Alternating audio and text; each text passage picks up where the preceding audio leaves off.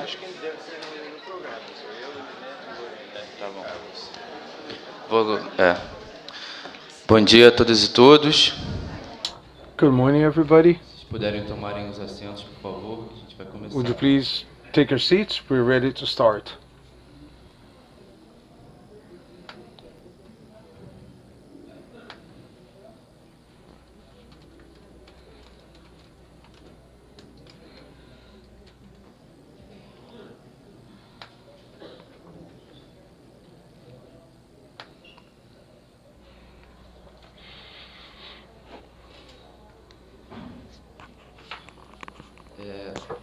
Todos que precisam estão com a tradução simultânea. Those of you who need simultaneous translation, please, did you secure your devices? We have one speaker in the panel who's a speaker of the English language. So those of you who need translation, please get a hold of simultaneous translation equipment before we get started. Bom, então novamente bom dia. So again, good morning, everybody. I am Pedro Vilardi. I belong to the Brazilian Interdisciplinary Association on AIDS and coordinator of the Working Group on Intellectual Property. On behalf of the GTPI and ABIA, I would like to welcome all of you who have come to this event. Yesterday, the seminar started with a conference by Ambassador Celso Amorim and the words by ABIA President, Mr. Richard Parker. I think it was a rather inspiring conference. It was very important to help us think about the themes that are going to be discussed during today's debates and tomorrow's debates. Without further ado, I would like to introduce the panel. We have Mr. Richard Parker, the President of ABIA, Ms. Lynette Babotti, who's from the Arasa Foundation from South Africa, and Lorena Dichiano, who's the coordinator of the Fundación Grupo Efecto Positivo and regional coordinator of the Latin American Network for the Access to Medication. And to my right, I have Carlos Duarte from GAPA, from the state of Rio Grande do Sul, who's going to perform the role of a debater in this panel. We will open the floor for questions from the audience right after the presentations. So I'd like to start by passing the floor immediately to Richard, who is going to be speaking on neoliberalization of the response to HIV and the disassembling of the Brazilian response. Richard Parker, you will have 15 minutes. Thank you, Taylor. I think it's worth pointing at a few elements here. First of all, the theme of this panel is sustainability in human health and human rights, which I think is a major issue we discuss nowadays. It is therefore a very promising debate. I will be talking about the international aspect, but I'm going to rely on the Brazilian case as a window to also speak about some of the issues within the international situation. Because I also think there are some differences between the Brazilian response history, which might offer some insights on international issues that we face in the global response to the epidemics. But I will focus on the Brazilian response. I would also like to say right away that when I speak about Brazilian response, I'm talking about a response provided by society as a whole. I'm not talking about the Brazilian governmental program. It is part of the Brazilian response, but I think that the response is a social issue which is much broader. It involves civil society, it involves all of the sectors that actually engage in the fight against HIV. And it's very important to make this point because those different players make different contributions, and sometimes they sometimes there's different issues coming into play. I would also like to emphasize the historical aspect because in the length of all along these 30 odd years of the epidemics, or at least 30 years of a more organized kind of response, so all along that period of time, in Brazil as well as in the world, we have seen ups and downs. So it's important to signal to the younger ones. As we get old, we will remember that the Brazilian response has come a long way. It was a major disaster back in the 1980s. It was a critical element to watch how late the public authorities took to start with the first non-governmental response elements, GAPA, ABIA, and other GAPAs in various cities. All of those organizations that started back in the 1980s got together to exercise some political pressure so that the state would take up their responsibility to fight the epidemic. So it's very important to recall this dynamic in the game, because along the year the tendency is to look at the Brazilian governmental programs as the more successful ones, and that leads to thinking that the government has actually led that response, and that was not the case. The case was actually that the society got together, mobilized to put pressure on the government to do something, and the government took too long to do something that was really worth it. And this dynamic has to be the background, has to be the starting point for any reflection, for any discussion around sustainability, because political mobilization is the only thing that actually makes things happen, at least as I see it. And the second phase, if this initial phase of the absence of public authorities lasted all the way up until the early 1990s, a second phase actually started in 1992 or as of that year, and it went on approximately all the way to 1997. So during that period, an agreement was entered into between the World Bank and the Brazilian government, and that agreement was used to develop the institutional base, both for the government and for the NGOs, for what would come to be seen as the Brazilian response, or the Brazilian model, let's put it this way, in facing the epidemics. And one other aspect that I'd like to point at, as my speech is named neoliberalization of the response to HIV and the disassembling of the Brazilian response, it's important to point out the following. Since the very start, or since very early on, this ideology or neoliberal roots were there in place. There can't be anything that's more neoliberal than the World Bank, right? So the idea that you're going to set up a response based on money loaned by the World Bank, and that you're going to build a sustainable, long-lasting, sustainable response on that basis, the idea that we have to build something that is long-lasting, that's sustainable, based on resources that come from donations coming from abroad, is always going to be a problem. I think it's worth recalling that for the Brazilian instance, and also focused on the world response, which is now in place in the era of scale up, meaning it's based on donations coming from the richer nations to the poor nations. So the problem is, how can we maintain that? How can you sustain that when philanthropy just goes away? That is an open-ended question that has not been solved in any adequate manner this far. So, since the very start, given the low rates of investment from the state and with the large amounts of outsourcing of actions and services to face the epidemics, the issue of sustainability is an issue. It's really a problem. Now, catching up on the theme of this seminar around policies for access and human rights, it's worth saying that, in the Brazilian case, as of 1996,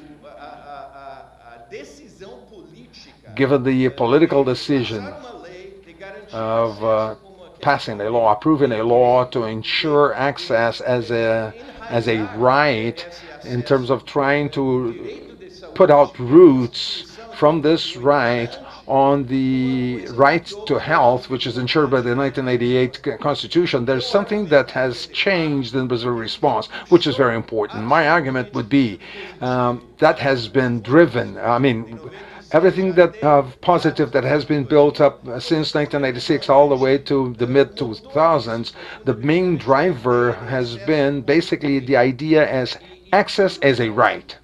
All of the rest that was put up in terms of Brazilian response was built upon the idea of right to access to antiretroviral medications as a right. Therefore, building the notion of facing the epidemics in Brazil as an issue of citizenship, a political issue of human rights.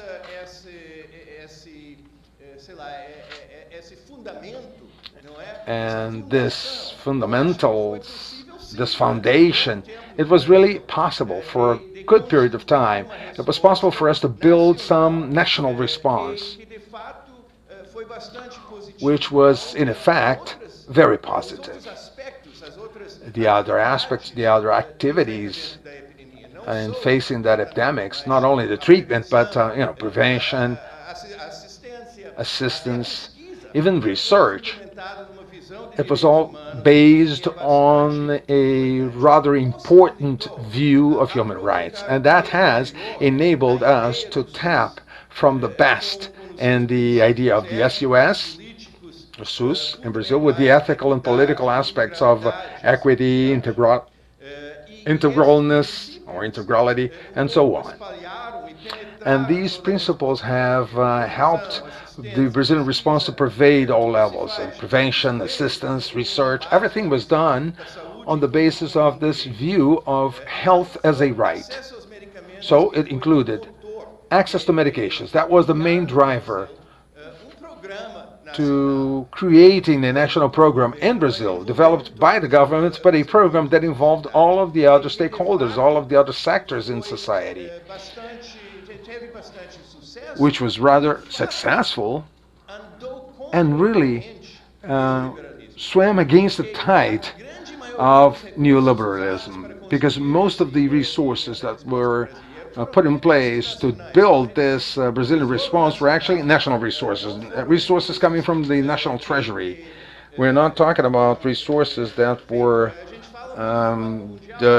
we talk a lot about the World Bank, but when we compare the level of resources put in by that bank was very small if compared to the amount of resources that were put in by the National Treasury because of all of the treatment part, which the bank, with its extreme neoliberal tradition, has refused to pay for anything that had to do with assistance or treatment along the years. So they only wanted primary prevention, and the rest would have to be on the shoulders of the Brazilian government. Ironically, as I see it, it yielded very positive results for us in Brazil if compared to most of the other countries all over the world, particularly the poorer countries, which had to depend on the scale up money.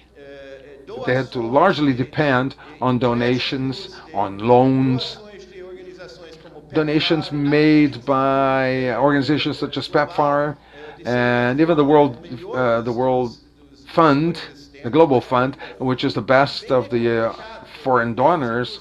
But still, it's very complicated because that's resource coming from abroad, and you will see what happens when citizens from those other countries decide that they're no longer going to spare the money for that issue, which is going on right now in 2015. For the first time in years, we have watched a decline in terms of global resources available to treat the epidemics, and I think that is not going to take any turn in the short term, at least.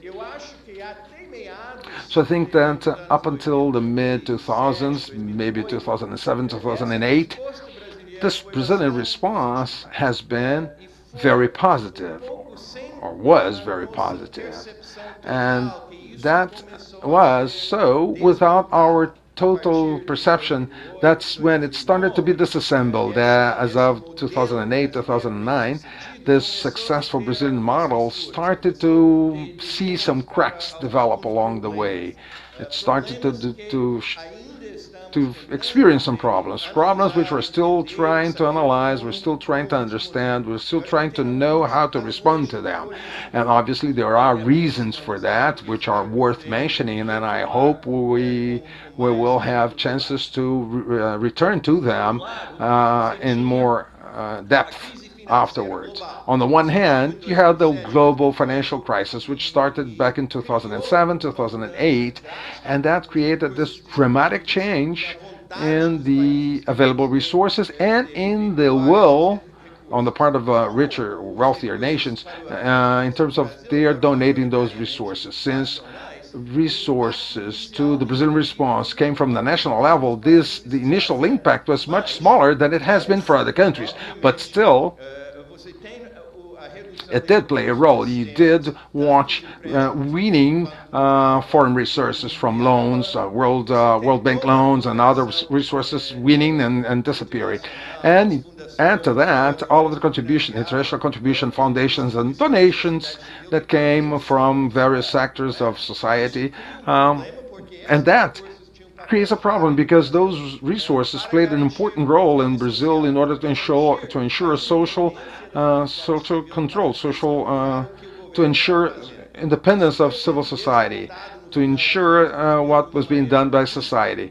That has been gradually disassembled in the 2000s, which was worrisome because it left the institutions depending on resources coming from the governmental level and with all of the problems that are related to dependence and criticism as well. And you also had the AIDS backlash at the international level, which were other sectors of world health, meaning chronic diseases, other areas of health, complaining that AIDS was getting too much money and that had to stop. So the situation, as I see it, was rather wrong. It was a mistake, a major mistake on the part of the UNAIDS, which decided that the best way to respond to that backlash was to declare success. If we can declare, if we can state that the epidemic is coming to an end, that we're experiencing major success, so we're going to withhold our resources and we're going to continue doing what we have been doing. So you have all of those buzzwords getting to zero, 1990, the end of AIDS in 2030, and so on and so forth. I could go on for 20 minutes just talking about those things, which provided a mistaken idea of controlled epidemics, which was coming to an end. That was a misjudgment, total misjudgment on the part of the administrators of the epidemics from these international organizations. In the midst of a financial crisis, and the rich countries saying that they didn't want to spare any money for that kind of thing, what eventually happened is that the wealthier countries said, "Well, if it's coming to an end, we no longer need to invest." There. And then we come to the situation. I was really impressed as I attended this international congress in Durban to see how serious people were as they said that it's time to bring the UNAIDS to an end and to put an end to all of those special agencies for AIDS. That was a major mistake. We also had major problems in Brazil in the sense of considering that everything had been resolved in Brazil. We experienced this increasing religious conservatism, and that came across this political project of government administrations that wanted to remain in power, and they were willing to compromise with the conservative sectors of society, to name but one, the evangelics. And they started to disassemble all of the aspects of the Brazilian response. They censored the Carnival campaign. They censored the campaign of the prostitutes. They removed the discussions around AIDS in school, homophobics in schools, one problem after the other. They were censored, and they came to an end because of this conservative pressure and the government's desire, or the current or the old government in this case, to compromise with the more conservative forces. And lastly, you had this biomedicalization of the epidemics, which had started at the international scale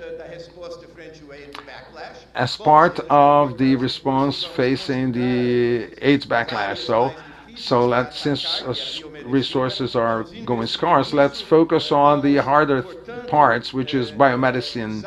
So let's invest in that, and let's rely on biomedicalization as one way to incorporate all the fiscal adjustments or structural adjustments but that were being promoted for the health sector.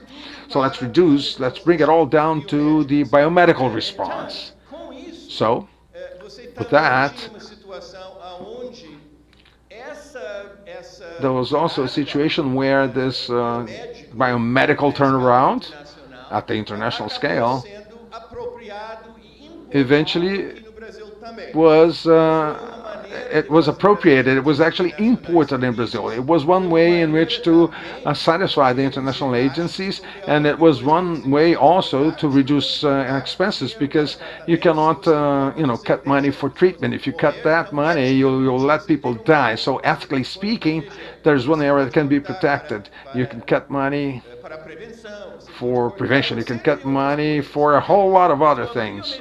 So the biomedicalization came to Brazil in an unfortunate manner also, and eventually led to disassembling nearly all of the other aspects of the Brazilian program to face the epidemics. And in closing, I would say that an appreciation of the current situation, as I see it, both in Brazil and at the global scale, is a reason for concern. Things are not going so well, and we should be really concerned with the situation. But on the other hand, not everything is lost, obviously. We still have a possibility to regain some of the ground that has been lost in recent years. I think Brazil has more chances, more conditions to do that than many other countries, exactly because historically the Brazilian response has not been so neoliberal as it was in many other countries. But it is going to be a very tough fight because it is a political fight. And without this fight, in my evaluation, in my understanding, without that fight in Brazil, we cannot move forward. So having that as a background, so let's see if Lynette and Lorena agree with that. But I think that the global background is even more concerning than in Brazil because the way the scaling up has been set up, it's based on rotten roots. Houses built in a way that they're bound to collapse very easily. If we do not see that very clearly, I do think we have a grim future ahead of us. So I think this is high time we did another critical evaluation and we engaged in more mobilization to face the existing political challenges. Thank you very much.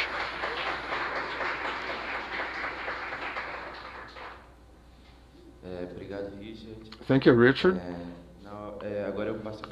I will now pass the floor to Lynette. Lynette, I've got your presentation here. So whenever you're ready for me to start showing that.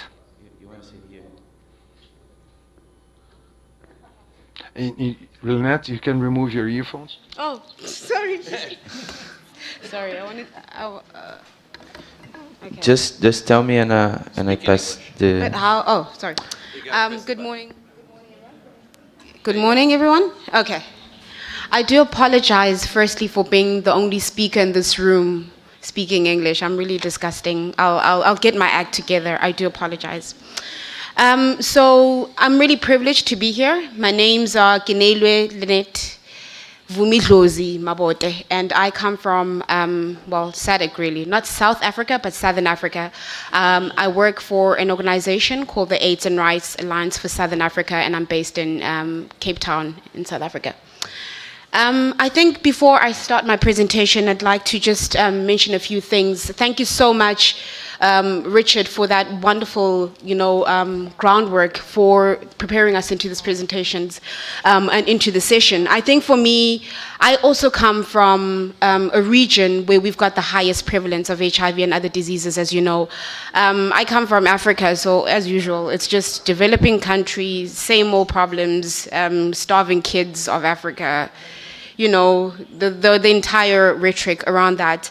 And I think where access to medicines are concerned, we in Africa have been screwed from the start. Literally, even before TRIPS, we were screwed. TRIPS came about and we started tripping on TRIPS because we didn't know how to use it, because there were no ways, no leeways, no entry point for us to use the TRIPS. And then we are now slaves to Doha, to the Doha Declaration, which posits the fact that we actually have flexibilities, that our countries must really work hard to amend their patent legislations to ensure that we are incorporating the flexibilities so that we can use the flexibilities. But for some of our countries, we've got no manufacturing capacity, so we're literally slaves. We're stuck between a rock and a hard place. Are we desperate for access? Definitely. And I think, coming back to Richard's point, is it a good idea to keep people alive? And for instance, us as activists, do we regret doing all of that mobilization about 20 years ago to put people on treatment? Because the current scenario is very grim, right? You're not only facing people who need to be put on first-line treatment, you're facing other diseases, you're facing HIV resistance. So you literally turned people into addicts, and now you need to continue giving them medicines, but we don't know where to get those medicines. We really don't know. And as of 2020, India will no longer be our pharmacy, so I don't know where we're going to turn. It's a bit of a grim story. But I think in terms of, kind of like coming to this conference or to the session with more of, comparison of how bad things are or how good things are in our region as compared to you. My presentation will focus on that. I'll just focus on a few of the SADC countries where people are in terms of the TRIPS agenda and their flexibilities, and then I'll go into my little angry speech, or my little complaint. I'll just try to keep it as balanced as I can. So I've already told you about my organization. We work as a partnership of 106 organizations within East and Southern Africa. So Southern Africa has got 15 countries, and then we work in 2 countries in East Africa, Uganda and Kenya. How we work is we work through a partnership where we work with national level organizations to increase their capacity through training and capacity strengthening, and then through advocacy so that they can actually promote rights-based approaches to HIV, TB, and SRHR. So we do a lot of policy monitoring, as well as we come up with legislative and programmatic responses at a national, regional, and international level around these issues. Thank you. Okay, that is the map of SADC. As you can see, we work in all those countries, including the Indian Ocean Islands. You can move on. In terms of, just to give you a picture, and those of you who do understand TRIPS and how it works, and Article 66 of TRIPS, which basically says that not least developing countries have got now, as of last year, thank the Pope, as of last year have, an extended period to comply to the TRIPS agreement. The ones that you see, there are those countries that are still safeguarded and are still safe right now. The other ones are non-LDCs who really need to amend their patent legislations really fast because they are struggling and starting to choke in terms of access to medicines issues. Thank you. You can move on, Pedro. So this is just a snapshot of where the countries are in terms of adopting TRIPS. As you can see, some of the laws here are pretty old and predate the TRIPS agreement. So, for instance, in Angola, they've got an Industrial Property Act that was passed in '92, but no flexibilities have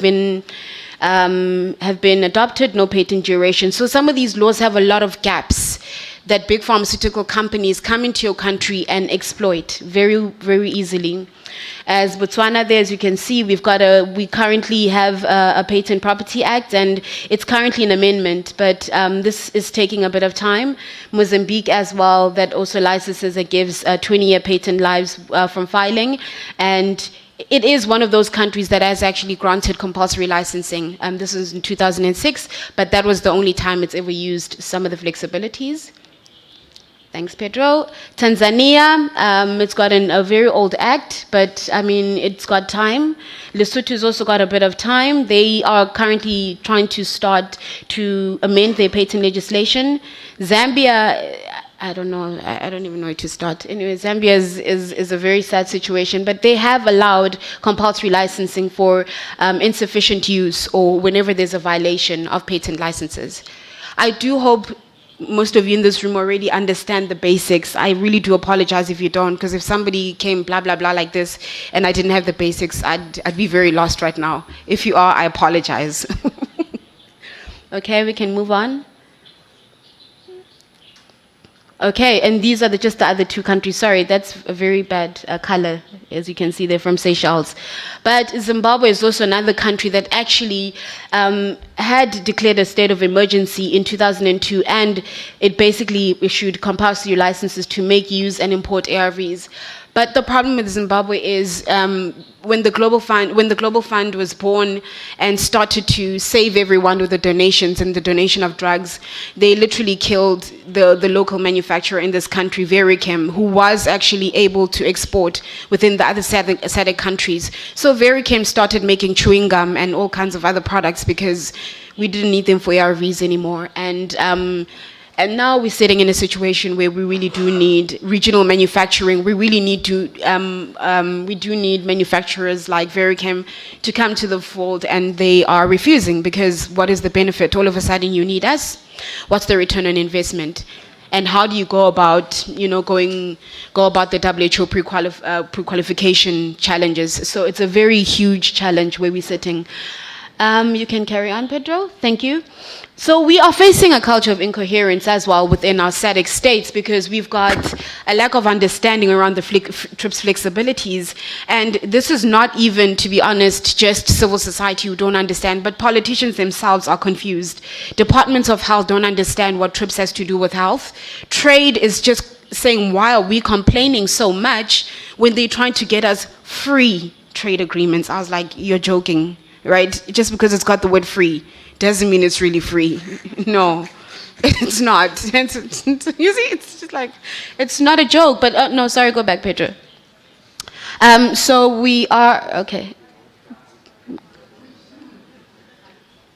Pedro? Go back. Go back, please, quickly. Okay, yeah. So we've got confusions, and as also there's a conflict between industrial policy, between public health and revenue collection. What sits where? All right. So it's finance, it's industry, and it's trade and industry, and it's health. And then we've got a lack of political will to drive this agenda. And those of us who are currently working to ensure that patent legislations are up to date and that they are fully TRIPS compliant, we really struggle with the inertia and parliamentary processes of passing these bills into laws. Thank you, Pedro. So, as I said, 8 least developing countries have been exempt from granting and enforcing patents. 7 of the non-LDCs have provided TRIPS but need to domesticate these. Least developing countries within SADC can actually produce generics, but they can't, as I said, because they've got low or non-existent manufacturing capacity.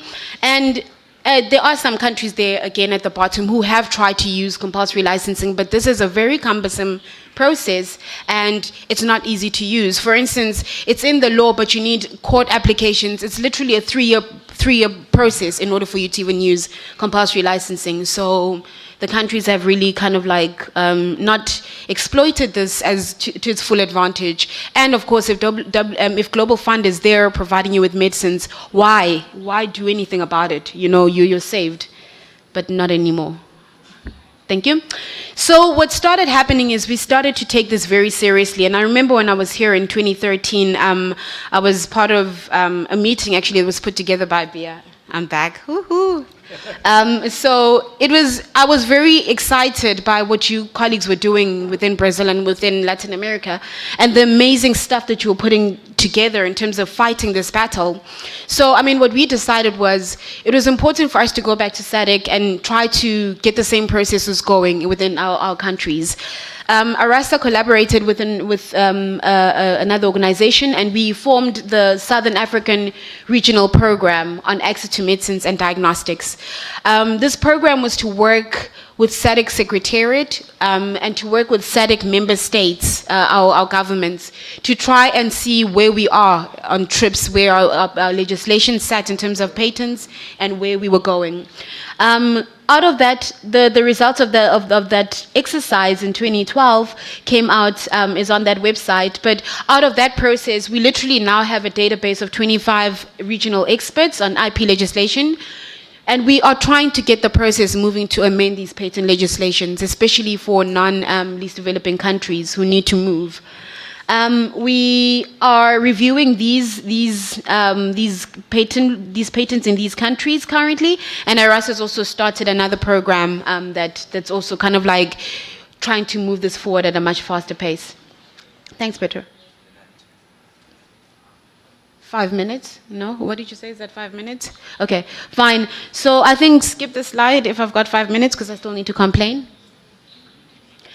Okay, so this is what Richard was speaking about, right? As I said, I had a whole presentation that was going to complain, and I felt bad that, you know what, I'm not coming to share. South-to-South collaboration, you need to share what it is that you're doing.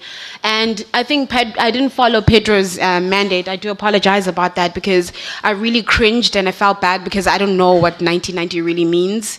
I've never known, I've asked UNAIDS to explain. I'm just like, but these things are not practical. Like, what jukebox is this? So do you put money in it? Does it spew rhetoric? Does it spew, you know, all of these initiatives which really are all in the air? I think if you asked UNAIDS, did you reach 3 by 5? They'll say yes. And you ask them, what does 3 by 5 mean? Nobody can tell you. Nobody can tell you, and this is the sadness of it all. So, of course, they said 3 by 5 by 2015 will have basically put 3 million people on ARVs. No, it didn't happen. No. Universal access by 2010. Oh, come on, really? No. Then they came up with the worst one, and this is when I actually started worrying about WHO and about UNAIDS and their sanity levels. I was concerned because how do you come up with something like 000? This is the most dangerous thing I think they ever came up with. 0 HIV infections, 0 discrimination, 0 AIDS-related deaths. Like, yeah, okay, fine. What does it mean? What does it really mean? So when 1990 came along, I was really, I didn't know how to respond any longer. And yeah, so we're fast tracking now. And we're going to end AIDS by 2030. So my question is, and it's a very practical layman's question, so what are you going to do with all the people who are still positive? Are those the ones we put on an island and let the sharks eat them? Are those the ones we throw into the sea? What are we going to do with those? Because you've really not ended it, right, if the people are still alive and on treatment. Does that make sense? I don't know. I mean, really, I'm also a layman. Maybe this is the problem. I don't understand this high-level work. Thank you, Pedro. Please move. And I think there is a recalibration in terms of an approach we need. We need to recalibrate everything that we've done because no man can survive on pills alone. We do know this, right? So we have access to medicines, but if we've got all the other socioeconomic disasters around us, we're never going to get anywhere, right? We need a rights-based discourse because the fact that we're sitting here with things like Ebola, with Zika, with TB, and with no vaccines is really disgusting. We need the human rights. We do understand that there were human rights arguments which underpinned the HIV violence, the HIV fight 30 years ago, but it has failed really to provide similar foundation for the other diseases that we're now facing. And as well, we need to dismantle the broader status quo. Like, I think WHO should really not be allowed to get away with providing substandard recommendations for developing countries. There's no blue sky for us. They're basically saying, give bare minimum. And I think Richard went into detail on this. If you'll move, Pedro. This is a case study. I will give you the presentation so you can go through it. But it's a case study of the double standards of WHO because of cost considerations, saying to developing countries, only give them un poquito, it's little, right? Yeah. Give them a little, don't give them too much, don't do too much. And now we're sitting here with an MDR disaster. WHO is like, yeah, but it's not our problem. your countries should have done better. Whose problem is it? And to be honest, the radical current proposal is we should ask our policymakers to reject these double standards. We should be brave enough to speak to Anand Grover and others, and we should maybe sue WHO. Whoever it is in WHO who came up with the standard needs to be sued, because they've literally killed tens and thousands of people. Something that was there in 1987 shouldn't be killing us now. TB in and of itself killed the mummy, all right, before Christ. We're still dying of it. It's not good. It's not cool. So for me, thanks, Pedro. I'm almost done. Don't kill me. For me, my questions are, what does this all mean, right? And do we need new medicines, or are the old ones sufficient? Is this really the crux of the conversation? I do not think so. I just think an overhaul of everything is what is needed, and an overhaul of a response, of maybe getting younger youths to respond if we're too tired to respond ourselves, is the only way we're going to move forward. Yeah, Pedro, I think, yeah, I'm done. I hope. Yes, okay, good, thanks.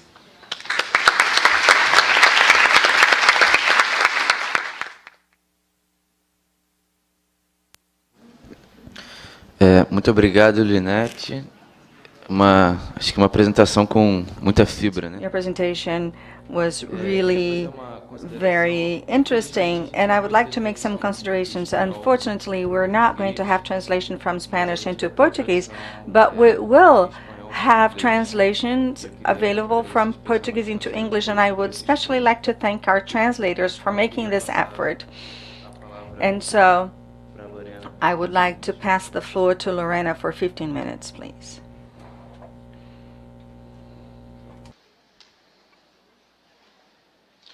E me dices cuando para pasar, dale. Good morning.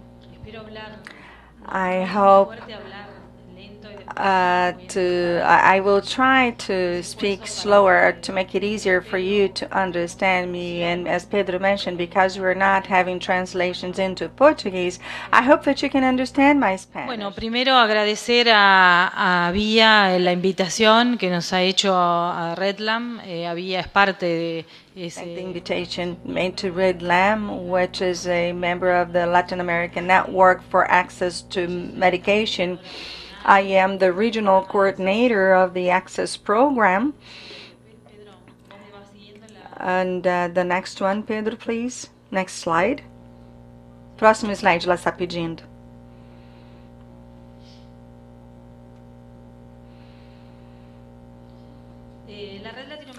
The Latin American Network works to raise a public awareness on the need to guarantee the sustainability of our treatments. And I'd like to clarify that in the scope of what we were discussing here in our panel, in the world that we're living nowadays, it's very important that we provide access to medicines, and we have different strategies to promote that.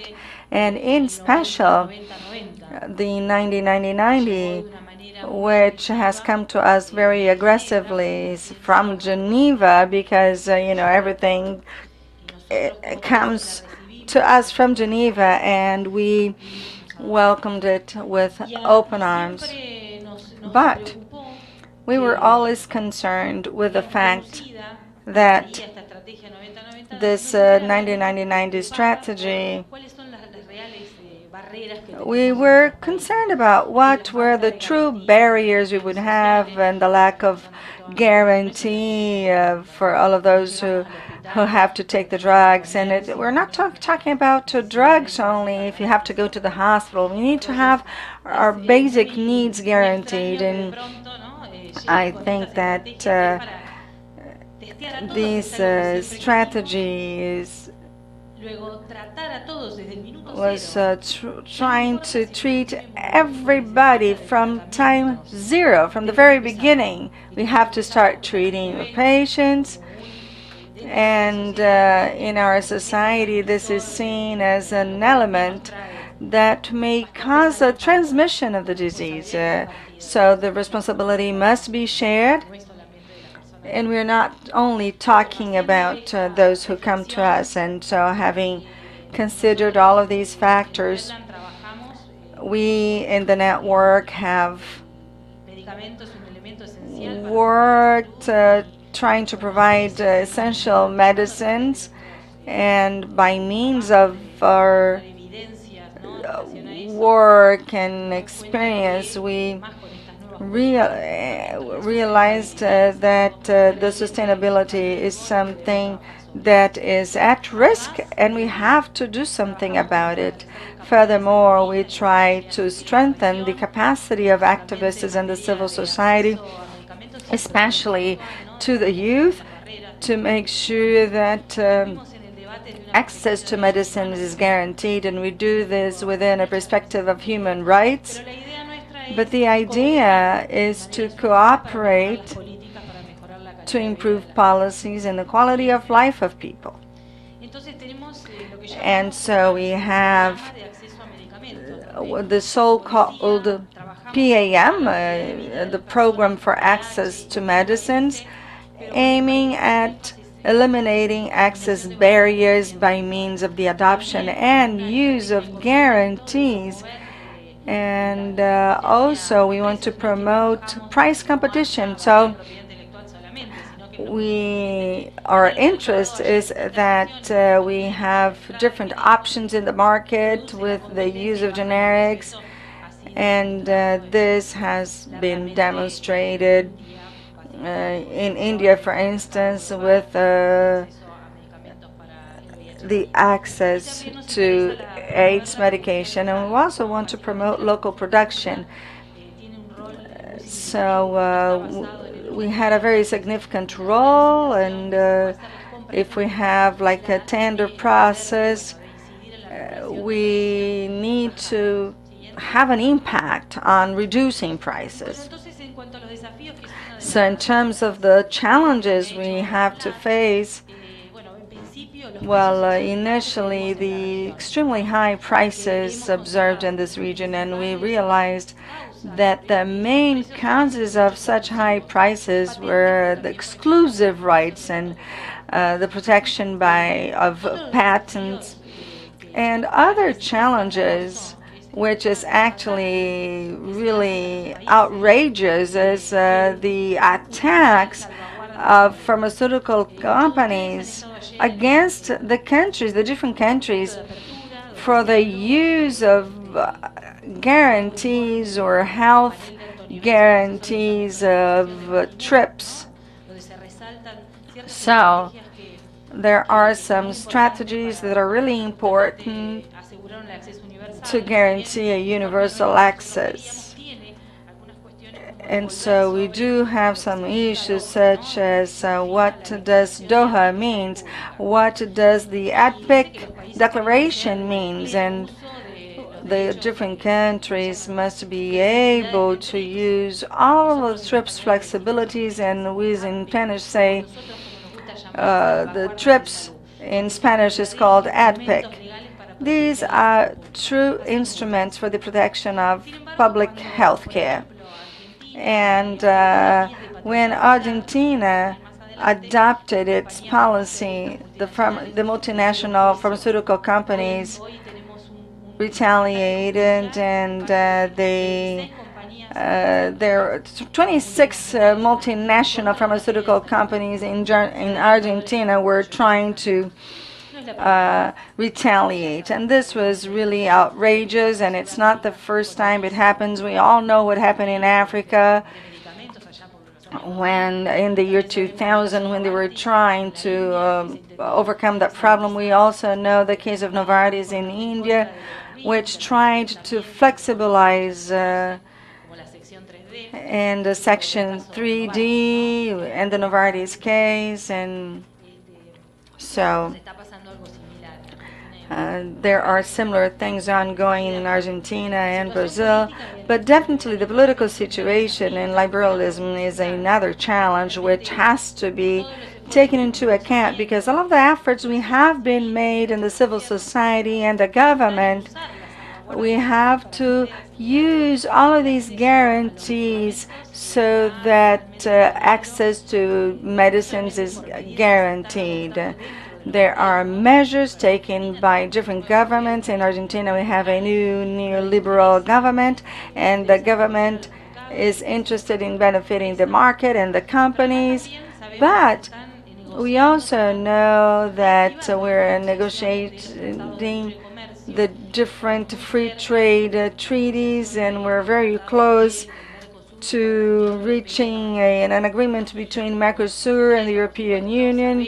And we know that there are very complicated measures for the access to medication with the use of generic and in terms of intellectual property.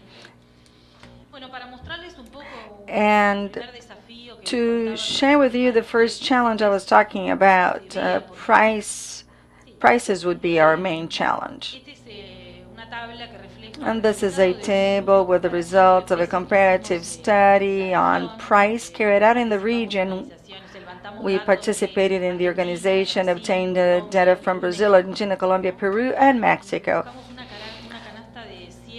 We included 7 antiretrovirus and analyzed the patent issue, and most of the drugs included in the list that are considered as essential drugs to treat HIV/AIDS include patent rights. All of these things generate a monopoly. These rights and guarantees are respected in the market, and once the patents are granted, they have a retroactive effect. It's not a legal monopoly, but it is a monopoly in fact. It happens. And so if you analyze the last row, we have the generic reference price obtained by an MSF publication. You can see all of the international benchmarks. But in the case, just to give you an example, in the third column we have a Tassanavir, and you can see that Peru is paying 18.60 per unit, whereas the generic is worth 0.60. Well, this is really amazing. And regarding other medicines that you can see here on the table, so not only do we have a difference among the different countries, but also the difference between the prices in the different regions and the generic is really striking. And here in special, we are going to use a Tassanavir as an example for you to have an idea of what really happens. And as I mentioned to you before, Tassanavir in the different countries is in a situation of a monopoly, and it has patent in Argentina, Brazil, Mexico, and Peru. But also you can see in Colombia that the patent was rejected and many years ago, and this protection was granted for 5 years. But Tassanavir is still in a situation of monopoly, and as my colleagues from Colombia say, nowadays there is a request to review the patent. In fact, to review the denial of a patent where the company wants to have full rights. And so this leads to price increases, as you can see here on the table. And this other table basically analyzes the third column here, where we have the number of times a country pays more when we take into account the difference with the generics. And you can see here the situation in Brazil, Colombia with 14 times more, Mexico 16, Peru 28. And so when we try to analyze what is going on with the civil society in Colombia or in Peru, we realize why the request of a mandatory license or a compulsory license for Tassanavir in Peru, but it costs us 28 times more than a generic in Peru. And we have also obtained some prices for hepatitis C. And as you know, with the new drugs to treat hepatitis C, have become a revolution. For the first time ever, we have a cure.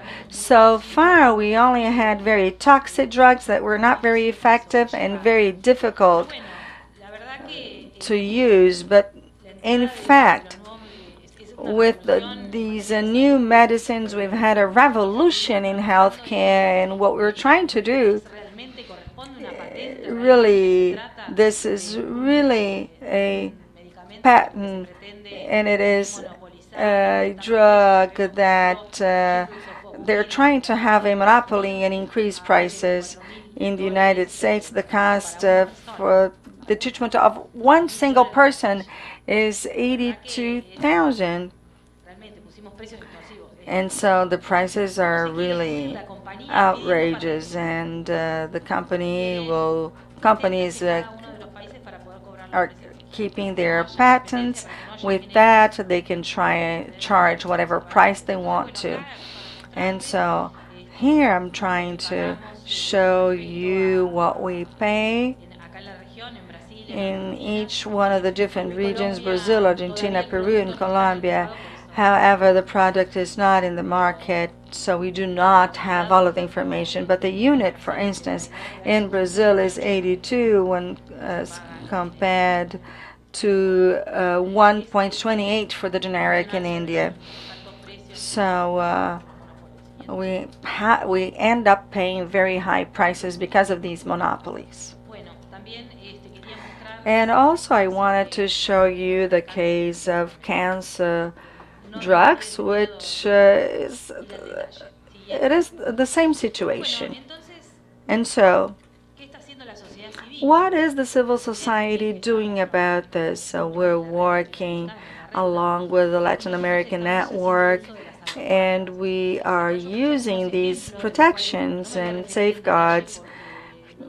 We have different countries and different panels explaining what we're doing in each one of these countries. And I would like to say that in Argentina, the safeguard we've used the most is the opposition to patents. Our law enables any person to intervene in terms of requesting these safeguards based on arguments that a request does not meet with the compliance for patents. So you cannot obtain a patent for just any product. You have to keep some you have to comply with some requirements. And what we've had is mostly an abuse by the pharmaceutical companies that demand patents in situations where a patent could not be applied. And so the civil society is included in the process, and the company requests a patent. They place a request for a patent, and the patents are granted or are not by these workshops. And what we have to do, or these offices, I'm sorry, so what we have to do is provide more elements other than the information provided by the pharmaceutical industry, demonstrating that they are not complying with the patent law and the patent requirements. And we have worked with tenofovir, citabine, efavirenz, ritonavir, sulfofavir, and I will talk about it later on. And I will also talk to you about the work done in Brazil in terms of oppositions. Actually, Brazil is a leader in this area. And in Colombia, we have the compulsory license. We've had it for lopinavir, now for imatinib, and we are all aware of what happened to Colombia because they asked for compulsory license. And in Peru, the same happened with azacitidine. And I also wanted to tell you that in Argentina, the case of Sofosbuvir, we started analyzing the information, and the patent office had 6 requests for patents, and they really were trying to consolidate their monopoly. And we found these patent requests. We obtained a copy of all of the documents, analyzed them, and were able to confirm that they did not meet with all of the requirements. And so should these patents be granted? No, they should not, because they do not comply with the requirements. And for experts, we have some technical issues, and the pharmaceutical company tried to use something that had already been published and generate a monopoly so that they could charge any price they wanted. And so what did we do last year? In May, the civil society in Argentina presented an opposition explaining all of this to the patent office. This action is something that was done in Argentina alone. This was a joint action with organizations from other places in the world, such as India, and also with the European Union here in Brazil.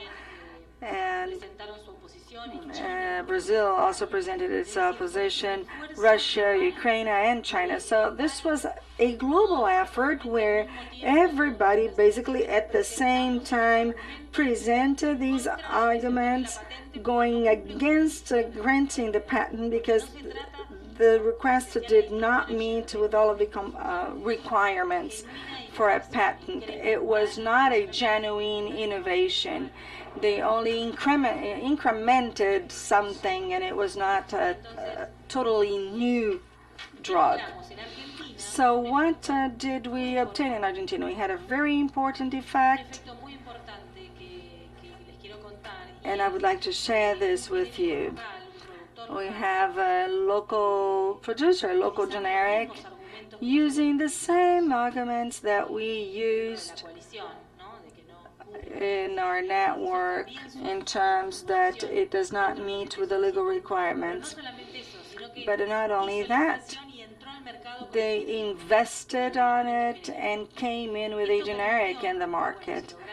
And they obtained a sanitary registration, and the first purchase made by the public ministry in Argentina used, for instance, in the case of Gilead, the price charged by Gilead, even though the purchase had to be shared because the local producer did not have a capacity to cover all of the demand, and so we bought from Gilead and Richmond.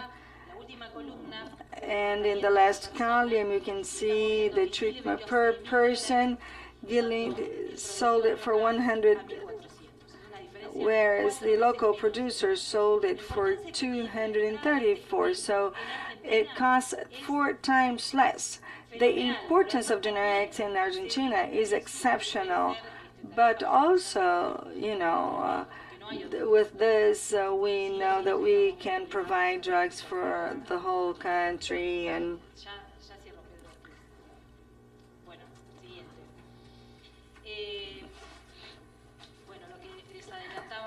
so this is something I was trying to highlight before. We had a campaign in Argentina and in Brazil, and also at a global level.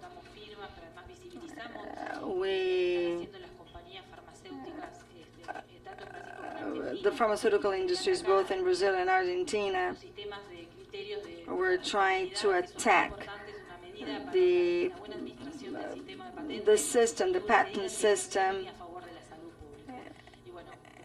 And so, as I told you, we are in Argentina and Brazil facing judges trying to cancel previous licenses granted by Anvisa and in Argentina as well. And I also wanted to talk about the free trade agreements, and our situation is very severe now. Can you imagine what it's going to be like when these measures are approved? I don't have enough time to talk about this, but we have to be aware that this kind of treaty will lead to blocking access to generic. The prices will increase. We will not be able to have local production. And all of these objectives, will go down the drain. We've been struggling for so long to provide universal access. And finally, we have the role of the civil society, which is essential.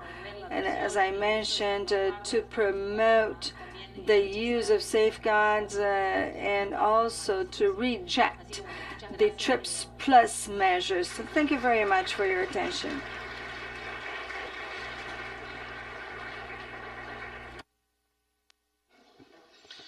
Obrigado, Lorena. Thank you, Lorena. Agora eu queria What I'd like to do now is to actually pass the floor to Carlos Duarte, as he will try and, bring the presentations together, which were very rich presentations, full of content. It is going to be a challenge indeed, but then Carlos will certainly live up to this challenge, trying to provide some kind of systematization. And then we'll open the floor for debate and for the participation from the audience. Very well. Good morning, everybody. Thank you for the invitation to be here with you, first of all. It's not an easy task to bring all of the issues together. All of those issues which have been offered in a not so optimistic perspective in terms of what we had been expecting for the coming times. And when I say coming times, I'm not talking about 20 years from now. We're talking about something like 1 or 2 or 3 years. We are going through, we're actually moving towards a very complicated situation. I think we could perhaps summarize this panel in a rather typical sentence that we use here in Brazil. GTPI uses that, which is, health is not trade. But apparently, the statement has been that health is really trade, and you will have to adapt yourselves to free trade and to the issues that are being posed by those who produce and by those who consume it, let's put it this way.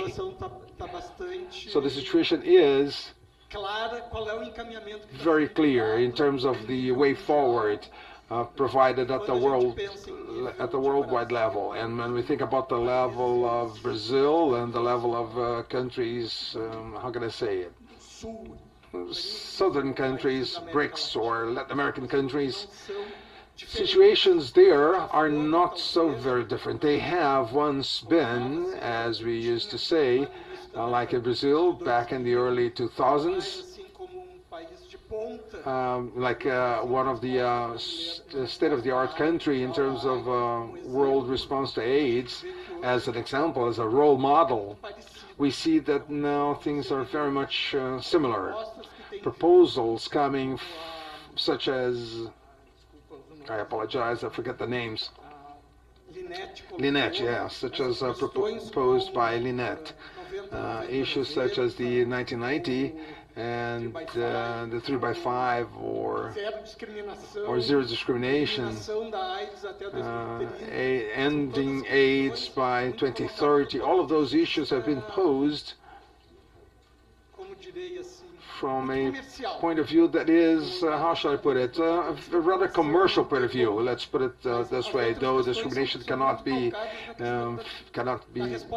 framed by that, but all of the other responses have been provided along the lines of the biomedical response, and that relies heavily on the issue of patents. So the biomedical response is an expensive one. We are going to have to negotiate it, and just yesterday, by the way, Ambassador Amorim said here that it's not easy for most countries to use the public health safeguards because they do not have technical conditions nor financial conditions in which to be able to come to fruition. So all of those new free trade agreements that are being proposed, in the face of those agreements, I think that situation is going to be even more difficult. This agreement around trade and services around intellectual property, well, this is a major issue. Others as well, such as water and light services that are included, but also health services. So we understand how things are being framed today. So response to AIDS has been more and more a biomedical response rather than the social ones.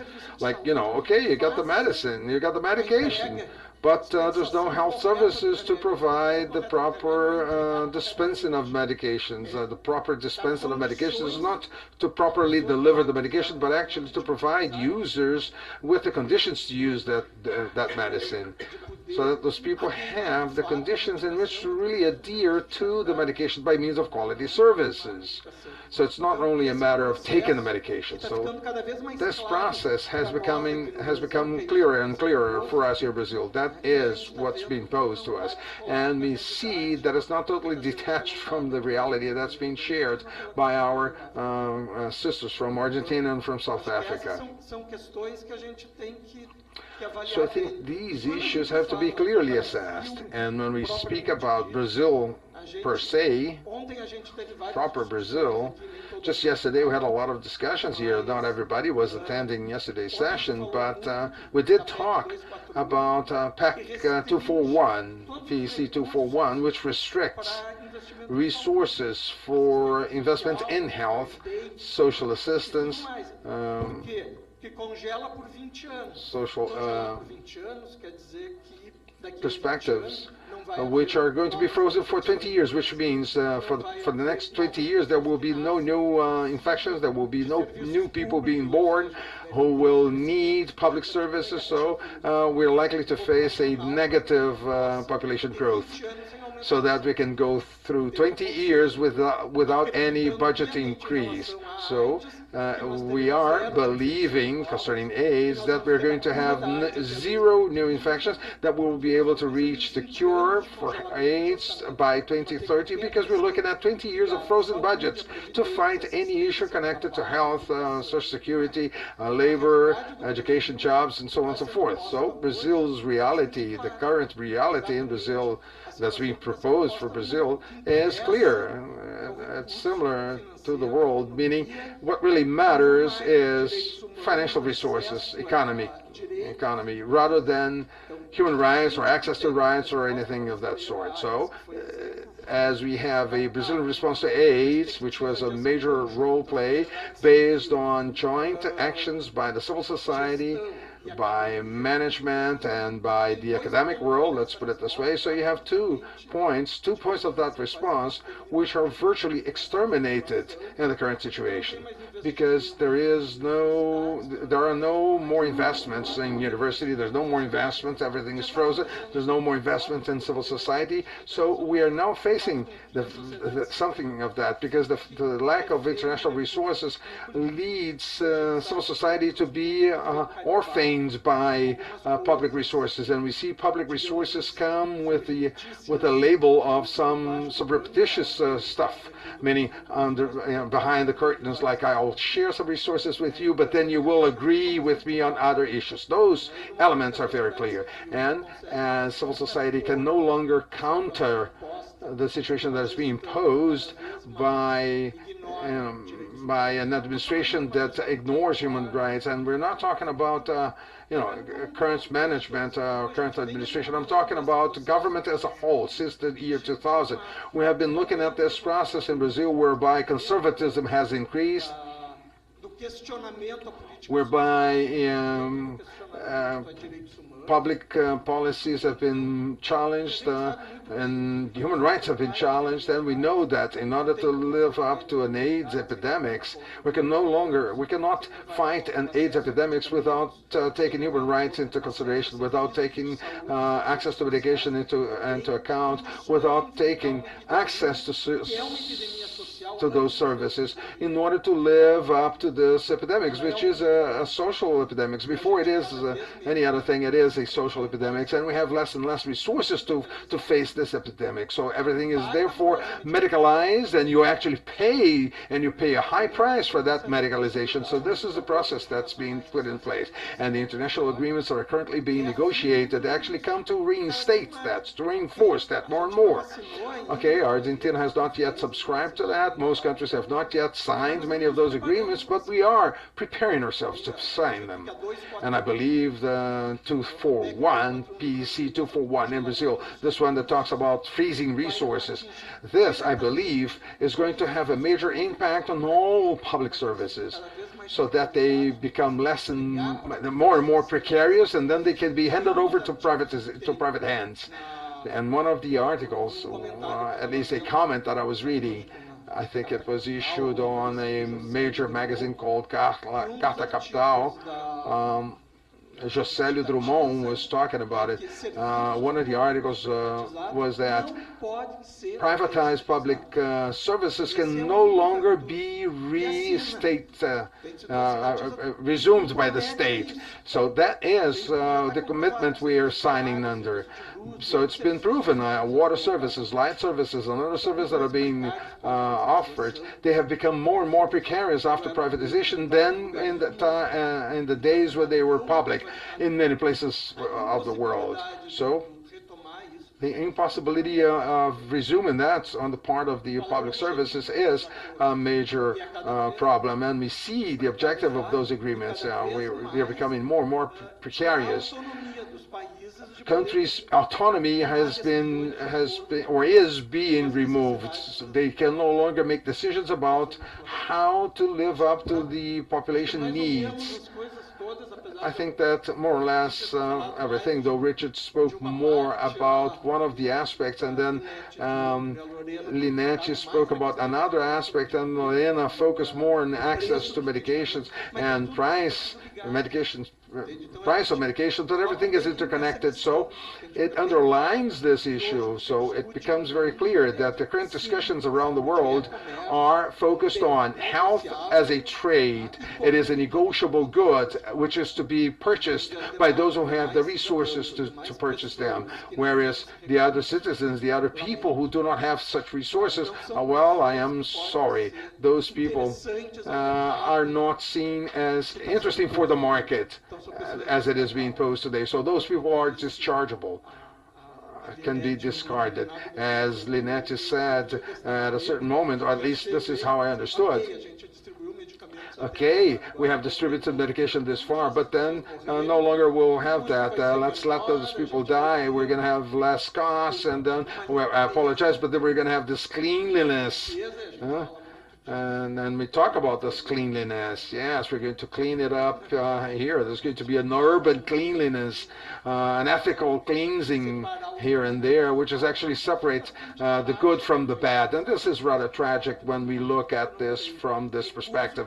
At a moment when you do not have resources to give medicine, then you're distributing medicine, but then what are you going to do with those people? Those people have access to medication, which is the situation here, but then access to service, to health services in order to seek that kind of medication has been made more and more precarious. So they are facing greater difficulties to have access. And we have the so-called universal system here in Brazil.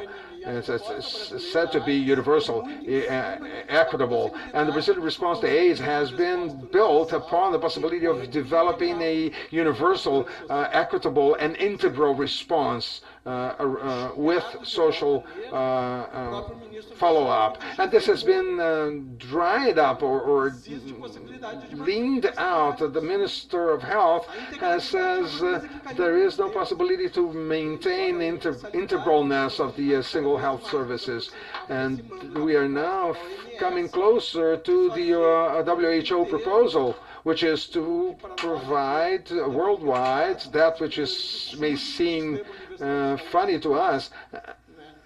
Instead of having the SUS, the Universal Health System, to have the CUS, which is the World Health Coverage, which makes for similar words to a bad word in Portuguese. There's a bit of a play on words, but then you're going to have the basic thing, nearly nothing, and you're going to pay for whatever else. And that basic thing does not include the world of AIDS or the viral hepatitis, or that's not covered by that, because that's the minimum compatible amount, which is totally necessary when you have to face AIDS epidemics or any transversal approach. You know that working and work and education are crucial when you have to face to live up to some of the social challenges. And I'm going to end my talk here because Pedro's pushing me, and I hope I have been able to provide some provocation to all of us, to all of our debate here. Carlos, eu nunca tinha usado esse speech. Carlos, I had never resorted to that, but you have just given me a very good idea in terms of putting an end to my talk. He said he actually nudged me underneath the desk. That's the true expression he used. I didn't have time to translate that. Thank you for the debate thus far. We have a microphone that's going to be made available to the audience, and if you would like to ask any question, please stand up and introduce yourself, mention the institution you work for, and let's hope to have comments that are connected to what has been discussed here, because we're going to have other debates along the day, and where we will be able to address other issues. So the comments here have to be related to the issues presented by the panel. So introduce yourself. Leonardo Rodrigues Chaves is my name. My institution is Center for Rehabilitation in the city of Rio das Ostras in the state of Rio de Janeiro. AD Center in the city of Rio das Ostras. So my statement is, I'm a chemical dependent for 9 years at least. I've been HIV positive for at least 5 years. And I sympathize with the Marxist ideology. I'm currently atheist.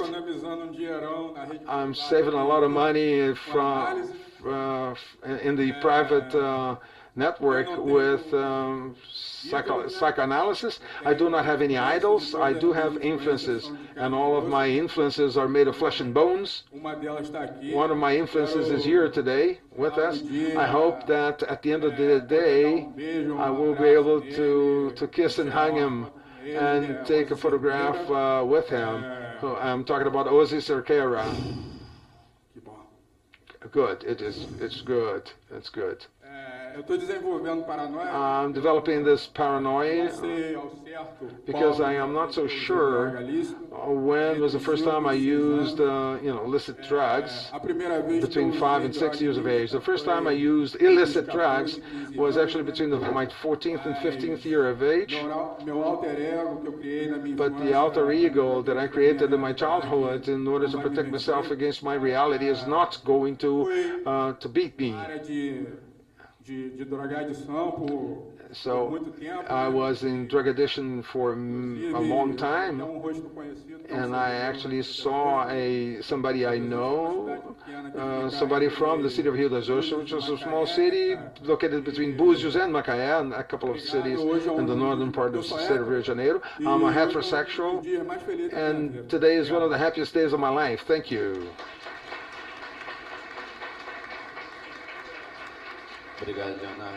Thank you, Leonardo. Then we have Kazu over there, and somebody else raised their hand. There was a hand standing in the middle of the audience on this side. in addition to Kazu, who had, volunteered to speak. Kazu, good morning, everybody. I am from the Federation of Scouts in Brazil, and we are representing Key Scots. My question is, just yesterday, there were manifestations in all of the Brazilian states in order to raise awareness on the part of our ministers, because there's a law being discussed, a decree or a law, I'm not so sure what it is, and that is going to restrict the government's responsibility for buying high complexity medications which are not within the National Health Agency's responsibility. Currently in Brazil, for instance, I have resorted to Brazilian justice system in order to acquire first generation or state-of-the-art medications on HIV, which were not in those lists, by resorting to court, to going to court. Now, with a favorable decision that favors this bill of law or this decree, whatever it is, what is going to happen to us? We will no longer have access to medications that are not included in the lists issued by the Ministry of Health in Argentina and in Africa. Now, do you face similar obstacles, or are there not? And how do you face that type of situation over there? Because for many years we have always resorted on the justice in Brazil, but this time we're running the risk of not having justice on our side. Now, how do you face that kind of situation in Argentina and in Africa? Excellent. Thank you, Kazu. Anybody else would like to ask a question? Now, I will return the floor back to the panel.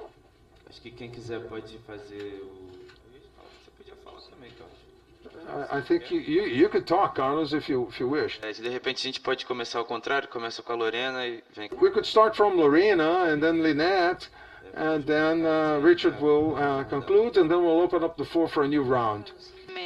La pregunta. La pregunta decía que acá en Brasil tenemos un sistema de...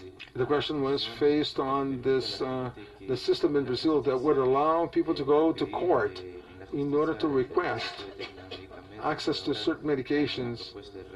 And then there's this proposal, this bill proposing that people would not be able to resort to the courts in order to have the government provide medications which are not listed in the country.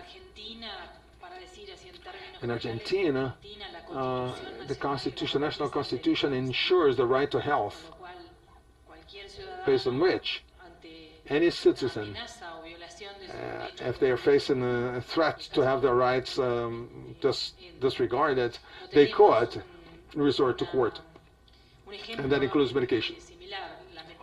We do not have a similar example. It's regrettable to see this happening here, but also the issue of the judicialization, meaning having to resort to courts in order to claim your medication, is also an issue, is also a problem.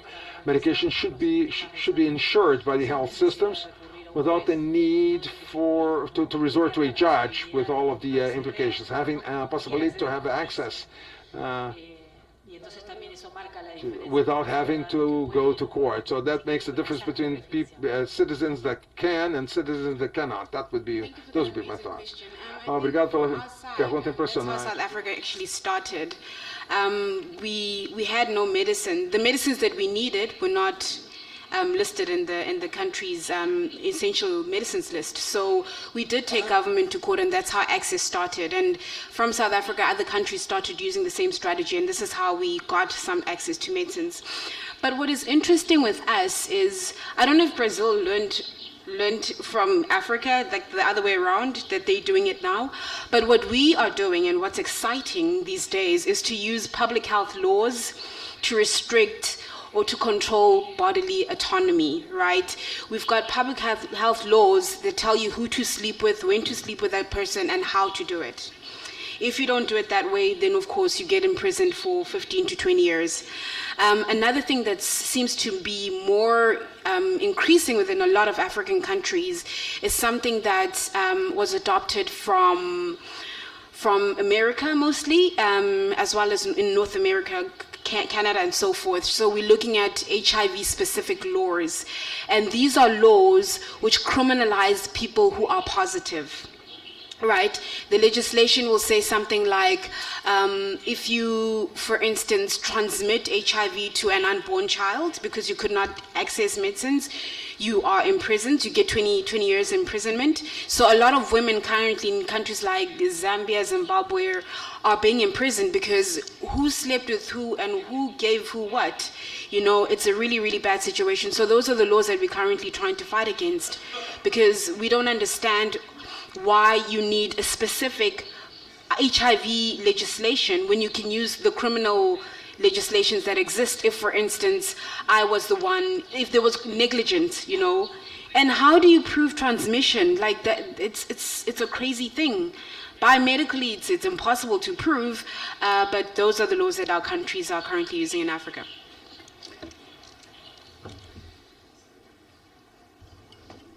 Richard Carlos. Puxa, não. Acho que até esse comentário do NET agora. This comment by Lynette A situação que estamos vivendo. refers us to a situation that we are experiencing in Brazil. There is a bill of law going through Congress which criminalizes HIV transmission, not only sexually transmitted, but also vertical transmission as well. E a gente vem combatendo. And we have been fighting that as civil society. We have been lobbying. We have been doing a lot of advocacy in the Congress, putting pressure on some of our political representatives. But we know our Congress has taken a turn to conservatism. Relações sexuais estão sendo Sexual relations have been criminalized in a certain way. a bancada. As we refer to the political representatives, the evangelical bench, the religious politicians, they have taken a backlash concerning reproductive rights and all of those issues. HIV, since it is a sexually transmittable disease, it is included in the list of criminalized diseases as sex has been more and more criminalized. This is the current situation. And concerning Kazuo's question, I think what is going on in Brazil, and it's something that has been going on for quite a while now. Actually, yesterday we made mention of this. I think it was in the earlier part of the day or the afternoon. I don't quite remember. We talked about judicialization of health. And what does it really mean? Judicialization of health, or access to justice in search for an ensured right. So these are things that we have to understand as being different. But now, every search to ensure one's rights in courts or through courts is considered to be judicialization, and it is considered, how shall I put it, like a mistake. And we have to look at how we have built the AIDS policies back in the 1990s based on this judicialization. Because it was not just, like Sarney, who was the president who passed that law, ensuring access to medication, to ARVs in Brazil, ARV medications in Brazil, or just, somebody from the current government administration just decided that from now on we're going to distribute for free, or within quotations, we're going to distribute medication for anybody who has AIDS in Brazil on universal basis. This is not the way it happened. It was pressure upon pressure to ensure, first of all, the ACT in the early 90s and so on. After 1996, a lot of court processes, and there were so many proceedings in courts that it was cheaper to distribute medications for free at the universal level than to compare that with producing that medication at lower cost, than trying to comply with each of those legal claims at very high prices, because you would buy one medication here, another medication there. So it was actually based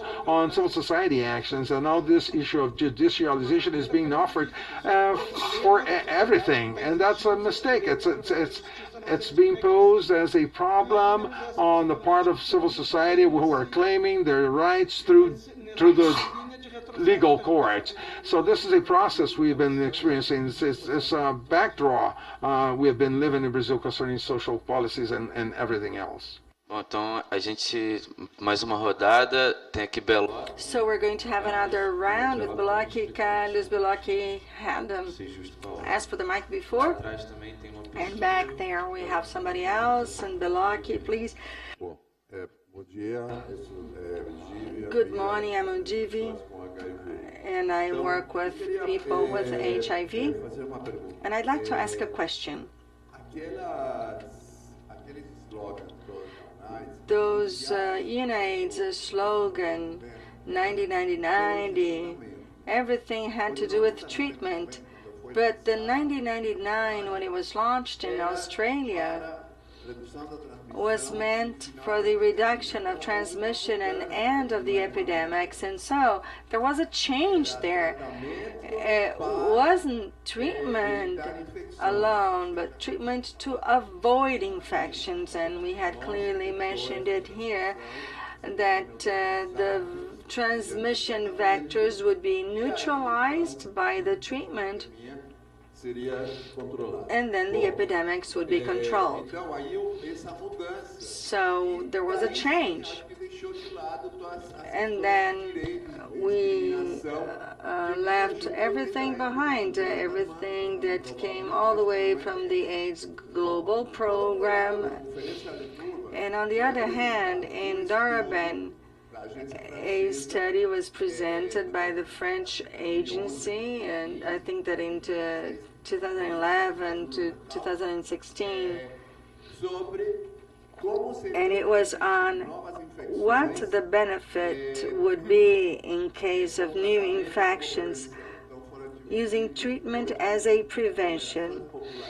We divided the study into two groups, and it was proven that there was no decrease in terms of new infections, among other things, because we did not have enough retention, even though retention was equal in both arms, both study arms.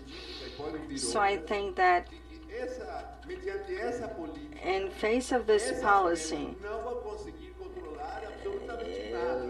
we will not be able to control absolutely anything, unfortunately. And so I think that we're now going through a time where this is bound to fail, because the previous one in 2015 with 15 million treatments, that had worked out, and this other one is not going to work out, and we will soon be able to see that. So in a situation like this, what are we going to propose? Because there's a lot at stake. Even UNAIDS, with all its errors, I think that it was something very powerful that they used to be able to approve this 90-90-90.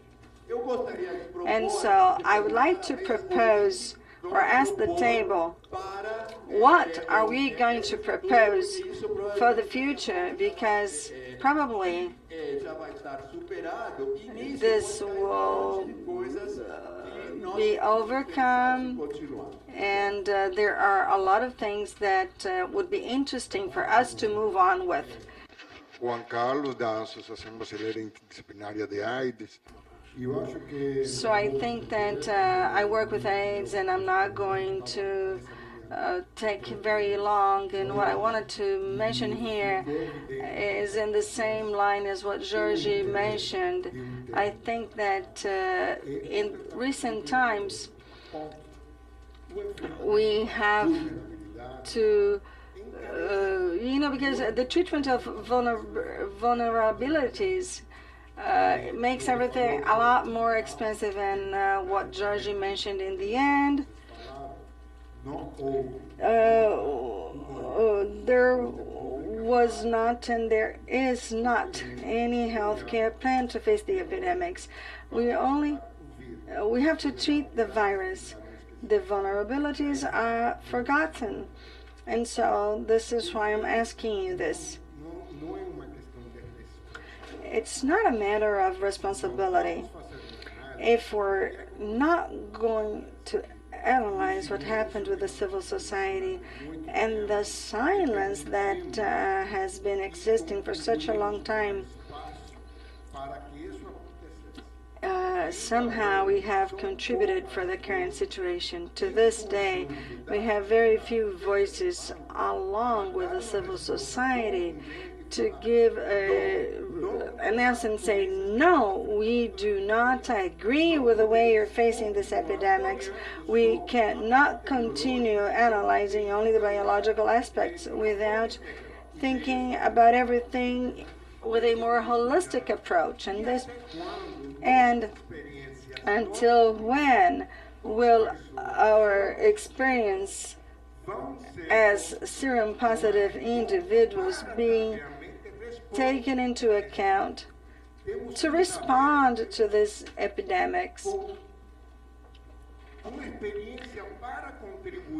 We have experience to be able to contribute with this process, and they have forgotten about us. We're not part of this process.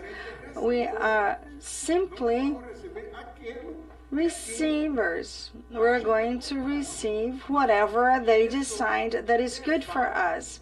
And this is something that didn't happen before.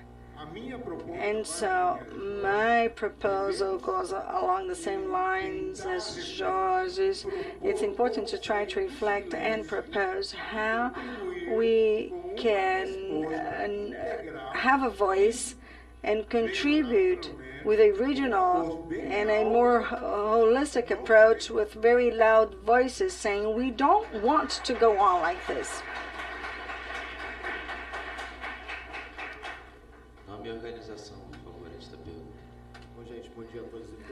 Good morning, everyone. I'm Julie Moreira. First of all, let's get out of Temer, because if we cannot guarantee a democracy, we will never be able to reach a 90-90-90. There will be no policies that we can move forward with. So we hear a lot about Africa and about all of the problems and violations of human rights. And I recently watched the Sense8 series, which deals a little bit about access to medicines in Africa and also falsified medicines. And so I would like to know if that really happens, and what are we going to do to guarantee access? And now I would like to ask something to the whole table. We've been debating this for a long time, but what are you proposing in terms that is new? We have collective funding sites or crowdfunding as a possibility for us to move on with the actions that we were doing at a local level, because we only get so little from the government. Our more concrete actions have minimal resources. We cannot really do anything to have a real impact on the community. And so we have to think about the sustainability and for our future. Thank you. I have another question here.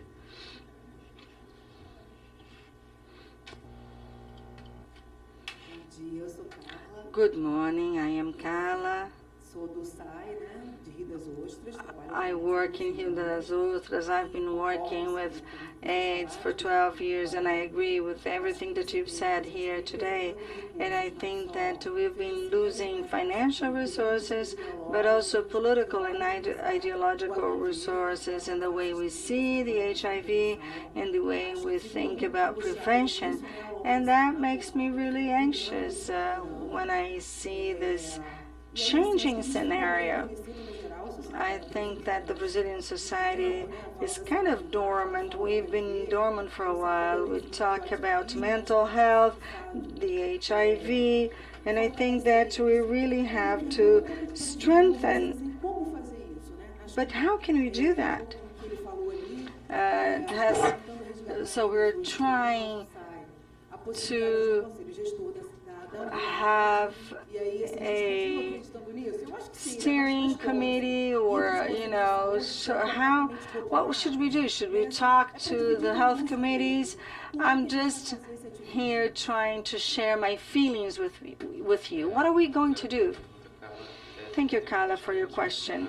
I have some questions, but Carol, I think that I'm going to pass this to the table here. Otherwise, we have too many questions, and it's difficult for everybody to answer. I would like to say that, first of all, I would like to ask you to turn the air conditioner up a little bit.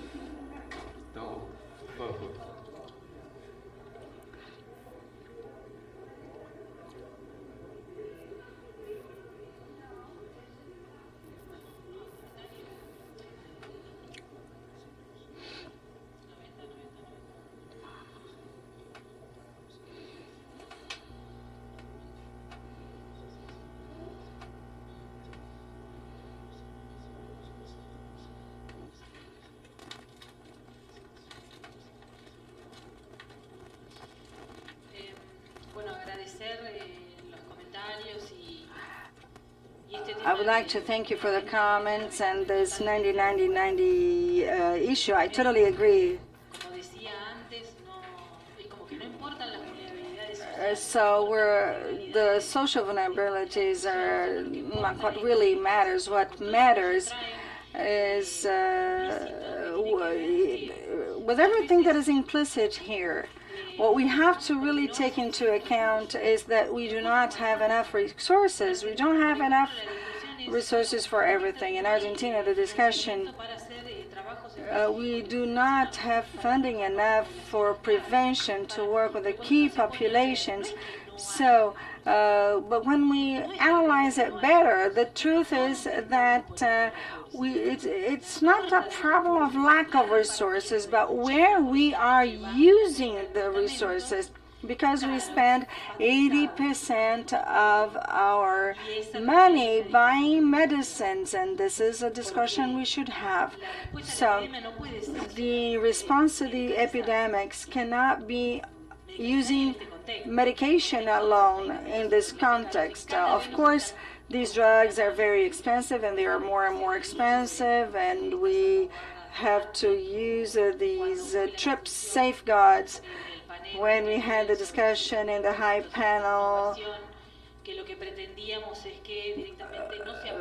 process, we did not want to apply this to medical technologies. The companies were all sitting there participating in the panel, but it was a very complicated political struggle. So I agree that we have to do something to reject this kind of measures that are imposed on us. And the medication is so expensive. And only if we solve this will we be able to use our resources to do more. So we're leaving a lot of things aside. We're placing our society at risk because if, for instance, we use PrEP and we do not use condoms, we can have the transmission of other sexually transmissible diseases. And we will have more people infected, more drugs and everything.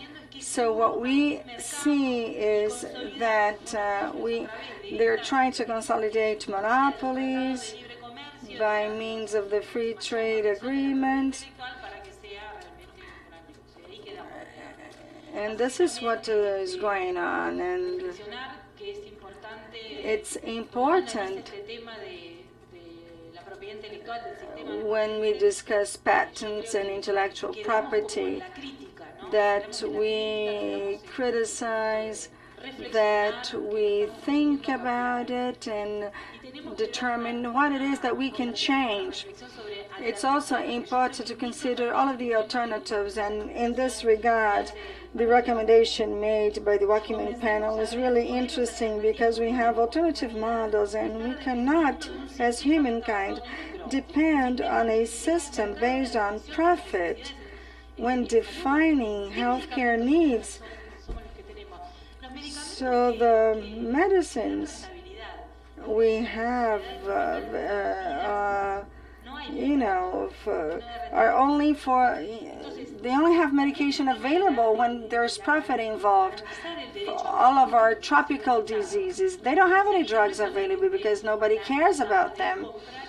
And so it's not only a measure to buy and provide, but investing so we can have all of the technologies required for healthcare. And I think that this is where we have to advance with our government so that they can understand that the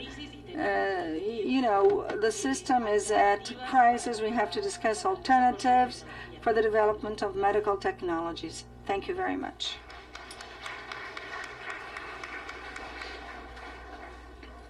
Thank you for those wonderful questions. I think I'll come to I can't say your name properly. Do you say George or Jorge? What do you say? It's George. Yes, sorry. I'll come to yours at the end. Just to answer the counterfeiting issue, that is true. There's proliferation. I don't even think it only happens in Africa. I think it's happening everywhere. Because there's so much migration, we migrate so much that when I move from my country into another country, there's no access for me because, for instance, I'm a prisoner of war or I ran away for other reasons. If I don't get access to medicines in that country, because of the public health system and the rules, what I then do is do like a back office or kind of like I do a back office approach. And this is what's increasing counterfeit medicines within our countries. We also have weak regulatory bodies and, these need to be strengthened in order for us to have, to have quality medication. But this is also not an issue for South Africa or for Africa. I think it's all around the world, and even within India, which is our pharmacy, we're getting a lot of these issues coming out around counterfeiting, so it's quite sad.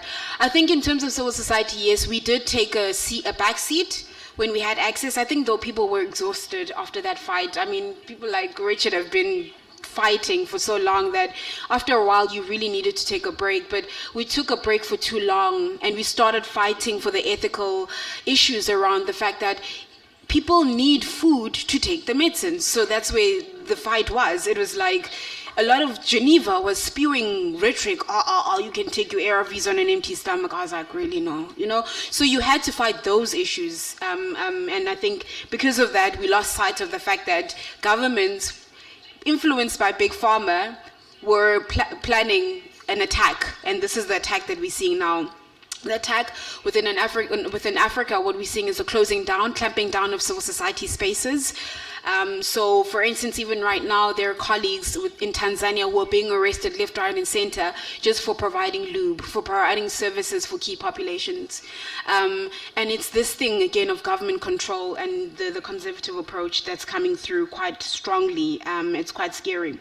And I think for us as Africa, it gets really boring after a while for you to come and sit on platforms and complain about how bad your situation is. But I'm sorry to say, but as much as we thank the Global Fund, we have a love and hate relationship, because the Global Fund came in, chariot horse, we're here to save you. Your governments do not have to do anything. They funded the health response for so long that our governments, my president has built himself an entire village with a fire pool where his cows chill and have a great time. So when you're getting governments not prioritizing health, and prioritizing war and such other things, military warfare, what is it called? Military artillery or whatever, you get a situation where other commodities such as health actually do are tradable and are seen to be, fluid things that people can play around with. Governments do not take that seriously anymore, so that's another big issue. Our governments in Africa are sleeping, so we need to wake them up, and I think we're getting to a very desperate time. As I've been saying, we can't wait for HIV resistance to really hit. The signs are there, but people are still very complacent. I'm telling you, people are going to start dropping like flies within the next 5 years. And as is human nature, that is when we're really going to be scared, and that is when I feel like people will start waking up and actually challenging the governments. I'm sorry, there's so many of you in Brazil. You can't tell me that, like, how many people in government? Like 50? You can't go against 50 people and say, actually, this is what we want. That's the argument that we'll get. Of course, I'm not here positing that it's as easy as that, but this is what we are starting to do. We're starting to make people angry again within our context because we are the government. If we put you in power, we can take you out of power. And we want our health. It's not negotiable. It is a human right. I don't even understand why we have to fight for stuff like this. So for us, that is the strategy. But the strategy requires that mobilization again, because there's no funding for civil society, as you know. A lot of us, even within this room, a lot of your organizations are closing down because no donor wants to give you money anymore to even do treatment literacy, to do things like, kind of getting the communities excited again. So that is where the fight is. Once we get the communities excited again, get the communities at the forefront, I think we will have a winning chance.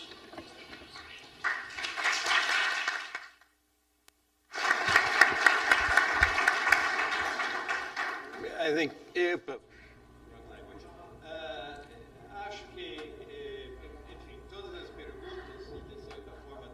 All of the questions and somehow all of the answers go in the same direction.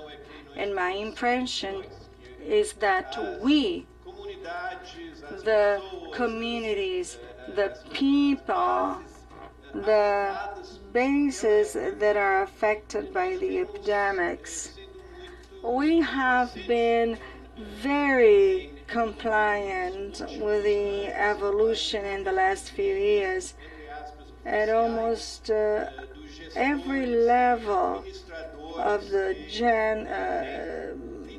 managers or administrators that have led this war against the epidemics in Geneva, Washington, Brasilia. In fact, I don't think we have to reinvent the wheel.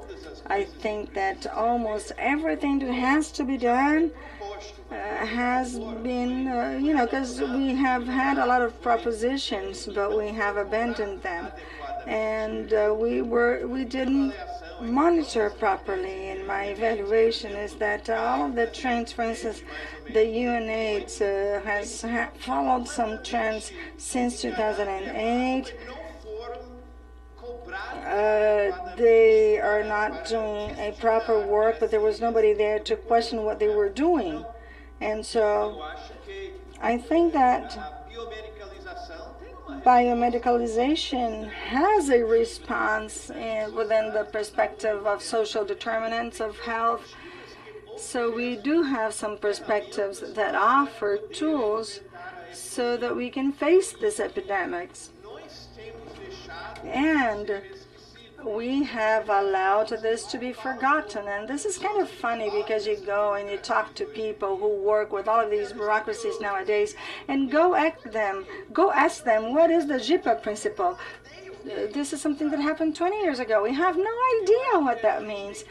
I think that we have to go back to some kind of grassroots activisms demanding these authorities based on principles that we are aware of. So you have to go back to human rights.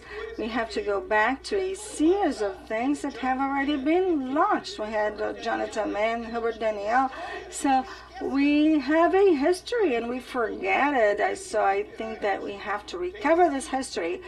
And of course, we have to look for ways of bringing the younger generation for these movements. But this is a political process, and without political organization, without resistance, I think that the main problem has been the pursuit for new things based on nothing. So the social marketing that agencies such as UNAIDS have used end up in. And here in Brazil, since 2010 at least, so it's not, I don't want to blame individuals, but it was a social context where all of the negative factors merged to lead to a situation with a response that had been built for 20 years. And so we allowed all of this to be deconstructed. We have to be critical, not only critical of the government, but of ourselves, because we allowed this to happen. And we have to reorganize ourselves and move on.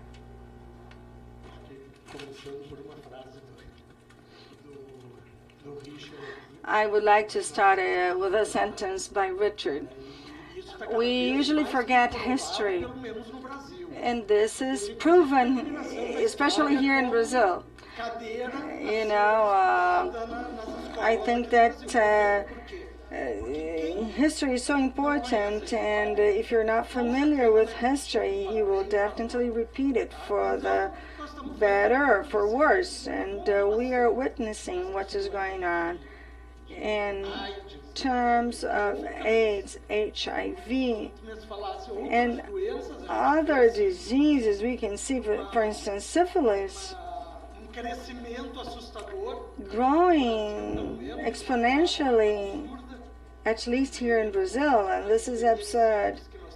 The syphilis epidemics we have nowadays is really ridiculous. And so another issue is Belaki mentioned the 90-90-90, and I think that in Rio Grande do Sul we would say that the government is working with a 90-90-90 goal as a service goal. And so the service has to reach the 90-90-90 goal so that we can say that it is a good service. This doesn't make any sense. And it's not acceptable.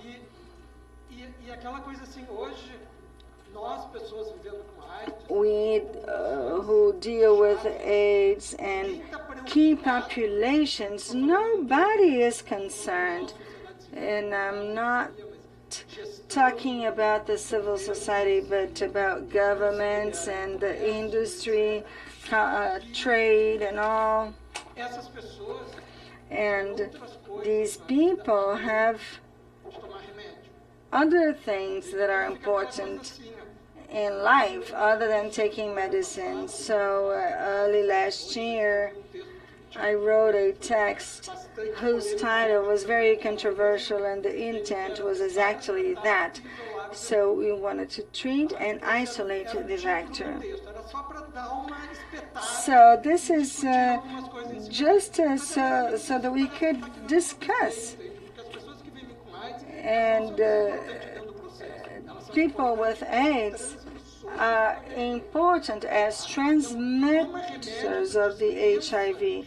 So if you buy medicines or if you dispense medicines, not only for that person to have a better quality of life, because that will depend on other social aspects that we're not going to discuss here, so I don't want to dig into this, but as long as they are taking their drugs, they will not be transmitting.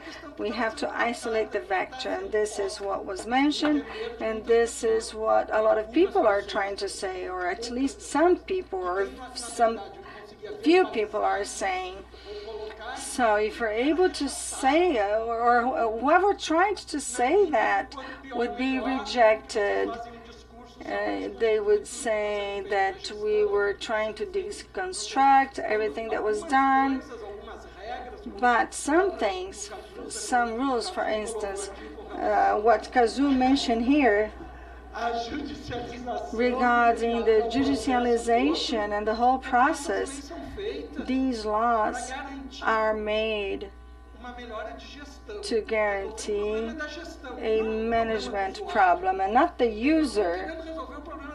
So we have to solve the problem of the government and how we're going to get rid of this.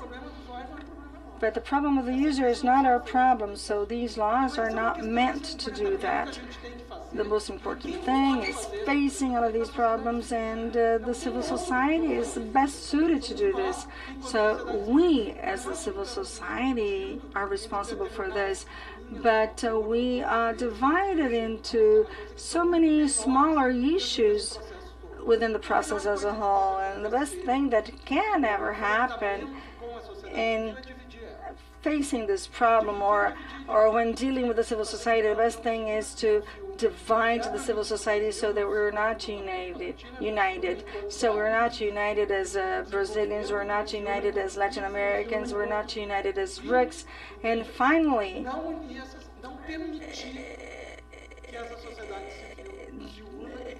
they are trying to have a civil society that is not united. This is how it works, and this is what is being done, and this is what is being taken forward.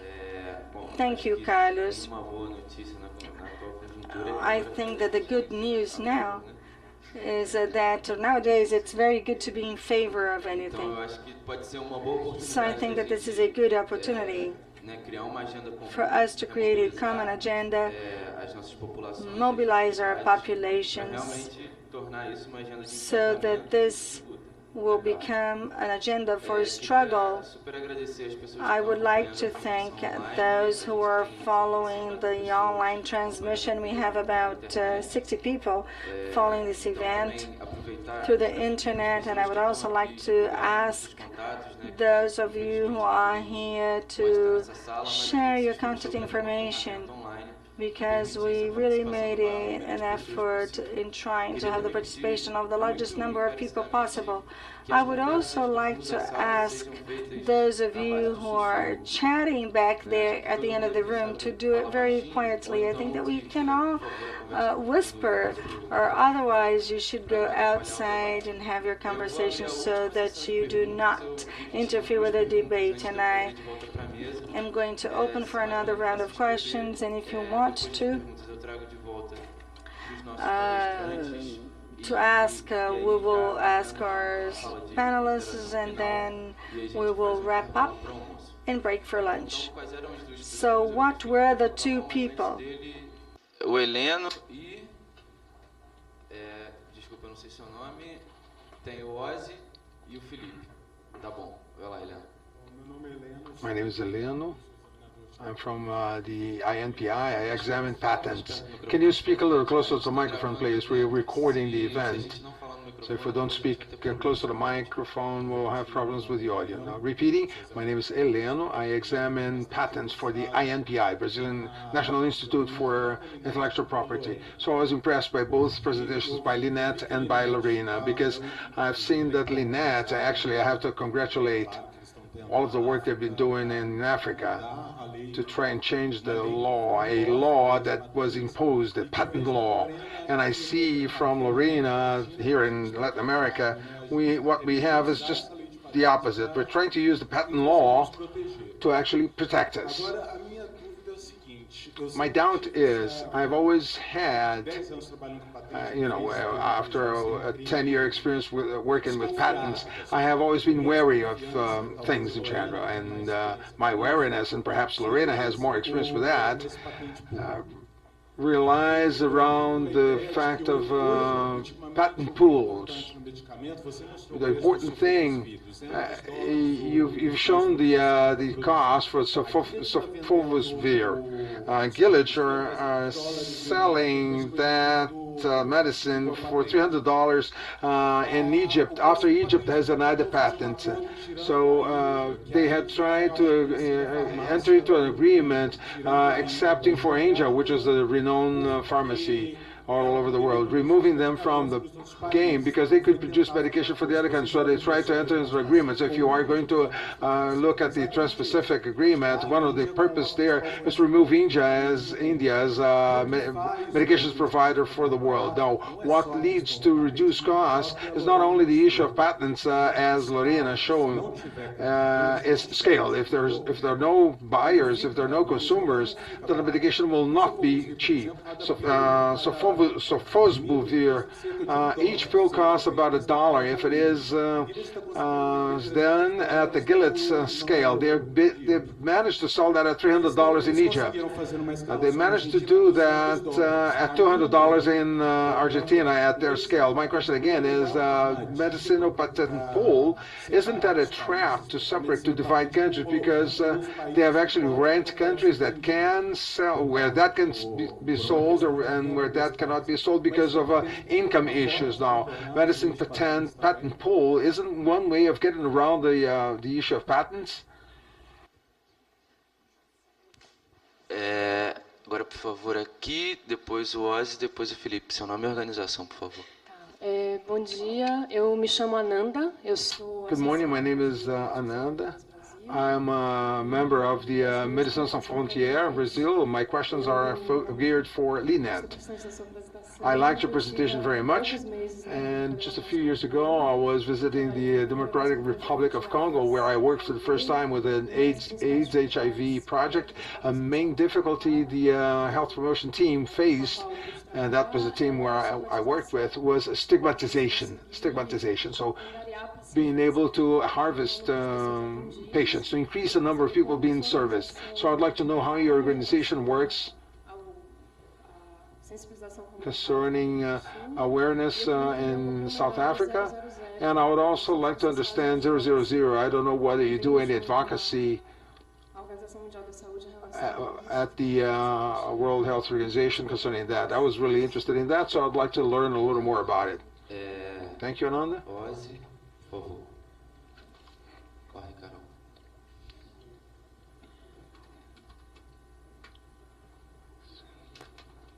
Olá, bom dia a todos. Eu me chamo Ozzy. Good morning, everybody. I am Ozzy. I'm also from the GTPI. My question is going to be focused on something else that has not been mentioned here, but I think Richard is very specialized in that, which is also the medicalization of prevention, and how that is being kept outside, or it's not being posed as an obstacle, because there's no talk about community response from the point of view of treatment. Not only that, but also prevention, which has always been a specific space where we addressed the issue of vulnerabilities that has been emptied, that has been replaced with a biomedicalized discourse, which proposes, I'm not against it really, but there's this mobilization around it and increased prevention offers. But at the same time, this increase seems to be the outcome of what had been emptying the process that had been proposed before. Richard might be the better instrumented to talk about it, and that's located to, that's aligned with the issue of ending AIDS. That has been considered as a dangerous agent, nearly uncontrollable, which calls for biological control of a body that falls within this pattern of not exposing others to risk. Since the beginning of the epidemics, we have had this discourse, and this discourse has become this idea, and this has taken more and more space, so much so that we can no longer separate what is community response from what is individual. And apparently, the way forward is to give individual responsibility, no longer community responsibility, rather than understanding an individual or a group within the social context where the group is. And also, in the beginning of the discussion around treatment as prevention and the new prevention technologies, preferably the idea that population, which is the same groups that had already been participating in response to the epidemics since the beginning, and who have been responsibilized for the incrementalization of the epidemics, are also the first ones who are actually pressed against the wall or being posed as those who need to be closer to this issue of prevention technology. So my question goes along these lines.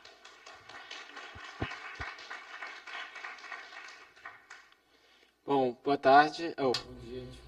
Good morning. I'd like to start by congratulating the panel. Very interesting. Felipe, ABIA, GTPI. I'm going to ask Lorena a question. So if you're going to be talking to her, I need to ask the question to her. Oh, he's doing simultaneous translation to her. Okay. My first question is to Lorena, because Richard's talk was very interesting. What we know about mainstreaming in Brazil.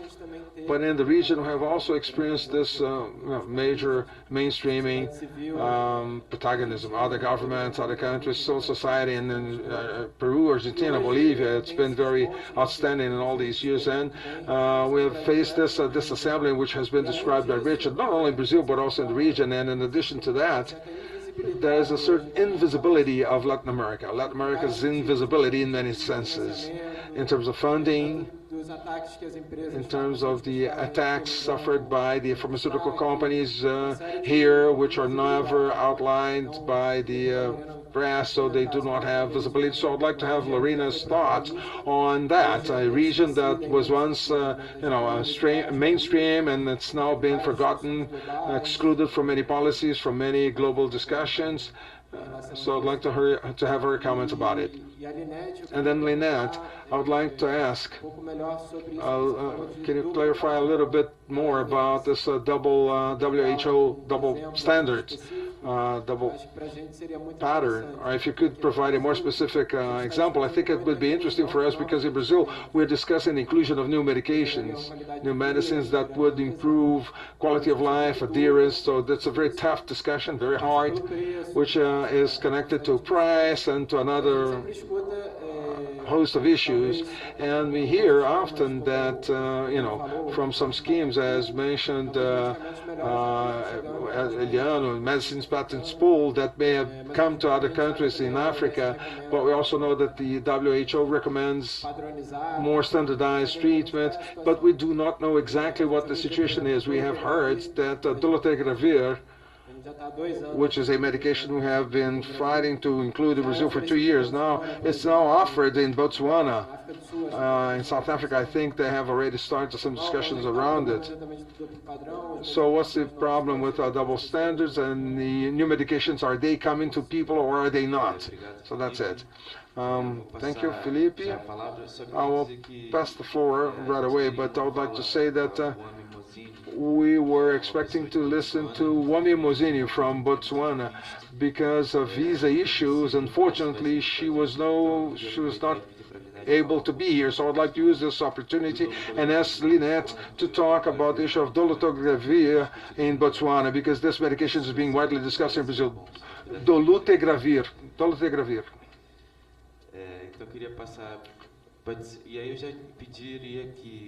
And I would ask the panelists to make their final considerations so we can bring it to a close. So we could start with Lynette, Lorena, Richard, and then Carlos, if you would like to make some comments at the end. Thank you so much, colleagues, and thanks for those questions. I do agree with the speaker, sir, over there, about whether or not, the patent pools are the way to go. I don't think they are the only way to go, but I think we need to have kind of like a box of different tools that we can use. And I see voluntary licenses as part of being, as being part of those tools. So I don't think they're it, but they are part of the solutions. To the lady from MSF, the problem with stigma and discrimination, I think Rich just spoke about it. It's an issue that goes way back, even at the starting point of this epidemic, and it's something that was ignored over the past 30 years. Jonathan Mann said that we may be facing HIV as an epidemic, and this was in 1987. He said that we might be facing HIV as an epidemic, but we're also facing an epidemic of stigma and discrimination, right? Because we know how humans are. When somebody comes looking green, blue, or with one eye looking this way, or just acting funny, and now these days, if you present funny, people tend to treat you funny, so that's where stigma comes from. And it's such a pervasive human condition that we've never really gotten it right where HIV is related or where disease is concerned. For instance, a lot of the time right now, when people are coughing because they've got tuberculosis, people don't go to their houses anymore, right?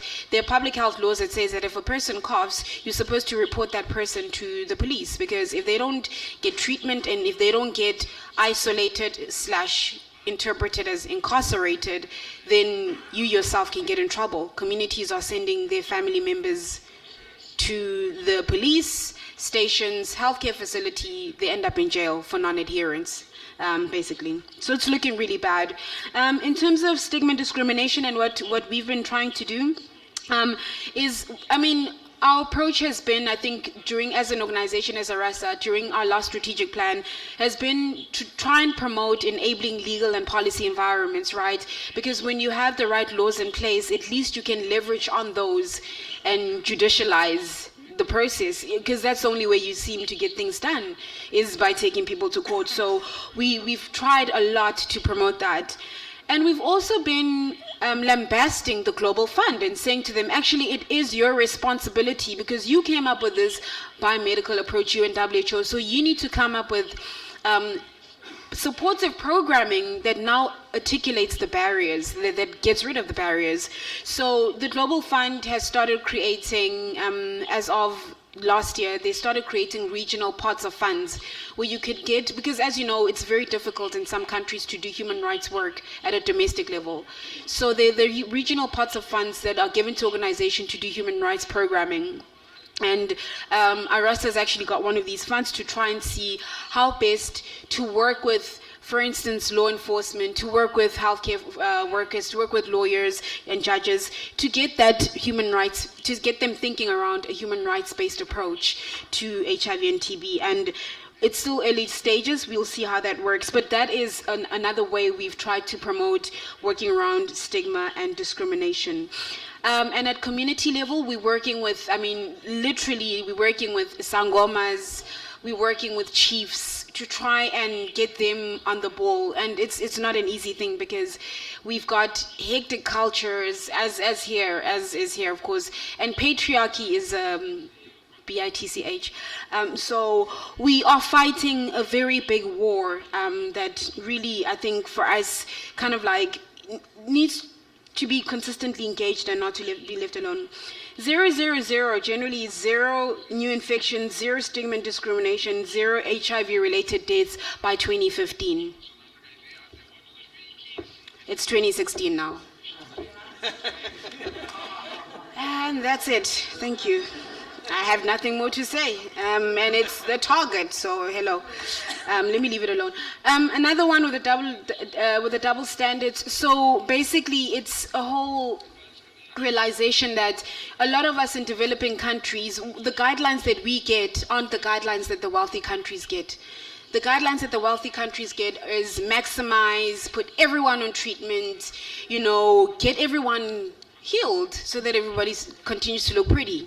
For us, do the bare minimum. Let a sick person hovel or be put in a caravan or on a donkey to be taken to the hospital for you to treat them. So, for instance, it was the whole how you go to cascade. They say it's a cost implication because they want to cascade care in terms of what is required. So it's a triage of care, really, that's provided. And an example is around multi-drug resistant tuberculosis, a problem that has been around since the early 80s. It even preceded the HIV battle, but WHO basically told countries, don't give people INH, don't give them isoniazid. It's not a very big problem. Once they start looking really emaciated, 3-week cough, looking like you're dying, and then only can you put that person on some sort of treatment. So those are the double standards. We should be given the highest standard of care, no matter what color I am, no matter what I look like. I do not care. It's not about whether or not I live in Geneva or in Switzerland. It's about health. And those are the double standards. And I think, I'm going to really get in trouble because I get arrested a lot in Africa. I've been arrested I'm citizen non grata in 3 countries already. And my boss has said, if you get in trouble one more time, we're going to fire you. We can't. And it's this thing. We actually have to take a court case against the WHO. That's what I mean. We need to say to them, it's actually a violation of human rights for you to posit that it's okay for me to only get treatment when both my legs are broken, when I cannot see anymore, when I'm literally close to death, to the door of death. And that is the big issue. In terms of new medicines coming in, there's a lot that's happened, especially around tuberculosis, that's very That's very pleasing and very exciting. But the reason why TB has been taken so seriously is because of HIV, right? Leading cause of death, in people living with HIV, and that's the only reason why TB is somewhere. Otherwise, nobody cared about it. So for the new drugs such as bedaquiline and linezolid, it's very difficult for us to get access to those drugs because we need to go through compassionate use first. We need to fight. On the one side, you're fighting big pharma to give you the drugs. Then big pharma is like, okay, we'll give it to your country as a donation, and then the country doesn't take it up because why? WHO hasn't released guidelines. So we know that it works. We know that it's passed FDA. So why do we not have it? There are no guidelines, so we cannot have access, and that's what we deal with. Unless the WHO says breathe, we don't breathe. Unless the WHO says turn left, our countries don't turn left. So these are the big challenges we're facing, and I know there are many other countries around the world who've just done their own thing. I mean, it's a guideline. It's not status quo, it's not the law, but because it's linked to funding, you might as well close your eyes and you won't hear anything. Around dolutegravir, I think I'll leave that to Othman to speak to later on in his talk, right? And Botswana. Thanks. Thanks, colleagues.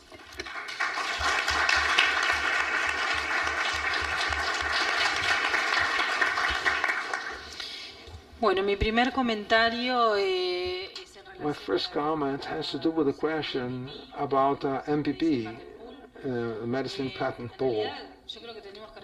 I think we have to think about the MTP are the voluntary licenses, so we could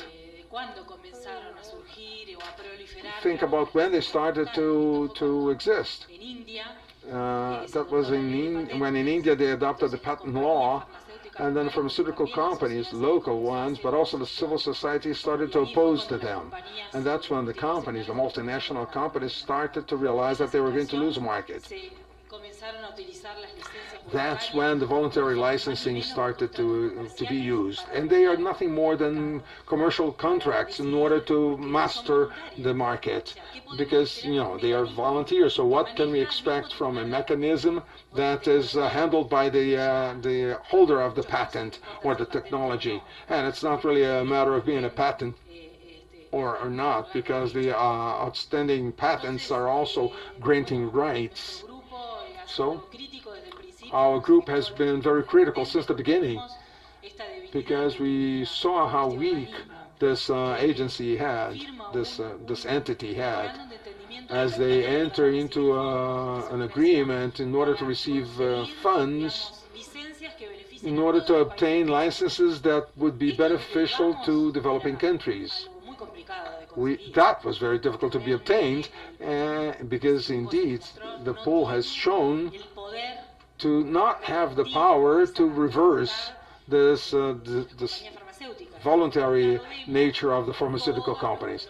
On the other hand, we see all of the efforts they do in order to establish their monopolies, to abuse the systems through the free trade system. So when we expect them to change the situation, well, the voluntary licenses are the ones that can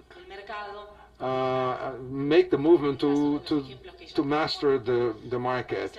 And the cases that we have with the average income countries, and that includes us and our region, because we have not, except for very few cases, we have not been included in these commercial agreements, trade agreements. When it comes to the lack of funding, in terms of lack of leadership and funding for the Latin American region, that was increased also because they see the world as a market. So when the World Fund, the Global Fund is created, the Global Fund had to be global, and it had to serve the needs of everybody, and Latin America would have been included. So we were included in the principle back in 2002. Argentina, for instance, we implemented an early, actually it was the second round of the World Fund, the Global Fund. But then I can tell you that I experienced that personally, because I was a member of the delegation of communities from the government. So in each of the meetings, the same principles of the World Fund, the Global Fund, were rediscussed. And that was a crazy thing because on one side we had the discussion of eligibility, but most Latin American countries would not be included. They would not be included. They would not qualify under the concept of eligibility. And that didn't mean that we had the last resources. I believe also that Latin America has been suffering this political attack, that we have political leaders, presidents in the region who have taken an anti-capitalist stance, or at least they started to implement anti-cyclic policies concerning the world economy. This is a political issue, and Latin America is not going to receive any funds and continue doing that. This was one way to counter them. When Argentina restructured their debt, for instance, they restructured, and they told the IMF, telling them not to tell them what to do in terms of the economy because we have become independent, and obviously the country is going to be countered by that. Something that a couple of years ago, the World Bank, the neoliberal organism, the most neoliberal organism we have at the World Bank, has qualified us in terms of income. So they have made simplified accounts, like the GDP divided by the number of people, and then that's the average income. That's how they classify us. And with all of the implications for civil society, because a country with middle income does not need any kind of support. So I believe that this is what we're facing in Latin America. In the recent conference in Australia, Durban, the conference on AIDS, there have been very few Latin Americans because it's convenient for them. First of all, because Latin Americans, we go there, we speak, we are active, we make proposals, and that's one of our characteristics, and then they don't want us. So we have to do something. That's why we have heard here people saying that we have to get united, we have to raise our voices, however, whatever the cost. Even if we have to focus on something things that have happened 20 years ago.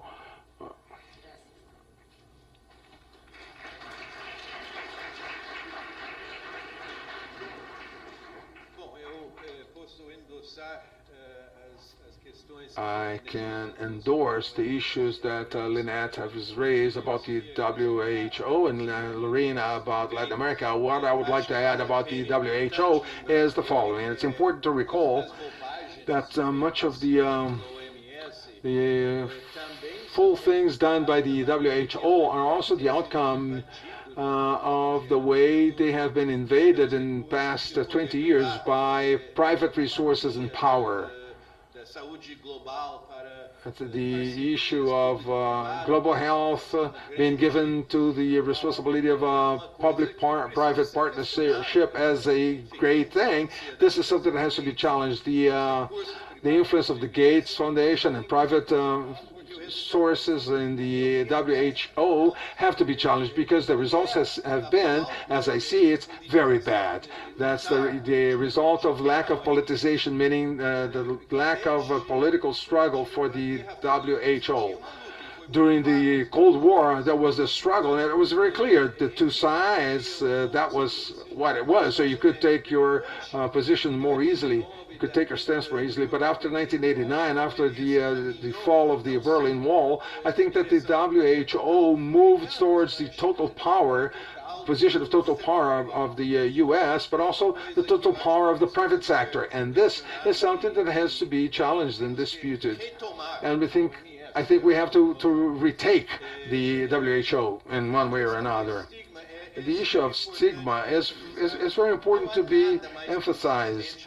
there's nothing more consistent along these 35 years of epidemics than the stigma. The first thing I wrote with Herbert Daniel in '88 is about this thing, the idea of the epidemics and stigmatization that comes in the way along the wave of infection by HIV and the AIDS-related diseases. And this epidemics has been the most persistent one. Basically, there's a refusal to understand or to recognize that stigmatization is something really it's a matter of power. It's a matter of power. It's related to power. The way stigma is used to oppress people. And if you do not stand up to the issue of power, you're not going to teach anybody to be good. You actually have to fight against it.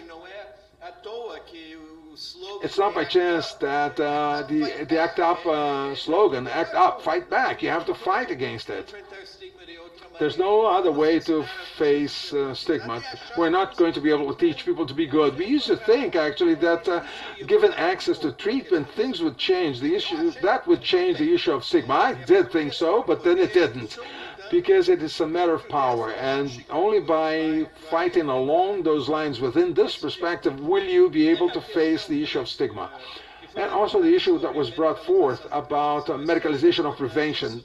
It's very important. It's actually very important within the work of people who have been working on the issue of access to medication,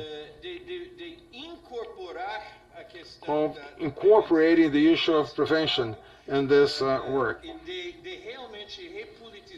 and to politicize prevention, to do that again. Looking at this issue of PrEP medications, if you look at the ethical trajectory of treatment, you fall within this trajectory of increasing acceptance of basic principles as access as a fundamental human right. And if you look at the trajectory of prevention, you do not find that. What you find is this back up and down between reactionary response, the work of PEP4, ABC, abstinence. Before prevention is seen as a right, you will not be able to advance with prevention. And unfortunately, this is the problem.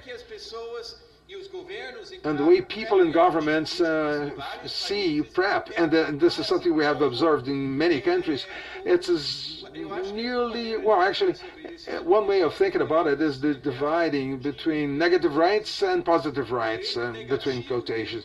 Negative right to be able to avoid damage, to avoid pain, to avoid suffering. This is something that actually helps society accept treatment as a right. But when it comes to allowing people to enjoy, to have pleasure, then PrEP is seen something that is not up to the level of rights, and it's therefore incorporated within the type of analysis we're addressing in this seminar. So I think we have to bring it in, and we have to recognize that if we do not put an end to Truvada and Gilead, that we are not going to have PrEP as something, it has to be generic. That's the only way. You will have to have a large-scale PrEP.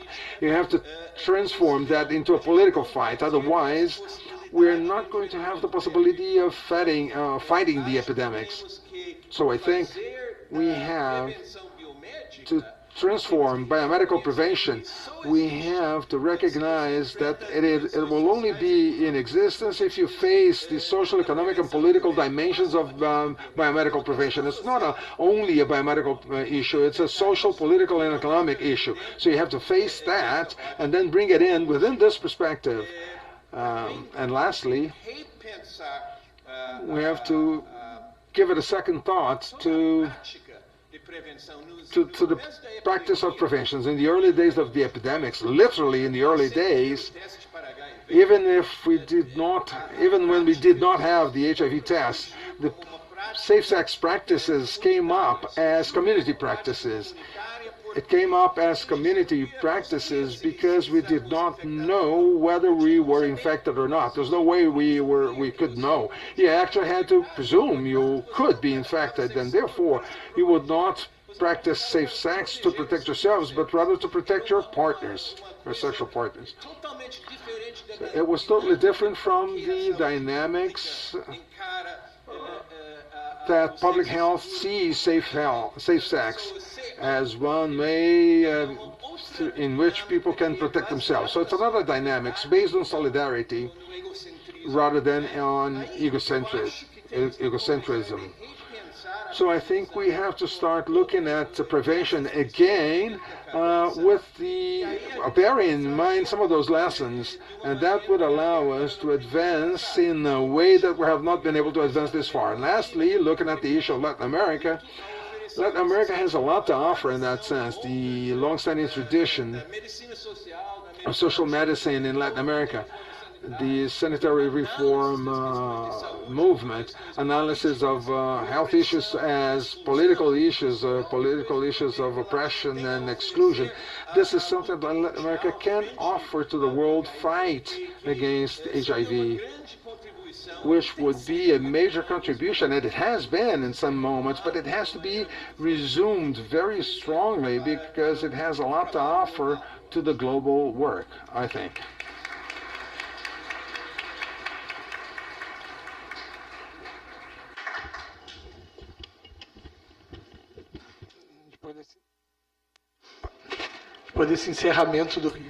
Well, I think that this wrap-up by Richard has really closed this table in a very complete manner. I would just like to give you an example regarding this prejudice, and I gave an interview on TV. There were 4 journalists interviewing me, and one of them insisted on finding out how I got infected. And then I would tell her, from an epidemiological point of view, this may be relevant because we work with public policies based on an epidemiological process. But from a social point of view, from a human point of view, this is only related to discrimination, because she wanted to know whether this was sexual or not. Oh, so you're gay. Oh, so you got it from because you use drugs, so you're a drug addict. So when we have all of these key populations, we reinforce all of our prejudice because we work with travestis, transsexuals, gays, prostitutes, and a population that theoretically is not a part of the society. They're not citizens. They are the excluded ones, and AIDS is going to be an additional exclusion factor. So it's only natural that based on this choice, you will get infected because, after all, whose is the guilt? Here in Brazil, for a long time, we would say, oh, we were able to decrease prejudice and discrimination of those who live with AIDS, and also regarding travestis, transsexuals, gays, prostitutes, and expanding that to those people living in the streets and people in jail. I'm sorry, but these are people that are excluded from our society. So whenever we worked in the 80s or 90s with prevention, working with the autonomy of our populations,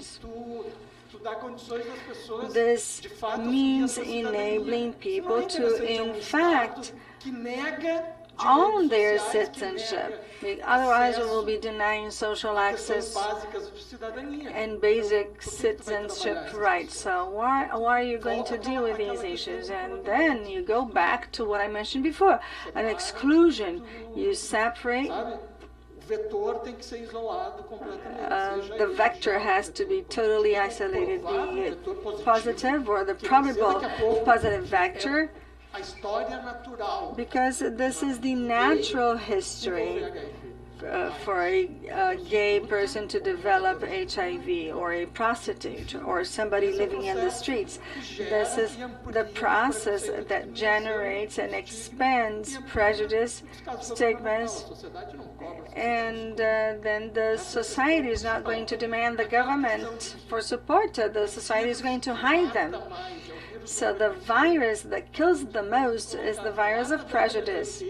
In the 80s, you were discussing this. Nowadays, the problem remains. We have more information, yes we do, but we don't have a history. And the only way to fight all of these issues is by knowledge, by knowing, by having access to information. I wanted to thank all of our speakers here today. I think that this table really shows us why human rights is the central topic in this seminar, and why we should advance with this struggle. And it's also an indication of the two roundtables we're going to have in the afternoon. How do we deal with this in each country? And what is the role of corporations in a context of galloping privatization or neoliberalization, and how that will threaten Brazilian society? I would like you all to return your simultaneous translation headsets so that we can continue offering this democratic instrument in the afternoon. And I would like to say that we come back at 1 o'clock and ask you to be punctual, and I hope to see you soon.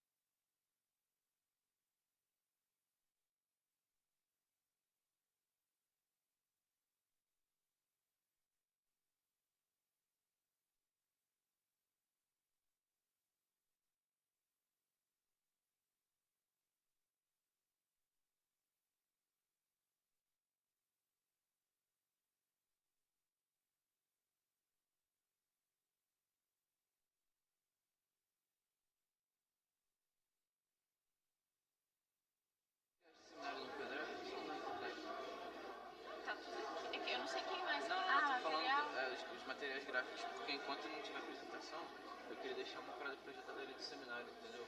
Tá. Mas eu não consigo conectar a internet. Tenho. No pendrive não. Mas eu posso pegar, se for o caso. Mas tenta aí. Usa 5. Usa 5. A última, não? Tô tentando, não tá funcionando.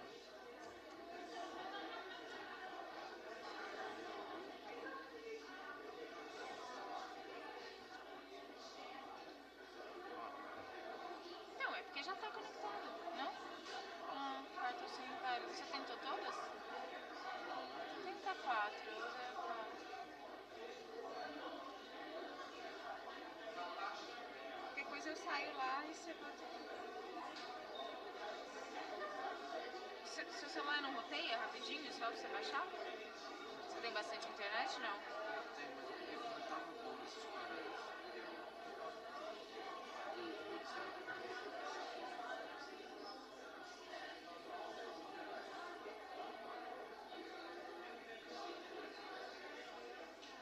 Bluetooth?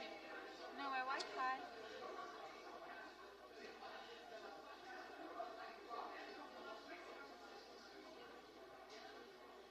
Qualquer coisa eu peço o pendrive do Otto, não? Ótimo. Quem mais que vai falar de manhã? Será que não tem mais gente que tem apresentação? Acho que não. Apareceu. O meu funciona, peraí.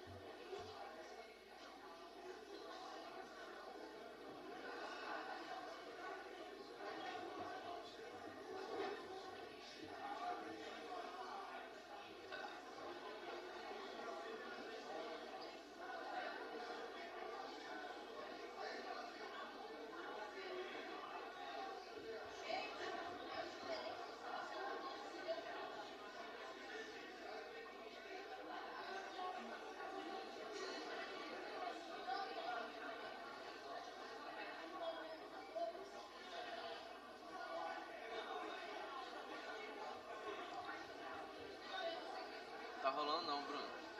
Conseguiu? Tá sem senha. Bruna Z. Qualquer coisa desliga e liga o seu.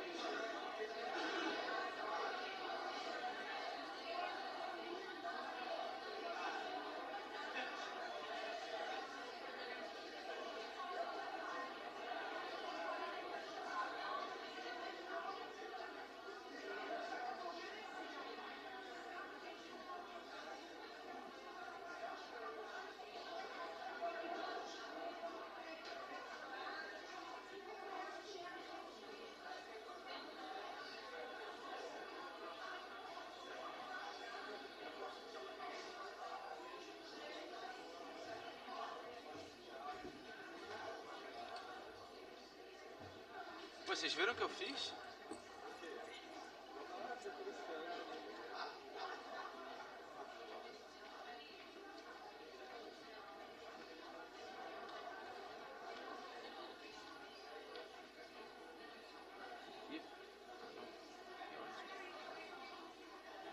É Laura Pausini? É tudo música do Juan Carlos, só tem um arquivo que está em PowerPoint. O resto é tudo música cubana, tudo criativo. Podia ser aquela música em É, italiano. quanto tempo pra cada um? Deixa eu pegar a programação. 15. Aquela em italiano. Sobre office. Como tu me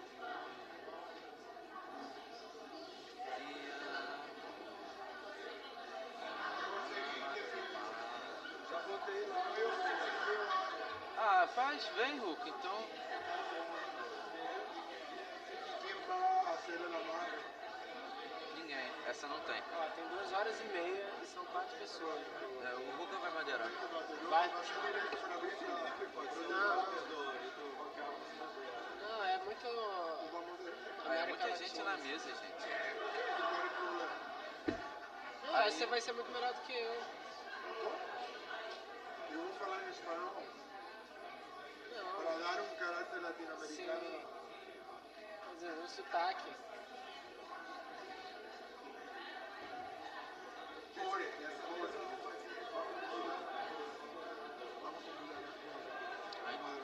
Quem? Eu já convidei, ele não quis. Sério? Sério?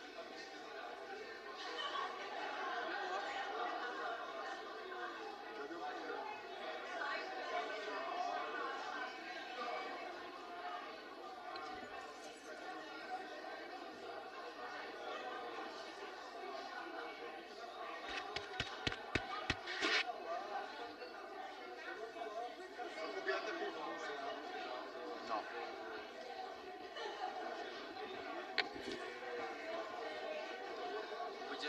Podia colocar aquela assim, oiga-me, pai. Você tem todas as aplicações. Hay una que dice, perdóname conciencia amada. Não, tem que cantar. Pedro. Está bien, está. Pedro,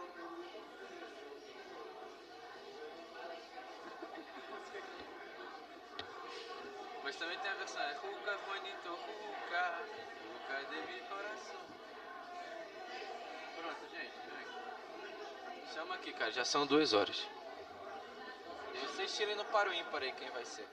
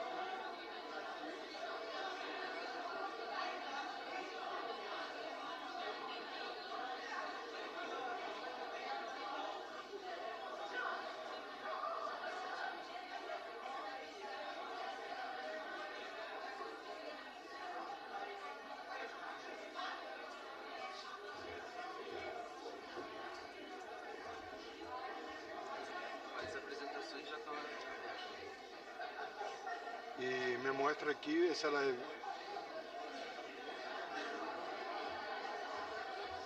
Então nessa pasta aqui, ó.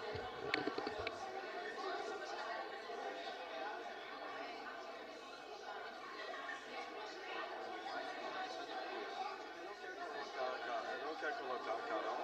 Ah, mas que não. Vira o Carol aqui embaixo pra ajudar, não precisa.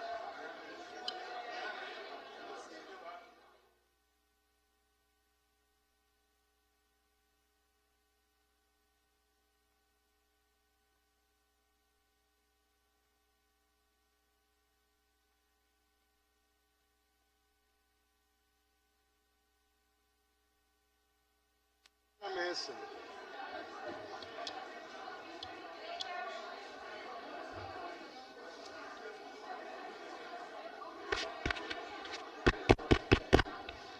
Alô? Boa tarde para todos. Good afternoon, everyone. Vamos dar início à sessão da tarde. We're now going to start our afternoon session. Nossa energia para o debate. Let's save our energy for the debate. Agora, na sessão da tarde, And now in the afternoon session,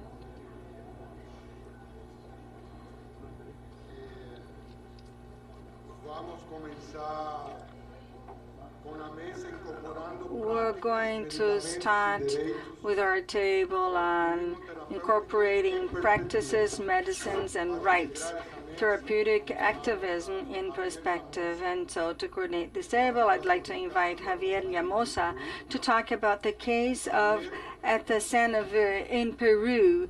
And Javier, he will talk about the case, and then we have Wami Musimi and the Dolute Gravure in Botswana, and Mayra Vasquez, who will talk about the case of imatinib mesilat in Colombia. Otman Melo will talk about ARV's access of second and third line in mid-income countries. And then we will talk about the agenda of the social movements.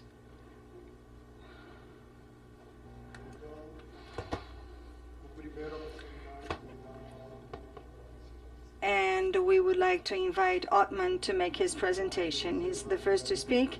Each one of you is going to have between 15 and 20 minutes for your presentations. Thank you very much.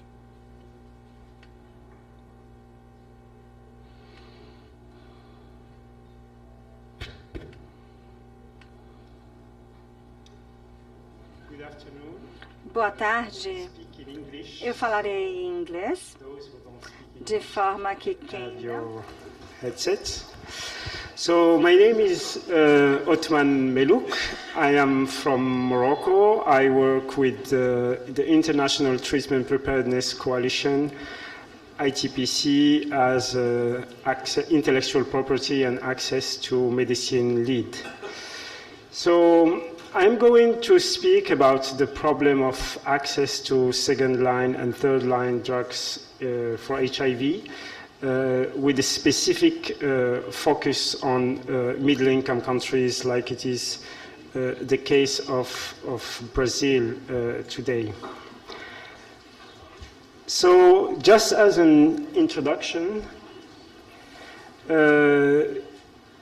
the number of people on treatment for HIV has completely doubled between 2010 and now. So we have today 17 million of people who are receiving treatment worldwide. And with the scaling up of access to treatment, we start to see a lot of countries delivering viral load testing, and this access to viral load is increasing.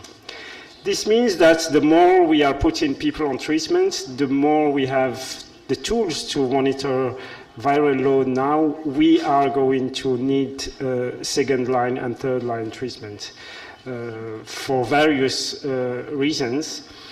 And middle-income countries have been among the first countries to provide antiretroviral treatment. Countries like Brazil, Thailand, and other, even my country, Morocco, which is a small country, we have started providing ART since the late 90s. This means that at that time we have used all generations of ARVs that were very toxic. Treatment was complicated with several pills, not like today. There was a lot of side effects with big adherence challenges, and many of these drugs had a very low genetic barriers, which means that there is a lot of people who fail these first regimens, unlike the countries who are started now with good treatment regimens, with very easy adherence, with fixed dose combinations or whatever. This means that the need of second line and third line is greater in middle-income countries because of these experienced patients and because of the history, the time, but also the nature of the drugs that we have been using so far. So globally, we need to have these second and third line options, and in middle-income countries specifically, this need is urgent, and especially now.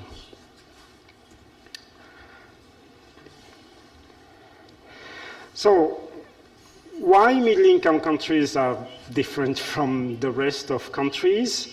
First of all, according to UNAIDS, in 2020, 70% of people living with HIV are going to be in middle-income countries. So we are different from the first scenario where we have seen that the epidemic was concentrated mainly in sub-Saharan Africa. This is because of different reasons. First, many low-income countries are transitioning to become middle-income countries. And also because we have some regions where the epidemic is progressing more than other regions. If we see today, the two fastest growing epidemics are Eastern Europe and Central Asia, and the Middle East and North Africa.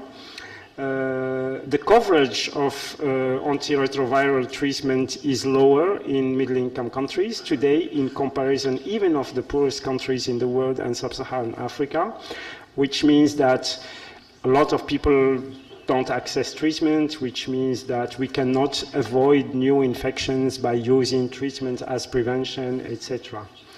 Middle-income countries are also facing a big funding challenge, and Lorena has spoke about this morning. The fact that the major donors like the Global Fund, like PEPFAR, are actually moving out of these countries because they are not poor enough. And we see this trend especially after the financial crisis of 2008 and 2010, where some donors have started to withdraw from these countries.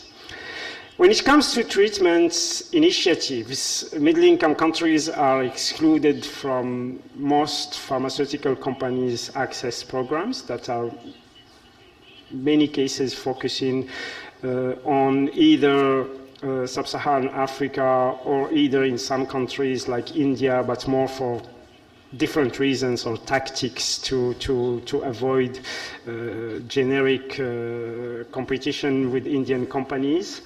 So, and if we see the trends in terms of filing patents, the focus today of pharmaceutical companies is really middle-income countries because these countries are considered as a new market for them, and because also there is a lot of capacity for local production on these countries. So we see how the problem is really complicated for the countries of this region, and this is what it makes them very specific, and why at ITPC and with the consortium of our colleagues, ABIA, Fondation HEP, and our colleagues in Thailand, in Ukraine, we are really trying to put the focus on these countries and say that we are really losing ground. Actually, A lot of people say, if you read the UNAIDS and WHO congratulating reports saying that we are really making progress in terms of the response to the epidemic, it is not happening everywhere with the same level, either in terms of coverage of services, prevention or treatment, or either in terms of financial investments, etc. And I think it is very important because until now the media and the different stakeholders, they don't focus really yet, and it seems that the problem is solved in these countries, and very often they are going to focus on the poorest areas of the world or the visibility of or sub-Saharan Africa, which remains very visible for the media and the media and communications. So here, this slide, the data comes from the medicine patent pool data, and we see the trend in terms of filing patents. So we see in the period before implementation of TRIPS, in gray you have middle-income countries, so the middle-income countries and upper middle-income countries, and we see that the number of patents filed in this period was really relatively low. And what we see is that after the TRIPS agreement entered in force, the number of filing patents has really significantly increased. And this is actually the drugs that are newer and that are needed for second line and third line. So when we say, for example, that prices of antiretrovirals have decreased, actually the decrease happened really for all drugs that were not patented and that were easily duplicated, either here in Brazil or in India or in other countries. But prices are still very high, and it is due to patent monopolies, especially if we look at newer drugs. So it raises really a question of what are people getting in terms of quality of treatment, and how can we balance between quality and affordability. So treatment regimens are usually set by WHO and globally, and by national guidelines at national level, very often inspired by what the WHO has said, taking into account a lot of criteria. Some of these criteria are about efficacy of the drugs, safety, how easy they are to take, etc. Affordability for a long time has been a criteria by WHO to recommend treatments, but we see that WHO is really changing now from this. When they recommended tenofovir, for example, in 2010 guidelines, a lot of people were surprised because it was a new drug that were expensive, and people were saying, well, how comes that WHO is recommending tenofovir in poor countries or whatever? Actually, it was a good thing that they did it, because it enables really very quickly to have to create demand for generic tenofovir. It also created incentives for generic producers because there was this demand to produce, and we see that, for example, tenofovir is probably one of the drugs that we got very quickly everywhere in the world and for a very affordable price. The same scenario is happening now with dolutegravir, which is a drug that costs $14,000 in the US. I think the first generic version has been approved last week. So there is still no generics on the market now, and it's very surprising to see WHO recommending dolutegravir as a first line. So we see now that this criteria of affordability, at least from WHO side, with pressure of activists, etc., is not taken into account anymore, which actually gives us a very good opportunity, for example, for us to advocate for dolutegravir, because it's in WHO guidelines and the countries should make it available on the countries.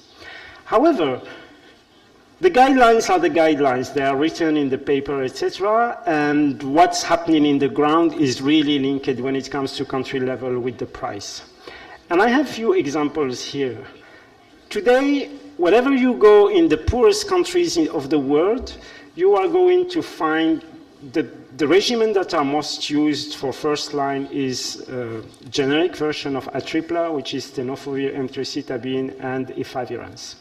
So it is widely available everywhere for $100 per year per patient. What we don't know is that in middle-income countries, a lot of countries do not afford that treatment, and people are still getting AZT instead of tenofovir because tenofovir is expensive, or Truvada is expensive, or Atripla is expensive in these countries. And this, a lot of people don't know it. People who work on public health, they think that we're done with first-line AZT 3TC, with the TDF FTC 3TC. Example, in Brazil, you are not using emtricitabine, you are using lamivudine because of patent issues.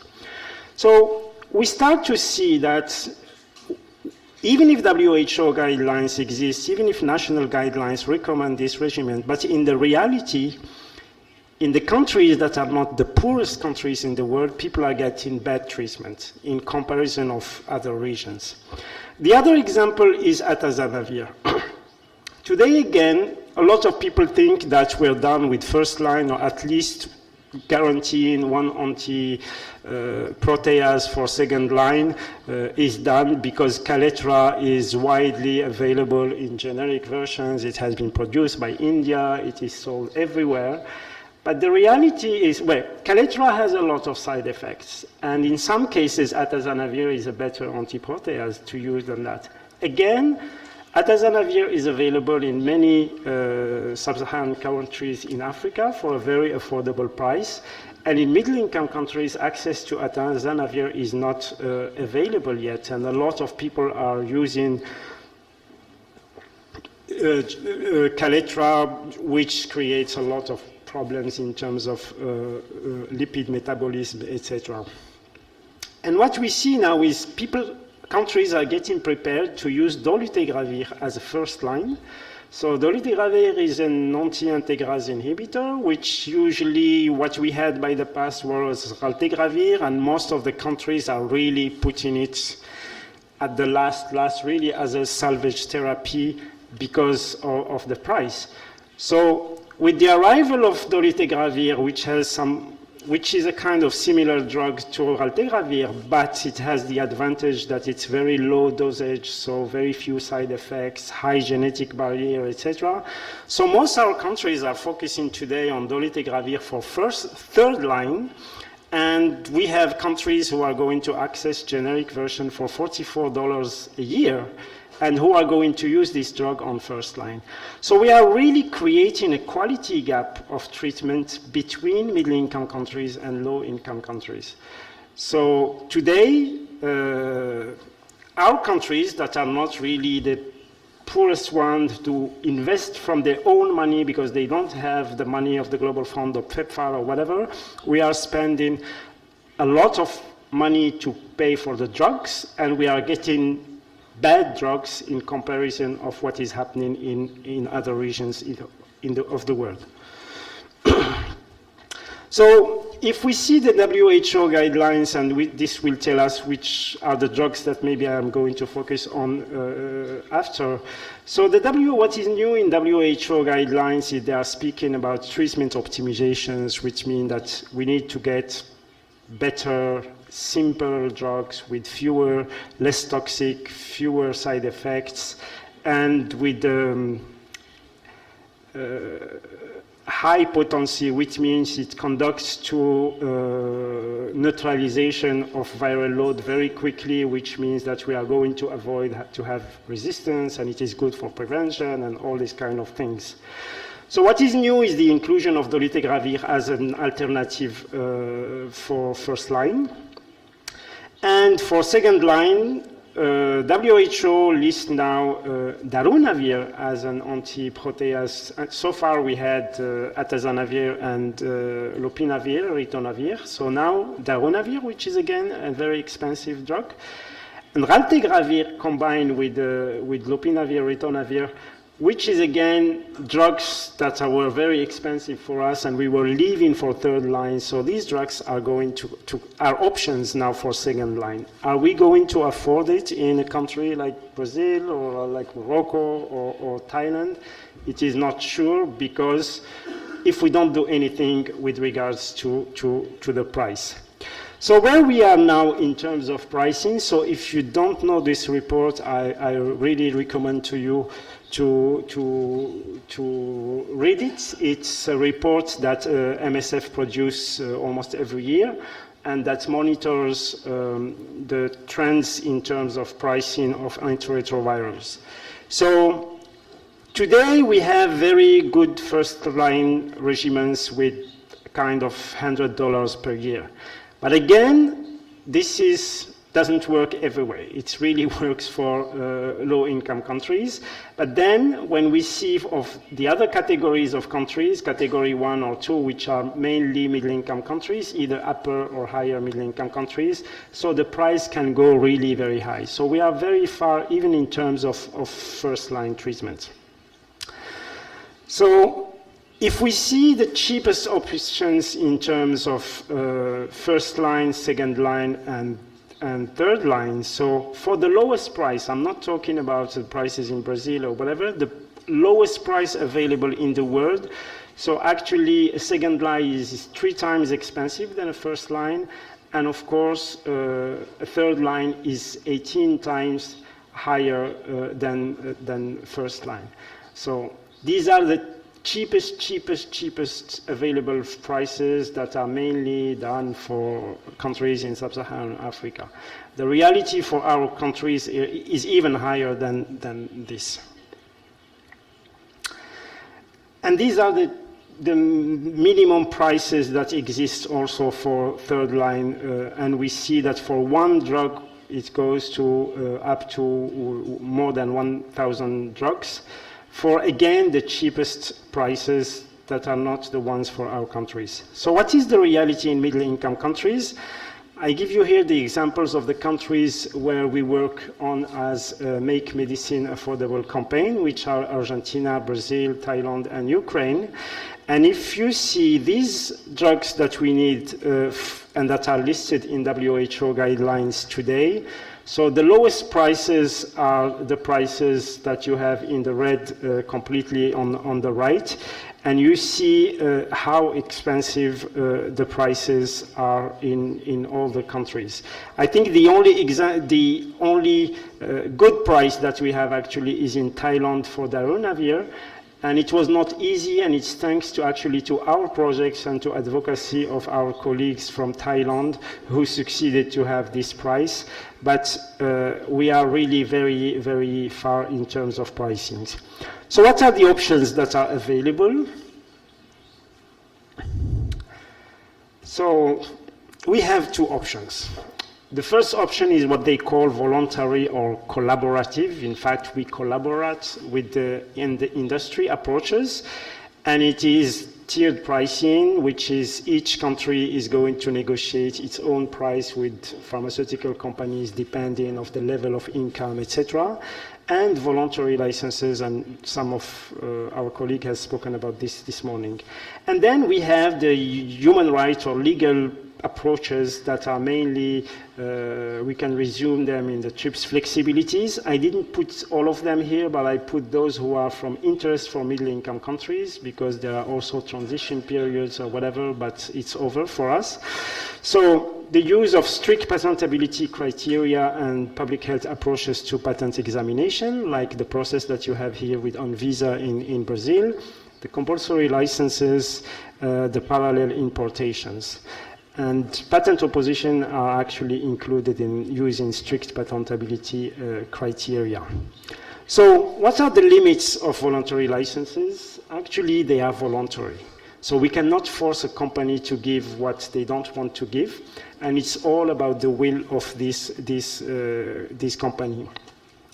The prices negotiated are extremely high. They may enable, for example, to introduce the drug as a third-line option, but never as second line or first line. It is the example, for example, today of raltegravir, or probably what is going to happen with dolutegravir. The licenses very often include middle-income countries, including big countries with high burden of diseases. And if we see the voluntary licenses, either of the medicine patent pool or others, very often Brazil is included, Argentina, Morocco, etc. Sometimes they create additional and new barriers where there is no patent. I can give you the example of my country. Very often we don't have a patent on a drug. So, for example, the first license of sofosbuvir with Gilead, there was no patent in Morocco. So in theory, we don't have a patent barrier. But when the patent pool sign a license that exclude Morocco from the territory, they create an IP barrier for us that we didn't have. So actually, is the medicine patent pool removing barriers or creating? I think it removes barriers to some countries who are included, but then it can create IP barrier where there was no IP barriers in other countries. And we have several examples with the licenses of atazanavir, with the license of dolutegravir, with the license of sofosbuvir. So we have many examples of countries where there were no patent barrier, and this has been created with voluntary license. And of course, there is no leverage and no power for the government. It is the patent pool or the company who negotiates between them, and it's done. Civil society is not consulted. The government is not consulted whether it is the country is going to be in or out. The TRIPS flexibilities, actually the government has a power to do something because it's a law, etc. So the government can solve the problem. It is owned and controlled by the government. It has been used successfully for years and led to massive price reductions. We have the examples of the oppositions that really unlocked access, and maybe one of the examples, since we are here in Brazil, is tenofovir with ABIA. But of course, there are a lot of pressures from developed countries not to use them, and leadership and role of civil society has been key. So it was a little word about what I have said here. This is what we do in our campaign, Make Medicine Affordable. So I think we can skip. So maybe I give you just an example very shortly of the dolutegravir case in Morocco, since Wame was supposed to speak about Botswana, but she's not here. So Morocco was interested in dolutegravir, firstly, because raltegravir was expensive. So we said this could be a good option for third line. At that time, there was no reason that we use it for first line, even if WHO says it, because of the price. So we have a patent in Morocco that expires only in 2026. And Morocco was, of course, excluded from the voluntary license with VIV and the medicine patent pool. So there was a campaign from after our exclusion from the medicine patent pool. Letters have been sent to the Ministry of Health, to the medicine patent pool, and to VIV to protest on this. A coalition of civil society and human rights organizations has been created. There was a lot of work with the media that has been done. And we developed all together an access strategy that was based really on the compulsory license. So far, until now, Morocco has never used a compulsory license, and it was the good example for us to go because we have a patent, we are excluded from a license, and it is a good reason that we access this. In parallel with this, there was a campaign called dolutegravir for all Africa, because actually all Africa was included in the license, except 4 countries in the north, because we were middle-income countries. And there was a lot of protests, etc., during ICASA last year. So what happened is that once we did the campaign, VIV came to talk with us, and we had several meetings with them and saying that they are going to provide price negotiations to Morocco, etc. So the price that they offered us is 1,700, which is, for example, cheaper than the price in Argentina, which is more than 3,000. But for us in Morocco, this price we can never use. We pay a tripla generic version for $100. per year. So there was no reason that we buy one drug for first line with 1,700. So what was good is that the Ministry of Health told VIV that no, we are not going to negotiate. We're not interested in this price, and we are exploring the possibility of having a compulsory license. The good news is, maybe you heard about it, is that after all this back and forth and pressure on VIV, etc., they decided not to enforce the patent in low middle-income countries, and actually there was an extension of the license, which actually a good news. It means that we are in the license now, but also it's a bad news for us because I would have loved that Morocco that a first compulsory license, but it didn't happen. So I skip the conclusion because I think I said it all. I just wanted to share with you this new target that our colleague Andrew Hill showed in Durban, and I think it is very good. Actually, it is possible to have an HIV treatment first line, second line, or third line for $90. There is no reason that we pay more second line or third line. It is about treating a person and it should be the same price, and it is sustainable to have this price. We know today that it is possible to treat a full course for hepatitis C for $90, and if we see the prices in Egypt now, it is around this. And we can also treat with generics people with Hep B with that price. So I think the new 90, 90, 90 is $90, $90, $90. Thank you.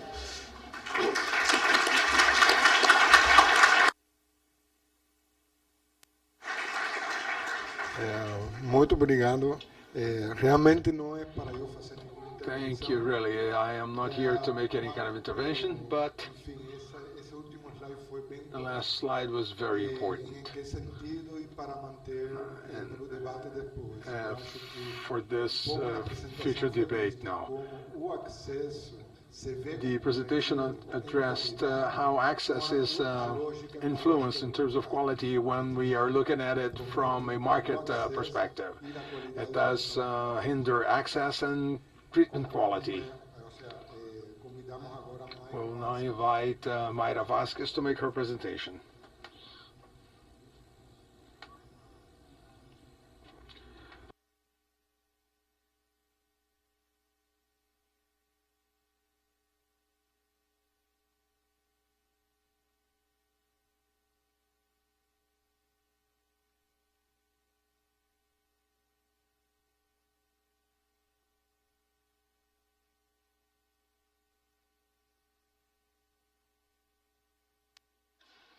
Buenas tardes. Good afternoon. Buenas tardes. Voy a tratar de I'm going hablar to español talk despacio, no manejo very slowly portugués. in Spanish because I do not speak Portuguese, but I was recommended to speak slowly. Myself and Javier is also going to try to speak slowly. Thank you for the invitation. I would like to mention this case, which has a nationwide impact. And if any of you has heard about the Novartis case in India, it has a lot to do with this this compound, which is a imatinib mesylate. In Colombia, we are part of this foundation, which is called IFARMA, which is part of REDLAM, of the Latin American Network of Access to Medications. And we worked on increasing price reductions by means of resorting to safeguards. We have a lot of actions with the civil society. This is why we have been very valuable in terms of our reach, because we do not have governmental support, nor do we have support from the pharmaceutical industry, be it national or international pharmaceutical industry.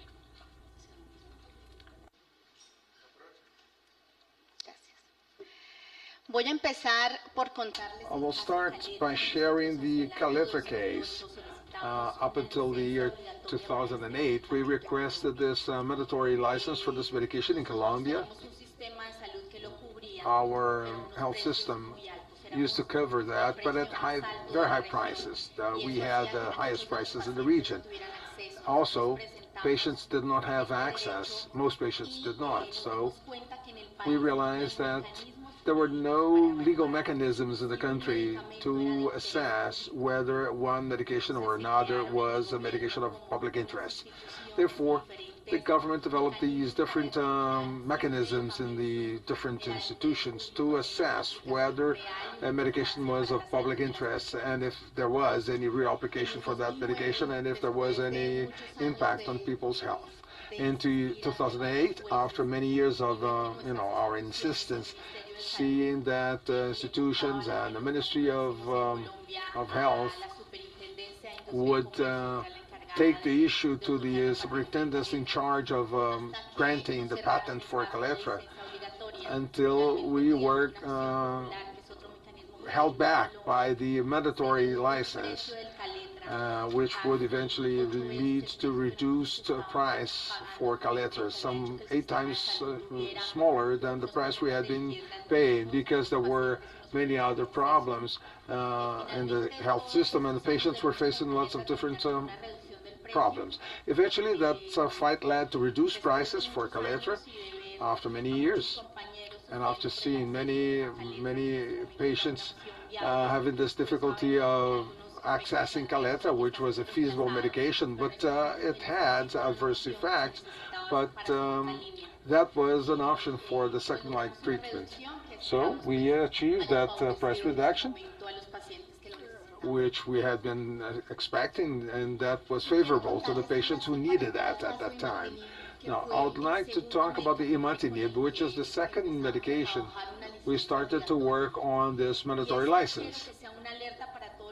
And this I wish to be like a warning to many countries, which are, this is something that's happening in many Latin American countries where we have some not so solid legal institutions. So we have the imatinib, which is medication used for one type of cancer, one type of leukemia, and that was presented in Colombia originally,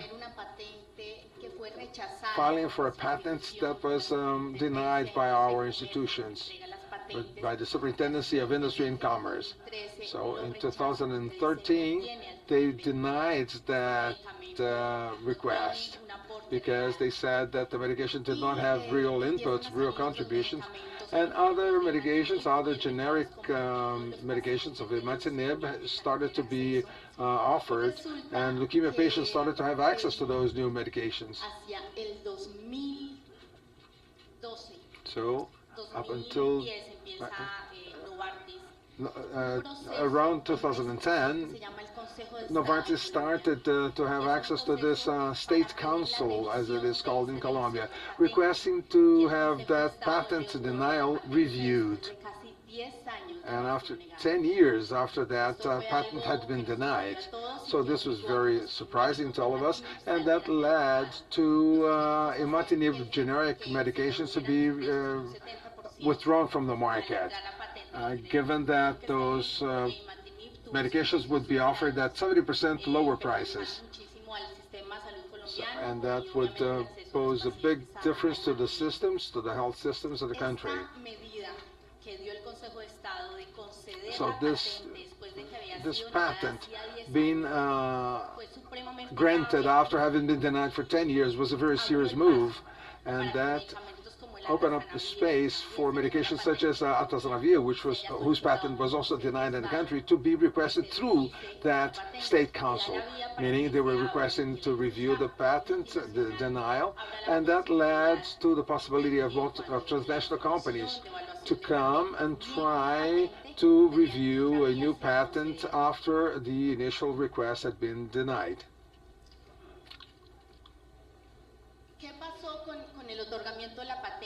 So what happened with that granting of the patent? Many different medications, and the Andean community so they provide patenting polymorphs, meaning small modifications of pharmaceutical products. So what was patented was the original formulas of the methylato. It's a very small variation to the formula. So the approved formula is a crystalline form which is not allowed for patent. hablado con Redlam.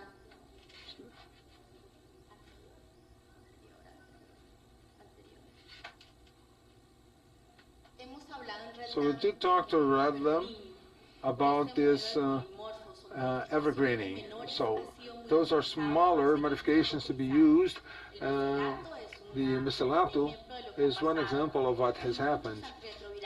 And many antiretrovirals have experienced the same thing, which is a very small change, like to an atom, which is used for another request to file a patent. So, given what happened, as Foundation IFARMA, I would like to recognize the Foundation Mission Salud about the information on the medication coming from the National University of Colombia. So we issued this petition of public interest in order to request a mandatory license for the imatinib, which can be translated, could be produced through the Colombian laboratories at a very much lower price.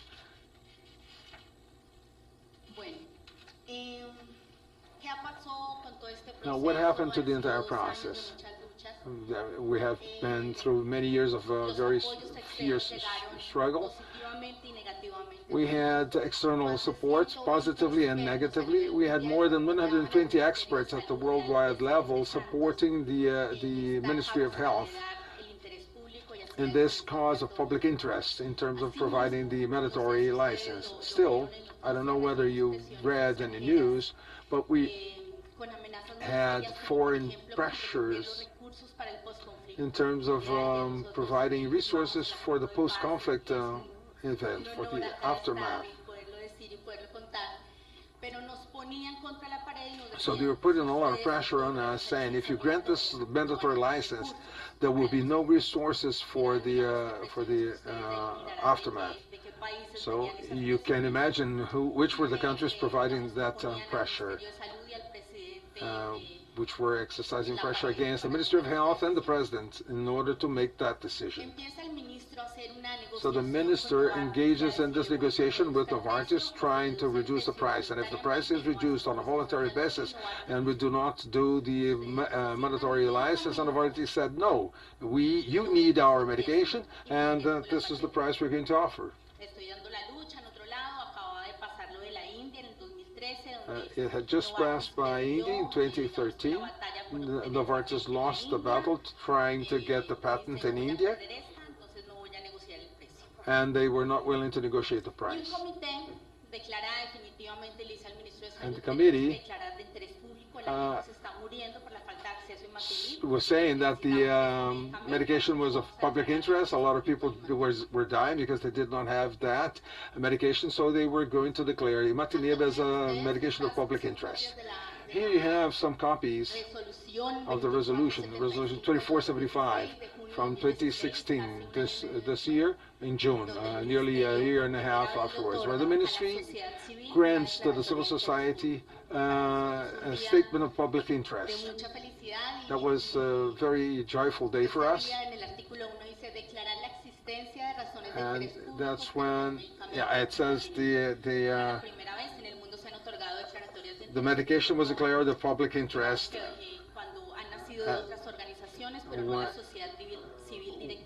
It had happened before from other organizations, and that was the first time it happened from these civil society organizations, and that was a major accomplishment at the time.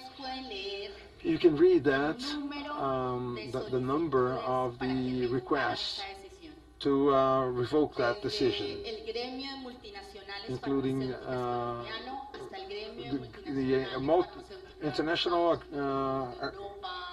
conglomerate of pharmaceutical industries in the country, and many others. They were all requesting to revoke the decision of declaring that medication as a medication of public interest.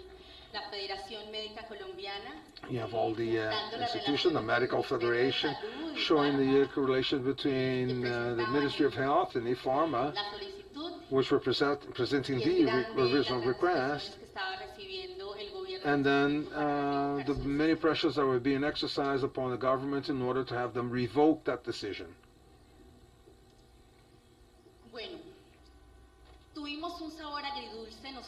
So we had this bittersweet kind of situation. We wanted the mandatory license. We wanted to produce imatinib, but the decision to declare that a medication of public interest that would force Novartis to offer that by a price that would be accessible. So a direct adjustment to the price comparable to the price of generic medications that were offered in the market.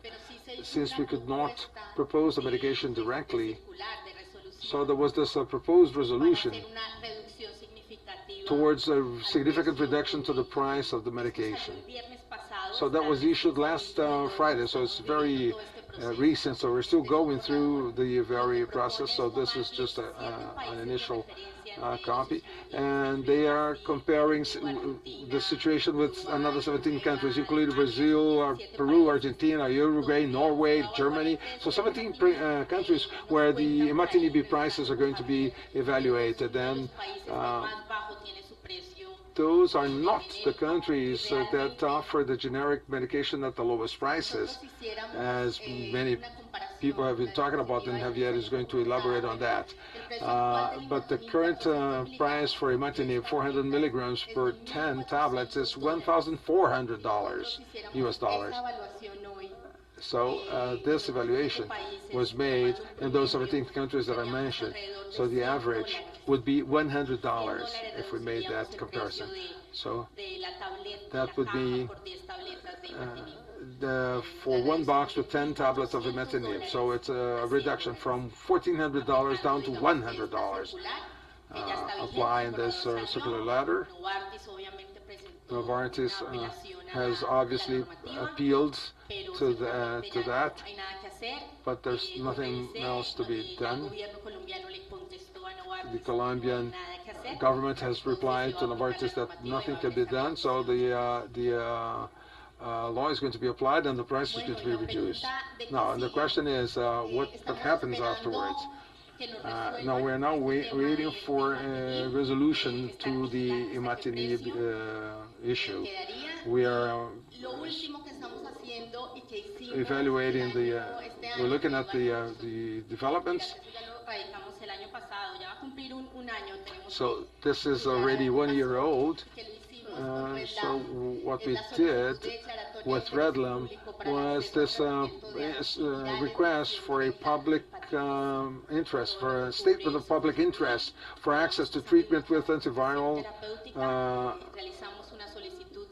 So we requested the mandatory license because though sofosbuvir is not registered in the country, there are already 4 patents.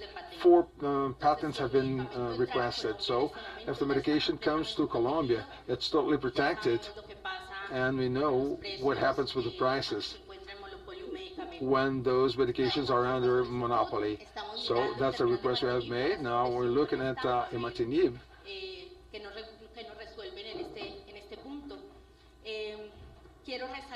So I'd like to underline the fact that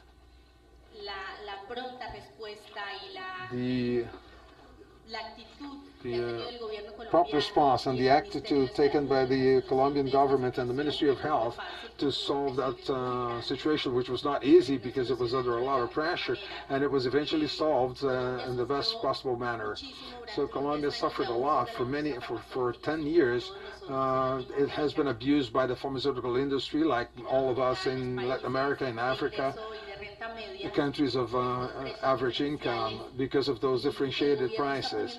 And the government has come with strong regulation in terms of the price for those medications. So we do expect that statement for some medications as considered as of public interest to be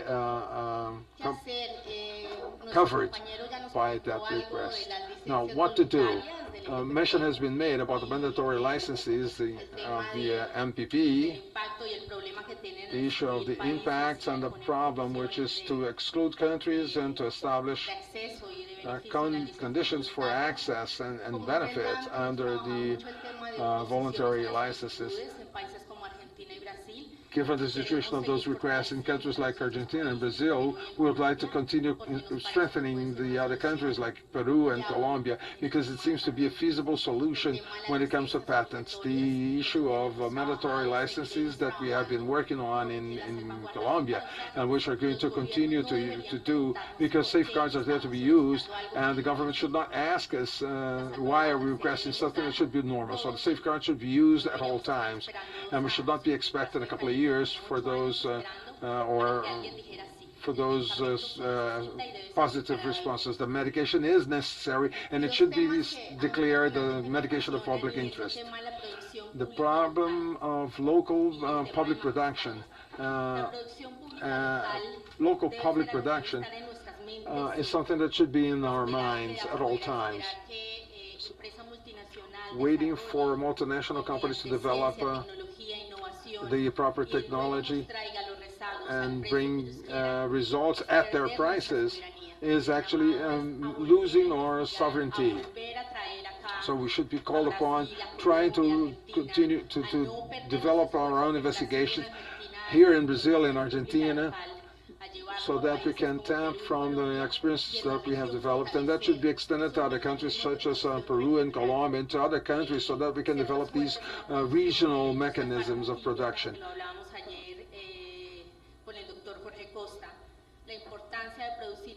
So the importance to produce the active principles at the regional level, the importance of producing our own medications.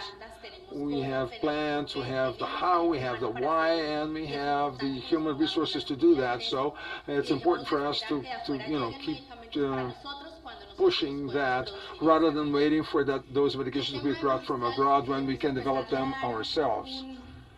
And also, we should gather some strength,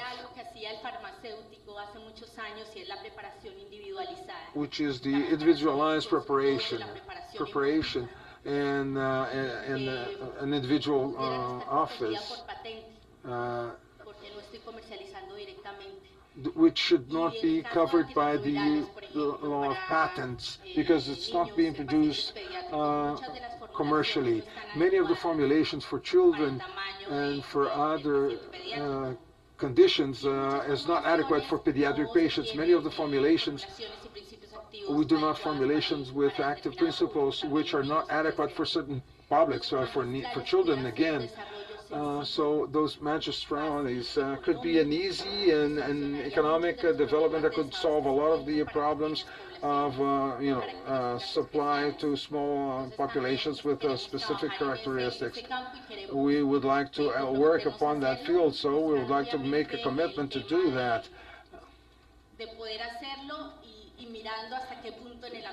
We would like to see how far, legally speaking, we would see how that would provide the patents. This is the review we're doing, and we would like to start working on that. Thank you very much.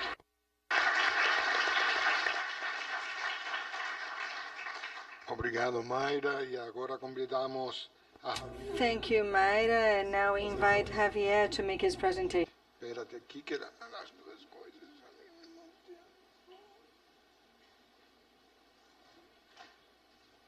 É aqui, Javier. Esse aqui. Esse aqui, tá aqui.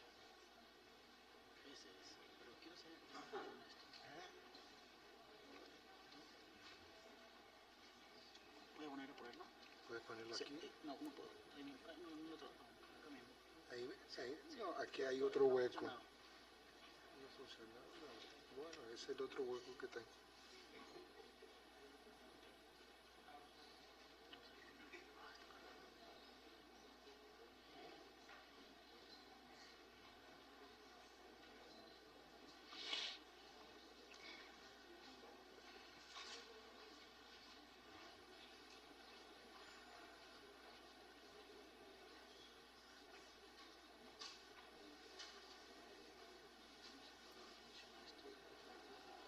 No está funcionando.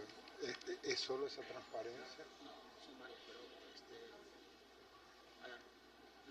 es que no está saliendo ahí ahora. Oiga, ¿por qué no sale antes? No sé, ahora sí no sé. Pedro, tú me ayudas aquí, por favor. Porque dejó de aparecer y no... Disculpen, un problema técnico. Porque no está funcionando, porque son varias, es toda dinámica y no está, no está cargando el pendrive. Así que... No, mas não tem a ver. Sí, porque es con su... Não, eu sei, mas é porque não tá aparecendo ali, né? No, no aparece y no funciona.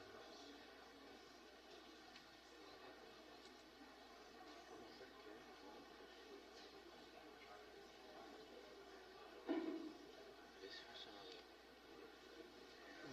No.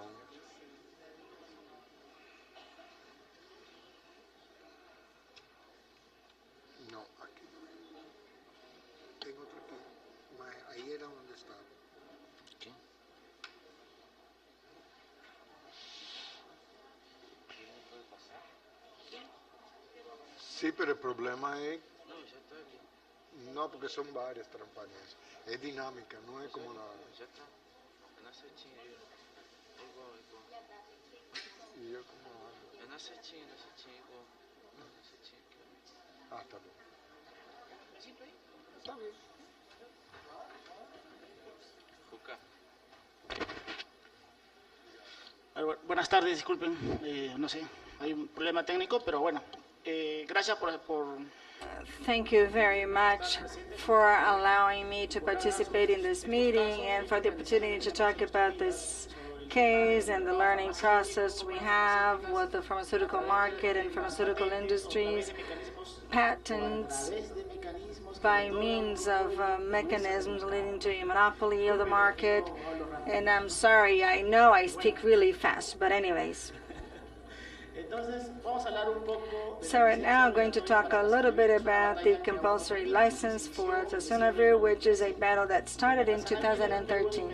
Tazonavir in Peru is a second-line drug.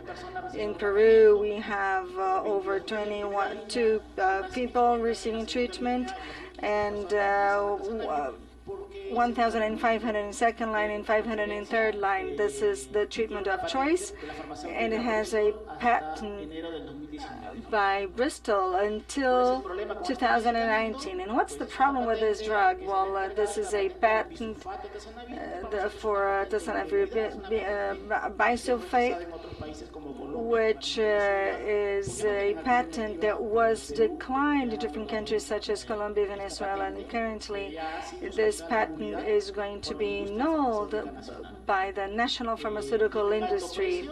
The price is very high, and the first study that was carried out was in 2012 by Redland, and it was shown that this drug, well, Peru paid the highest cost when compared to other countries in the region.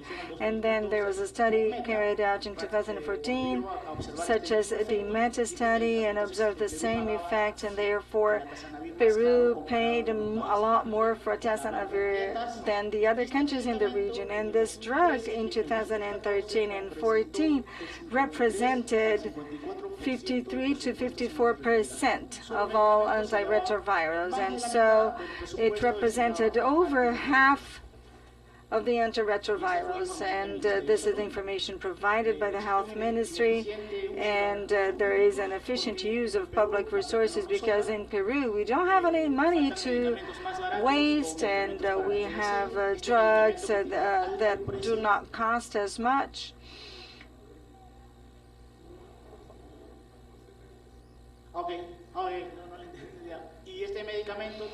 And so the cost for this drug is very high. We do not have any money to waste.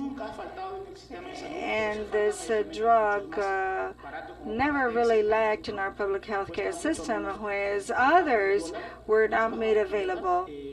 And so we have a resolution by our health ministry of 2012 which acknowledges 230 diseases, of which the first 8 can purchase drugs. For the other ones, we do not have enough money and we have no funding. So we acknowledge that we do not have enough money. However, we still pay a lot more for Tessanavir than any other country in the region. And so in terms of the costs in 12 and 13, the excess cost represents $21 million in the last 4 years.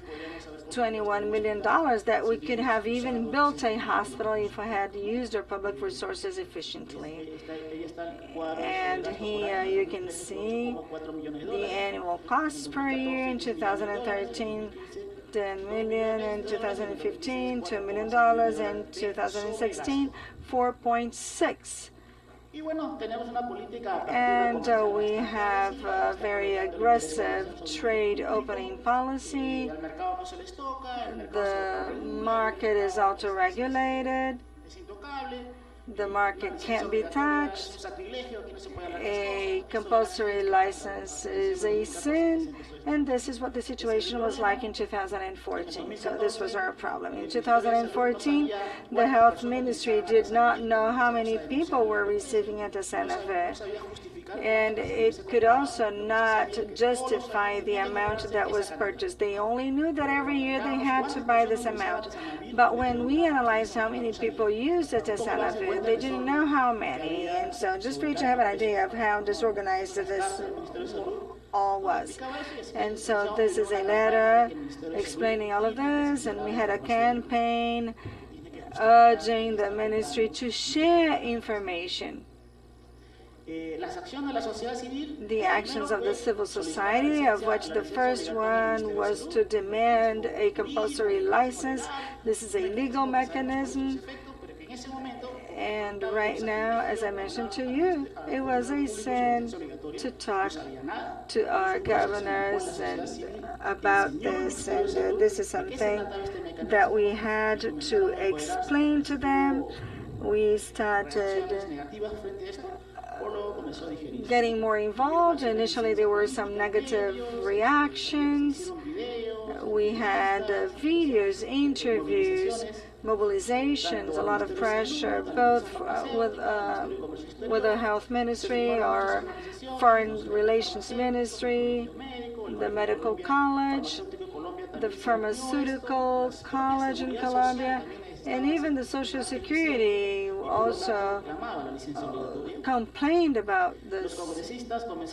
Congressmen started taking actions and demanding the health ministry to issue a compulsory license. We talked to the President of the Republic, and at the same time we started a process of judicialization, and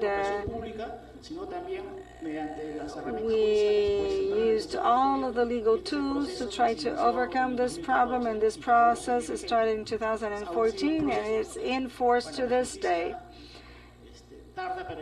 Sometimes justice is late, but it happens. And so what did Bristol Myers Squibb do?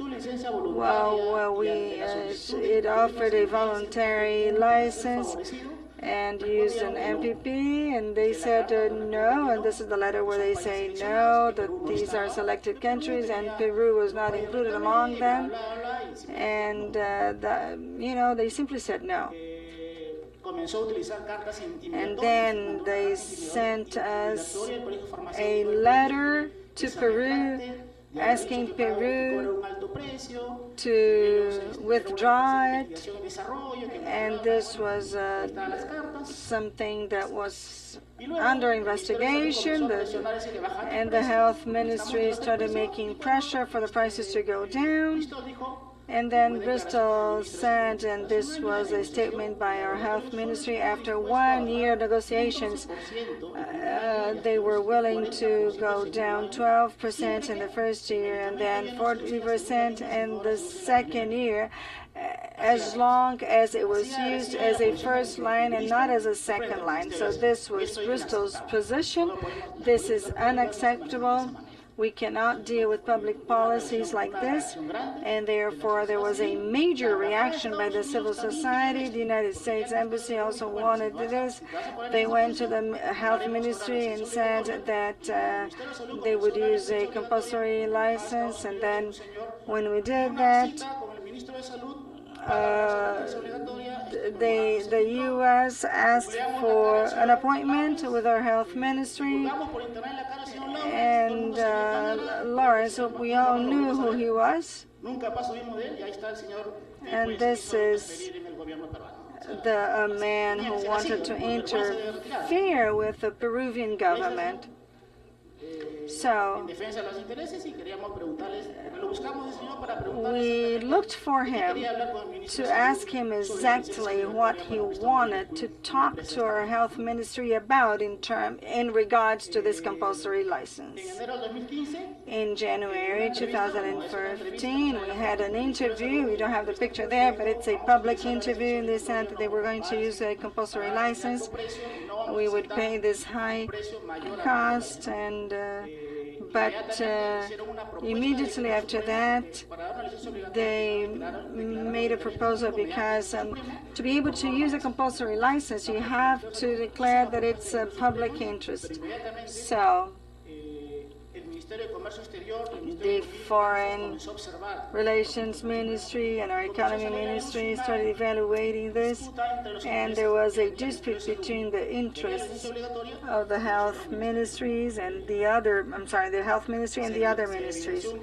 And so there was a conflict in the executive, and the remarks of the proposal was that we had not developed a rationality and proportionality analysis of this measure, and the competent organ should declare its position. They believed that this would generate a legal or juridical instability, and these are some of the arguments used by them to analyze this proposal, which was something within the scope of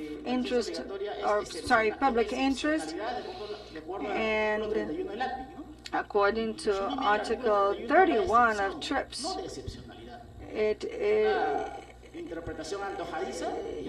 they had a different interpretation of this article, and we now know what our arguments are, and this is why we have this document here. This is the proposal made to our Supreme Court, and we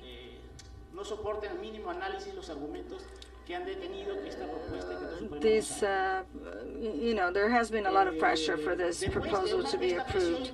And after all the pressure, and after the U.S. Embassy was trying to interview, everybody knew about that. After that, Bristol accepted to reduce the price, and it reduced the price in 35%. It went from 8.78 to 5.74, and the savings was approximately 1.5 million. But are we happy? No, we're not happy. We're not happy with the 35% decrease. And this is what happened. We were angry, and then the health ministry, we wrote this report saying that the health ministry was kneeling in face of Bristol Myers, and so we wrote this letter stating that we would not accept only a 35% decrease, and now we have a new government, a new Congress, and congressmen and women getting together. We are going to have a meeting with two this week to try to explain what's going on. We're going to explain that we have solid arguments, and our legislative has asked the executive for information, and until Wednesday last week,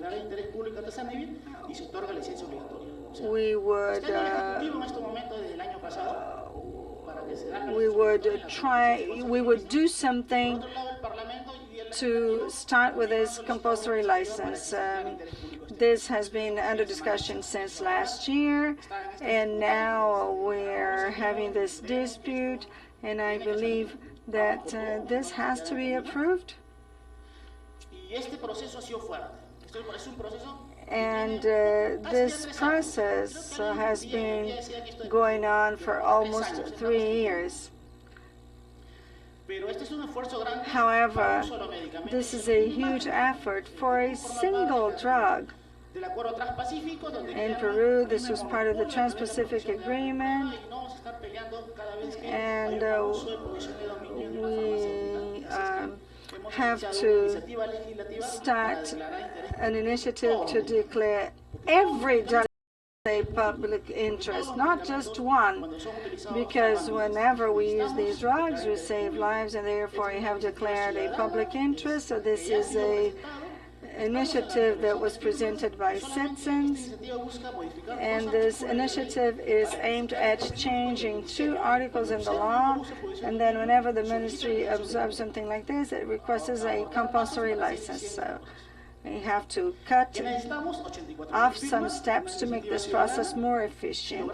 So what do we need? We need 84,000 signatures, and the Congress is forced to give priority to this law, and the result is that the market is open. We contribute for the regulation of the market because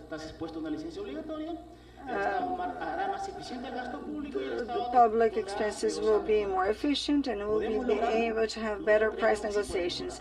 Can we achieve this? I believe so, and we are undergoing this process right now. Thank you very much.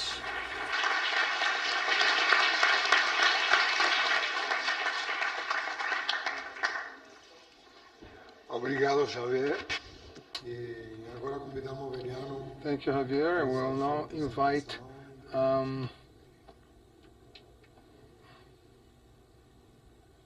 Veriano for his presentation.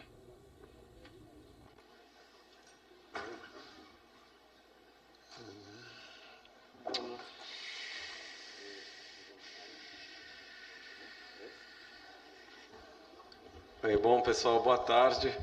Good afternoon, everybody.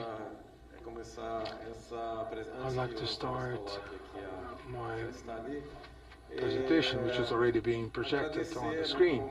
I would like to thank, as an individual, for the organization, for the efforts put into this seminar. So I'd like to thank you for having attended,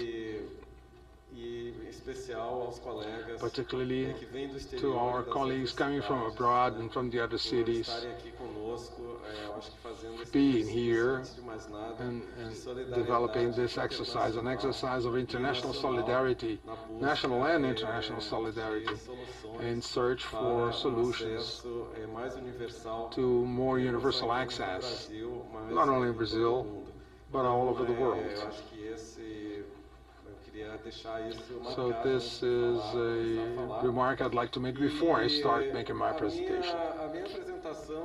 My presentation actually includes an overview of some of the points involved, some challenges and opportunities. As I look at my history at GTPI and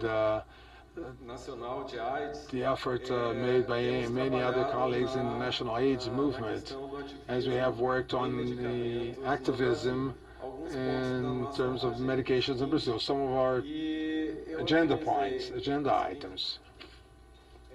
So I have organized this presentation around some challenges and opportunities concerning the state, science, industry, and civil society, which are, as I see it, 4 society areas where we have worked with greater emphasis along these 27 years at least that we have had this activism on medications in Brazil. What I am going to say is not intent on exhausting the agenda at all. The agenda for points, for actions and opportunities and challenges that we have worked with. It is, however, a starting point to give us an idea of the progress, to give us an idea of the opportunities. And earlier today we have talked about repoliticizing how to progress in the face of the problems that we have to face. So I think it is good to look at the opportunities and challenges. Perhaps we will be able to contribute on how and on which steps to take towards the future. Now, I apologize, it's rather small. I am not very good at preparing those presentations, and I was kind of in a rush. Trying to organize the seminar and trying to organize a presentation, it's not very easy. At the same time, it's not very easy. But in terms of opportunities concerning the state, I do think that in Brazil we have an opportunity, which would be recognition by some of the sectors in the state about the relevance of organized civil society as a political force, as a political power in order to create, to change, or to maintain public policies and public actions. This is something that doesn't come naturally. It's actually the outcome of these years of actions that we have been able to open up some doors in some of the sectors in the state. For instance, in health and education, and at some moments we have had some proximity with the Ministry of Foreign Affairs, and in other moments we have been closer to the legislative power, both in the judiciary and in the executive branches, even though there have been some variations. But I have to recognize that there are sectors with which we can engage in open dialogue. I think yesterday's activity showed some of those sectors with which we have been talking more or less critically along these years. Como se falou ontem aqui na abertura, as we mentioned yesterday in the opening ceremony for this seminar, we had the opportunity to accomplish favorable legislation for policies. We have a patent law that still includes some safeguards and flexibilities. We have this law called Law 9313, which regulates access to medication in Brazil, which is now celebrating its 20th anniversary, as well as adherence and Brazil's adherence to some of the international statements, such as Doha. And also we have to include our very own constitution, which has been an opportunity for our activism, particularly in the articles that speak of health as everybody's right and the state's obligation and right to life. So that has been very important for us to achieve victory in the first legal attempts. We have some political representatives who are favorable to this issue. They are a minority, but there is an AIDS parliamentary front in the Congress. This has been an accomplishment, though there is still a lot to be achieved, given the difficulties inherent to the context. But it is one way forward, and that has requested lobbying efforts from our activists in the National Congress in order to achieve and to maintain and to keep those representatives active. And also, we have been able to maintain dialogue with the state, critical dialogue oftentimes, but still very active, an active dialogue with the regulatory agencies. As was shown yesterday, some of those agencies were here together with us, such as Anvisa and ABIA. We have had sometimes contradictory relations because we have to be very critical for instance, to some of the Anvisa's positions, but such as the previous compliance, which is something that we have to comply with, and INBI, which is the National Institute for Intellectual Property, which are agencies that we have to exercise as much pressure as possible in order to provide for the concession of patents. Still, in the realm of the state, we have some challenges to overcome. As we mentioned before in this seminar, we are experiencing more and more conservative governments, both socially and economically, which is something that requires our strength. And we also have been subjected to increased attacks from the international pharmaceutical industries against the pro-patient legislation. We have suffered attacks, particularly in terms of the previous compliance. And also, we are unsure as to the future of the current patents law reform, given the uncertainty of our actions within the Congress, in the sense that patent law reforms will be able to safeguard the existing possibilities as well as the patient's interests. As has been said before, we have been experiencing the infamous PEC 241, which imposes limits and cuts to the budgets set aside for health and for education, which has direct impact upon us. We also have other sectors in the state. We have been able to advance in some of those sectors, but others are still very of little transparency, and they shut the doors on us, particularly the economic areas. Our colleagues from the GTPI will bear witness to that. They have seen how difficult it is for us to sit with the Minister of Economy. We have never been able to do that. We have never been able to get together with the Ministry of Finance.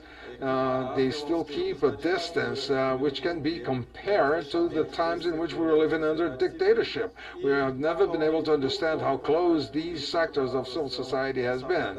And finally, there's very little political will to adopt the TRIPS safeguards.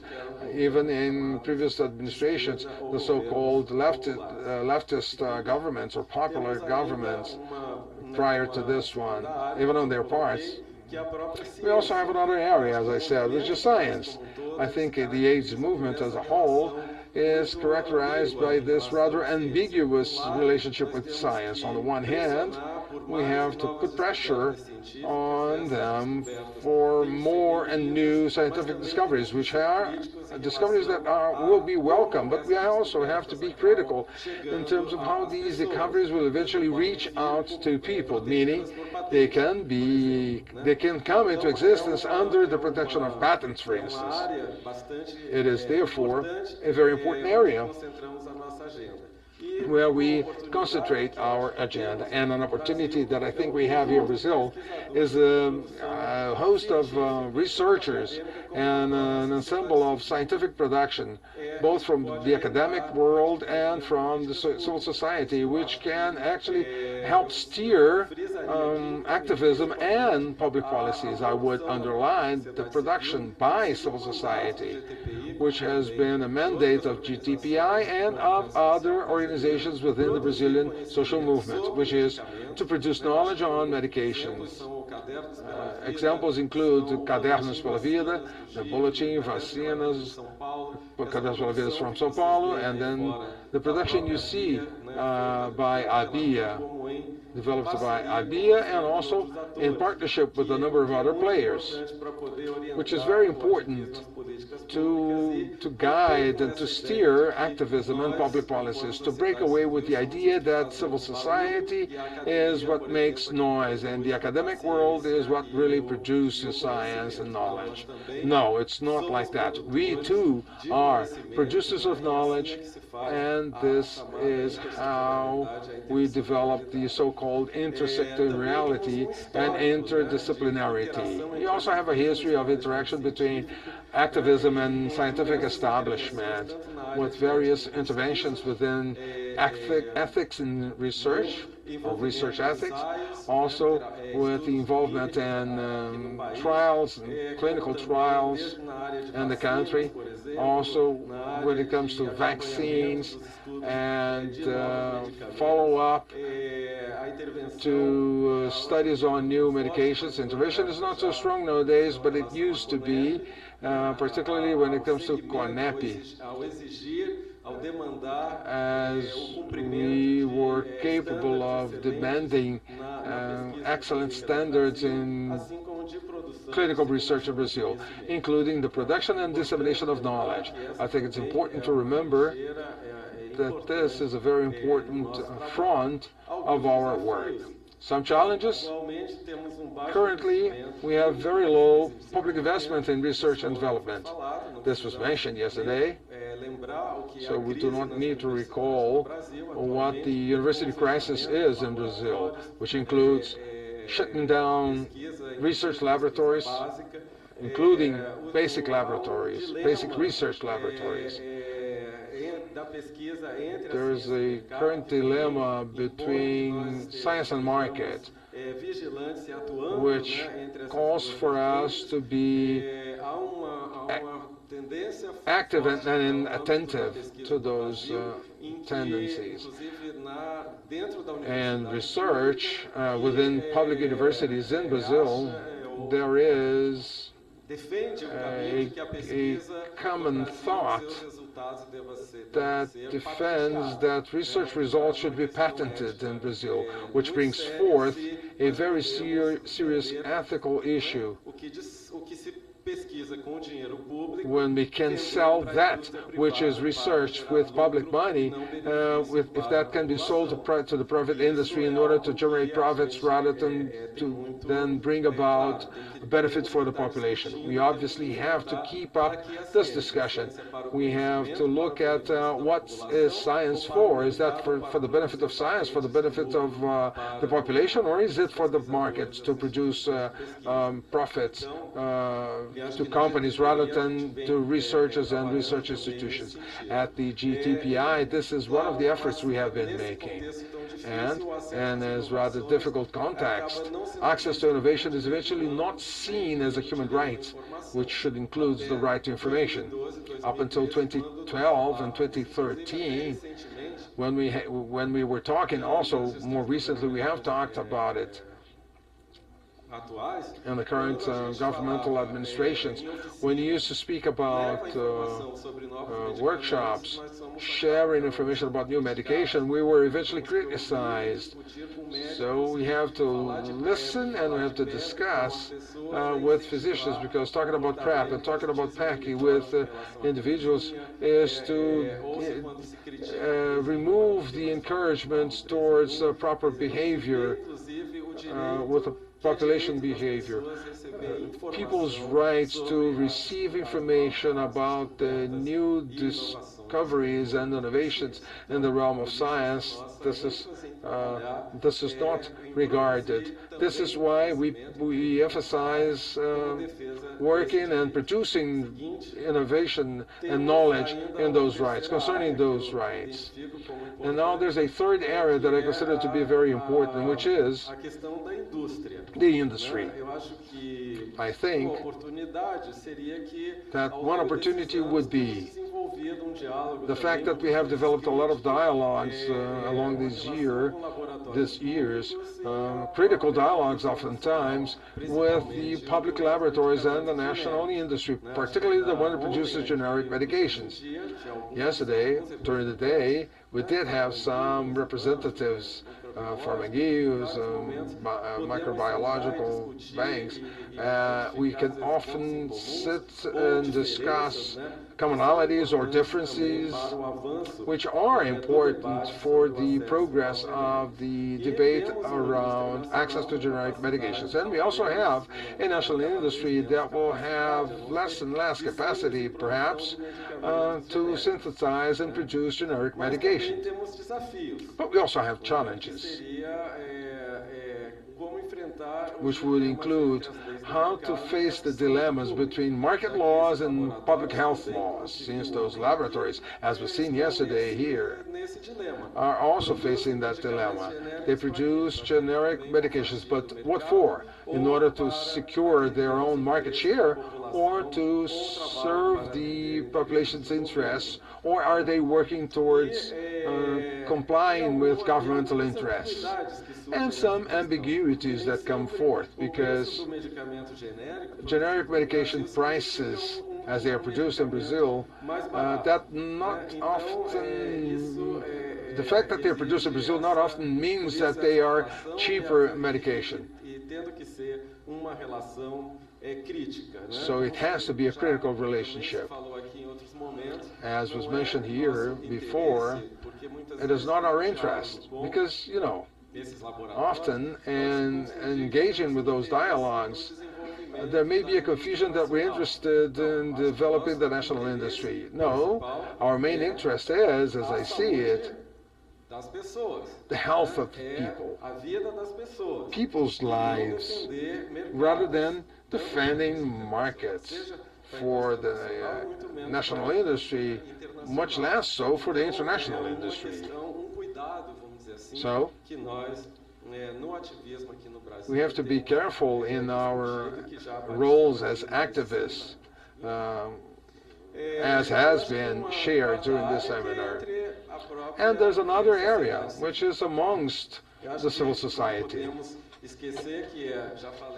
We should not forget, and I have mentioned before, that we have this history of 25 years of fighting for access to medication.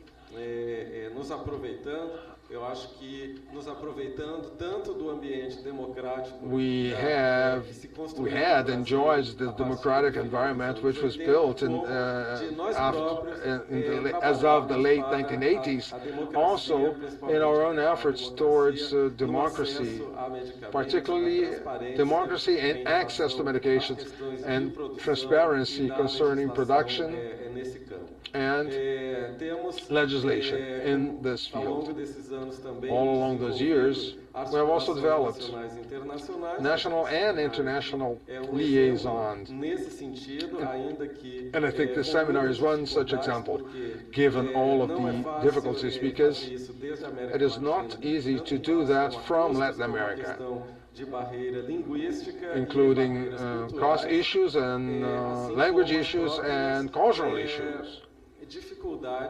Also, the very difficult nature in the relations between North and South, also in South-South relations. But we have somehow advanced, and these alliances that we have developed are to be increased and enhanced in spite of the difficulties. Also, within the social movement concerning the medications agenda, being able to rely on the participation of people living with HIV all along these years has been a major partnership.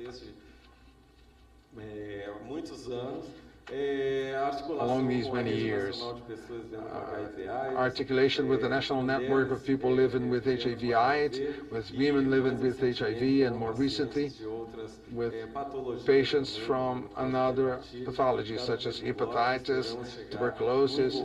We do expect to be able to involve patients living with cancer and other complex diseases. But we have some challenges. Those living in Brazil will be fully familiar with the challenges to civil society. There is an ever-increasing need for capacity building and for information on access to medications, particularly medications as a right. This is, as I see it, a field of dispute. Recently, we have seen the media disputing the way we see how medications are to be seen. They are seen sometimes as some kind of compensation, or as medication, or as a right. All of those disputes are there to make us continue putting medications as a right. And this involves working hard on education, treatment, and prevention. Up until recently, we had the so-called positive prevention, which was an opportunity to follow that pathway, but this has been lost. At the GTPI, we have developed many capacity building initiatives all over the country, which includes the active participation of RNP, but I think all of that shows us how much we can still move forward in terms of education, treatment, prevention, particularly in terms of defending medication as a fundamental human right. And obviously, it is a challenge to involve other players and other communities.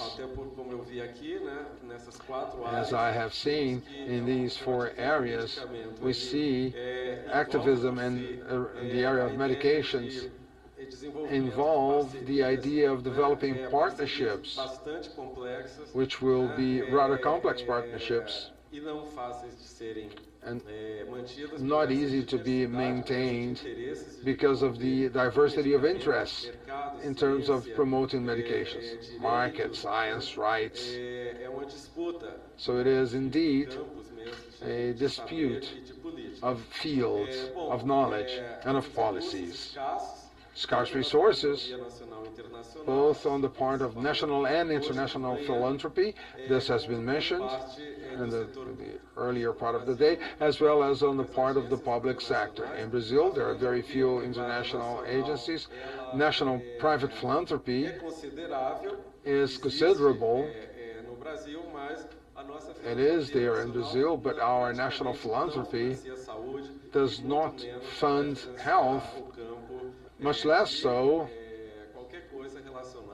will they fund anything related to treatment, to access to treatment, as I have been able to observe this far. I do hope I am wrong, but this is what I see. And I think that we also face Latin Americans' neglect in global policies. I include the word active neglect because it is really impressive for us who have traveled to conferences. Perhaps given the existing barriers, we forget how much history this continent has in that field.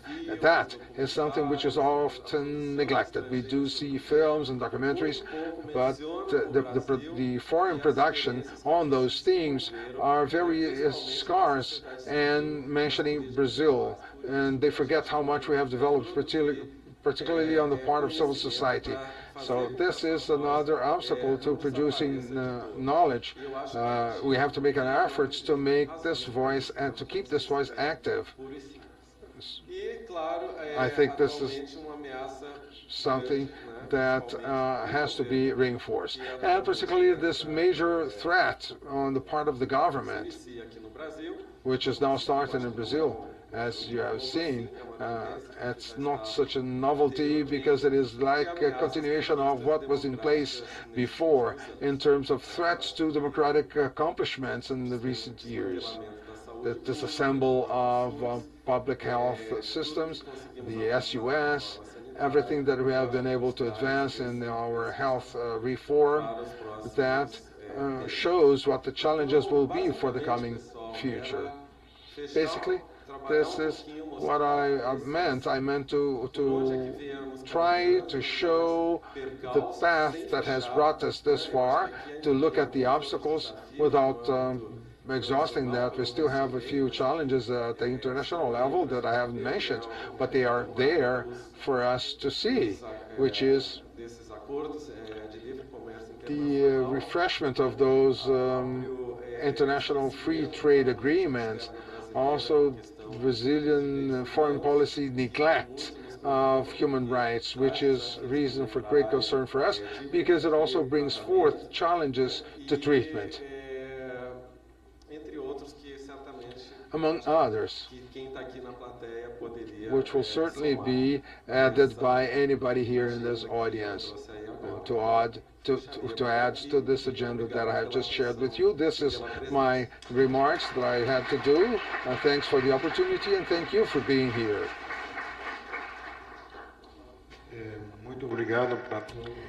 Thank you. I thank all of the speakers for their presentations, and we have an opportunity. Excuse me, Pedro. Yes, we're going to have an opportunity to interact with the table, and anybody who wishes to make any comments or ask questions, please do so. We're open for debate.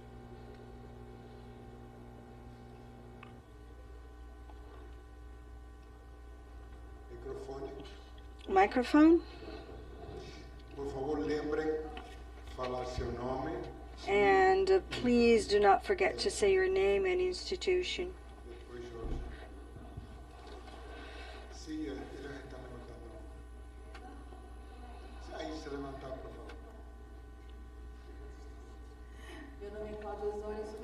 My name is Claudia and I work at Fiocruz.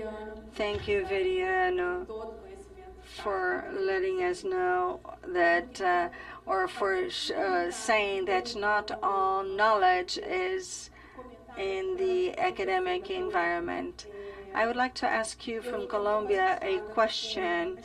I was a bit scared with the strategy on magistral drugs. I am a pharmacist, and I acknowledge that these drugs provide wonderful help in specific situations, for instance, small uses and so forth, or uses that are not considered for a more systematized use of the drug. However, when we try to solve a problem, we may create another one because we do not have quality control in magistral preparations. They are artisanal and there is no uniform dose. Oftentimes, the distribution of the powder in the capsule, or it's not homogeneous, and so this is not a solution, and it is a very specific situation, and perhaps we should not dedicate so much effort for that because it may not result in benefits for those who really need it. So I would like to suggest that our efforts should be on working for pediatric preparations or make pressure over the industry, and this is what I wanted to suggest. And to my Peruvian colleague, I would know why all medications and not only the ones that are in the national use. ¿Por qué no todos los medicamentos y sí los medicamentos del petitorio? ¿Por qué no hicieron esta decisión?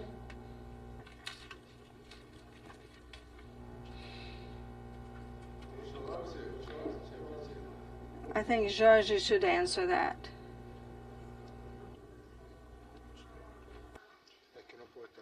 Boa tarde a todos. Parabéns à apresentação. I would like to congratulate you for your presentation. My name is Caterina. I'm a pharmacist. I work for the National, I am from the National School of Pharmacists, and I would like to, Veriano, you provoked me a little bit with something you mentioned, because the national policy, Resolution 344, actually 338, I'm sorry, of 2004, it mentions pharmaceutical care as a whole. And within this cycle, we have the strengthening of the national industry to facilitate. This makes me nervous. I'm trying not to make any mistakes here. I'm a fan of Claudia, and I'm embarrassed to speak in front of her. But anyways, we are strengthening our national industry, not only for sovereignty issues, but also to facilitate access. And so I am from the state of Pernambuco. We have a pharmaceutical lab there, a state-owned lab, and we now have, for the treatment of HIV/AIDS, we have an extension of all of these formulations and other combinations which facilitate therapy, and that is very important for treatment compliance, and not only in dealing with HIV/AIDS, but we also have access to other medications such as, for instance, 10 years ago, we got the patent for the drug to treat Chagas disease. And so the strengthening of the national industry is something important not only for sovereignty issues, but also in terms of access to medicines and also to an improvement of the conditions for all of this population. Thank you very much.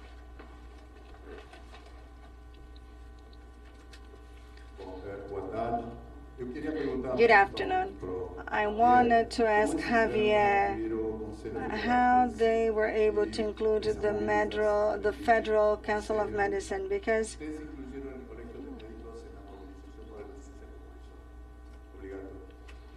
thank you.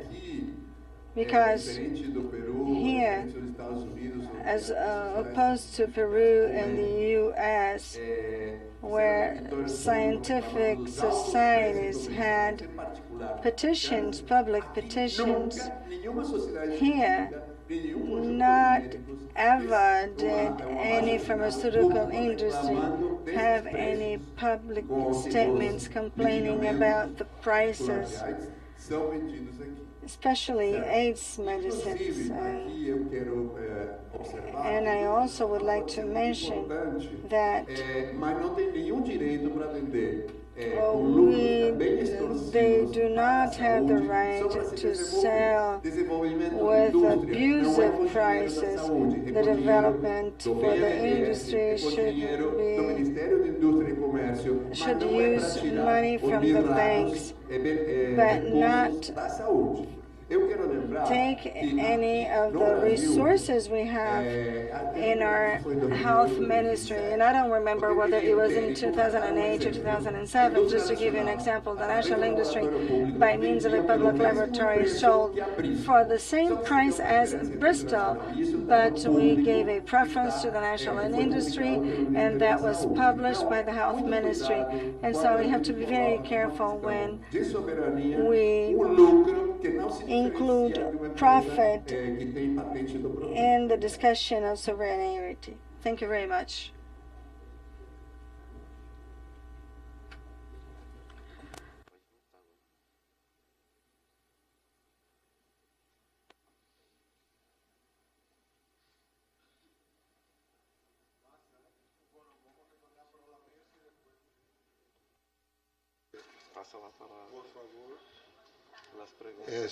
A la profesora Claudia. En Colombia hay una profesora que se llama Claudia. Professor Claudia. In Colombia, we have a professor called Claudia Mora, who is an expert in this area. Claudia Baca. Expertas farmacéuticas. She's a pharmacist, an expert. And so, Claudia, I would differentiate the issue of pharmaceutical preparations and magistral preparations. And in the case, for instance, of Abacavir in Peru, we talked to Javier. We need a very small dose to treat pediatric patients.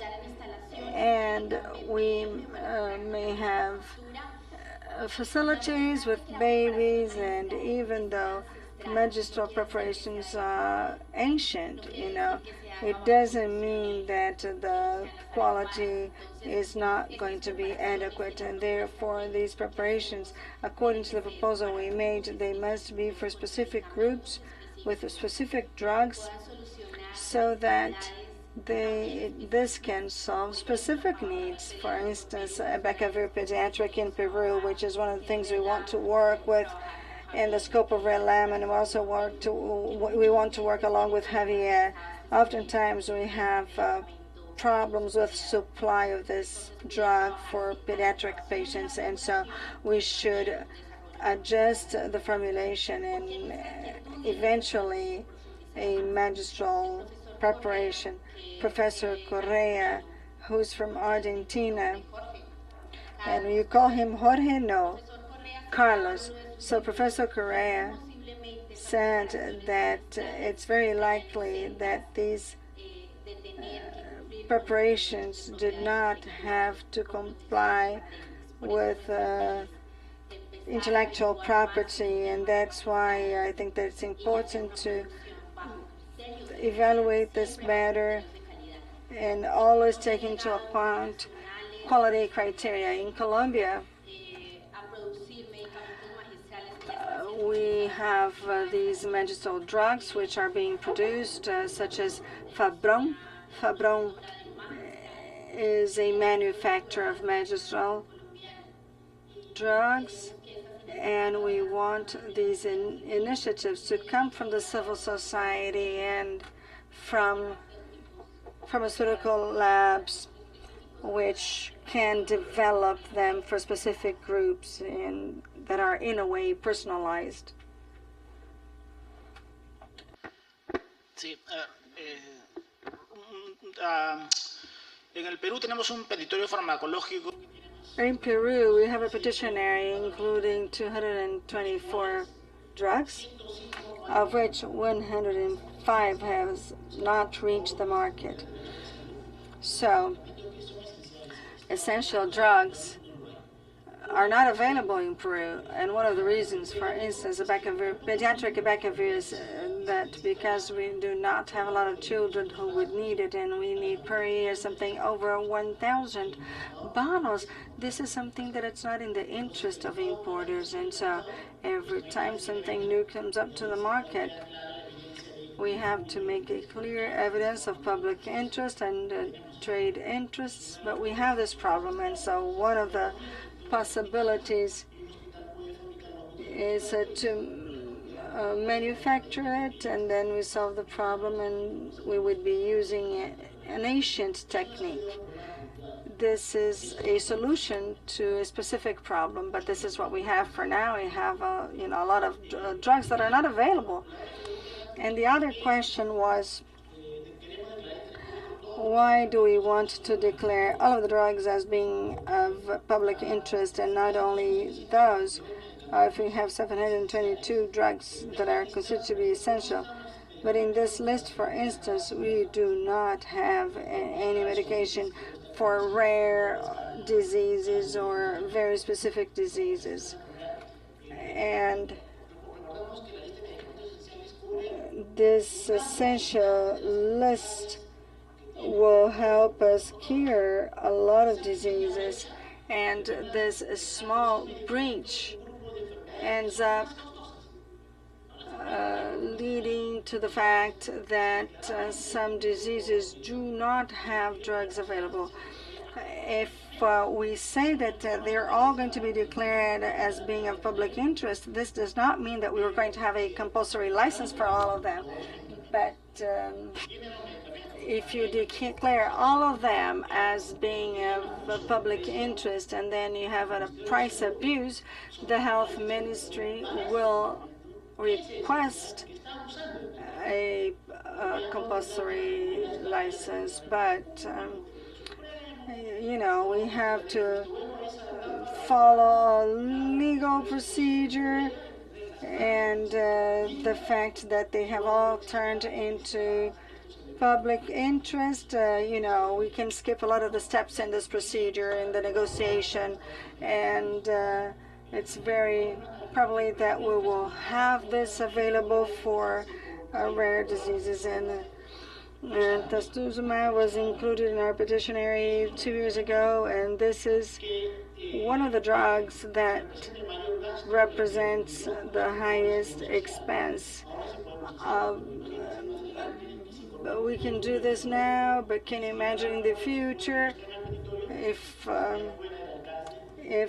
we do not have a drug included in our petitionary, then it is a problem. So once we include all of them, we declare all of them as being of public interest, and then they will all be considered essential even though they're not included in the petitionary. And the healthcare system, yesterday, this is Tuesday today, right? Yeah.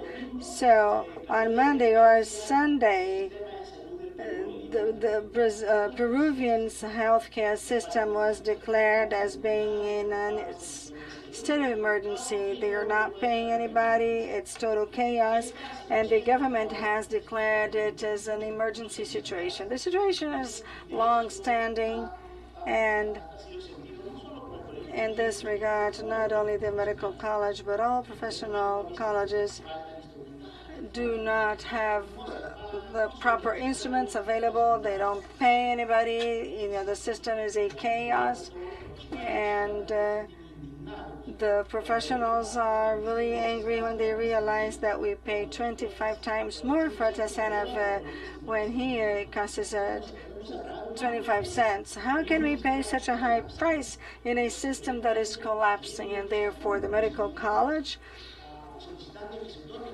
requested that a compulsory license was filed, and even Social Security in Peru joined this compulsory license. Everybody wanted it. The government was the only one that did not, and then the government is gone. So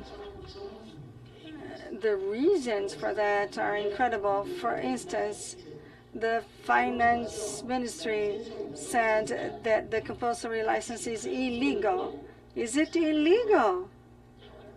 Well, I don't even want to comment about this, but we have this kind of problem, and the professional colleges joined their forces, and nowadays in Peru, talking about compulsory licenses part of the vocabulary of a public employee, which is something that a couple of years ago was not there. And another thing that happens in Peru is that the national industry had an advantage when buying imported products, when,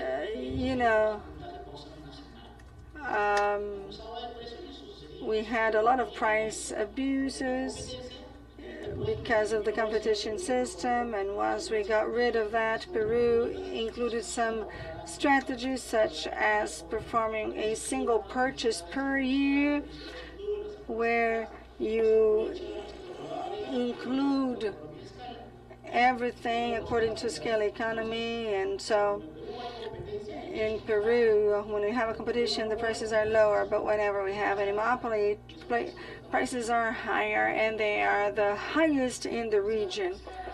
And so I think that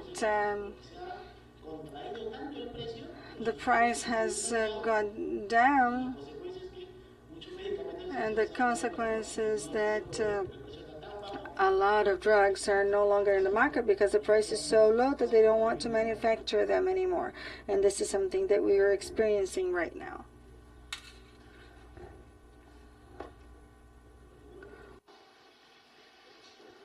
Bueno, continuamos con el debate. Should we continue with the debate? We'll have another round of questions, please. Eleno.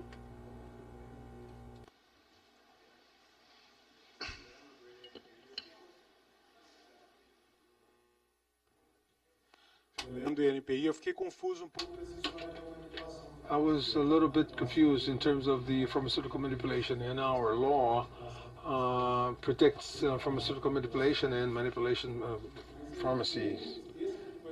But this Article 43 in their Section 3, it's a bit confusing because it is provided for extemporary manipulation, meaning medications that are only in the form of pills, pediatric medication that needs that as syrup, that would be released, no problem with the law. I do not see the use of that law in order to get around the patent law, because who's going to sell raw materials? It's under the realm of the pharmaceutical industry. So I thought this was all of, so much of a strange story. Now, Verano? Now, when it comes to the patent, obviously I work with patents, so I feel it at odds when it is posed as like a demon. This is not the point. I think it is important at the INPI. This is one of the work we do. We work together with the researchers, national researchers, to encourage them to patent, to file a patent for their inventions, rather not to exploit them as commercial products, but to avoid the usurpation of our research. We have had problems like that. If you're curious enough to do research on captopril, for instance, to see how captopril's research has been usurped here in Brazil. Medication was developed on the basis of national research. Now, whether that's going to be used by the industry or not for exploitation and to avoid access to medication is another story altogether. But patent is also used to protect patients' interests. So we have to be a little careful when it comes to demonizing the right or the law.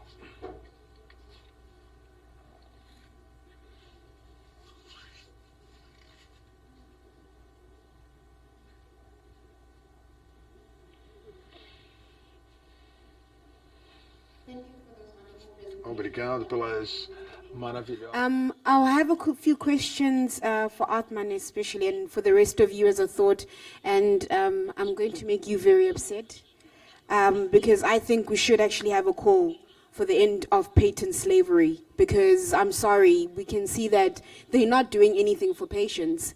What they're doing is just causing a lot of havoc, and they just need to be eradicated somehow. That's basically what I think we need to do. And this is something we can do at the Human Rights Council. Blame and shame. We were given advice yesterday by Ambassador Amarim. Why not use that as a new strategy, just to put stuff in the kitty? Secondly, I wanted to ask Atman, so if the MPP is creating barriers for some countries and not for others, is there a way that we can work with the MPP to, work around that? Because I know we started off really badly with the MPP 5-6 years ago, but it seems as though the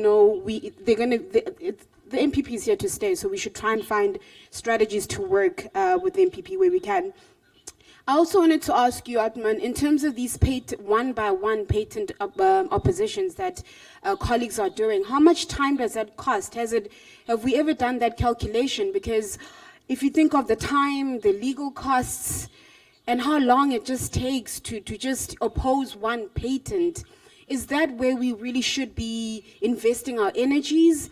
And what is your advice? How do we get around this? Because, for instance, we're calling for patent opposition and for patent examination in countries within SADC, especially in South Africa right now, but I'm already freaking out about how long it's going to take to even oppose these things one by one by one. So thanks.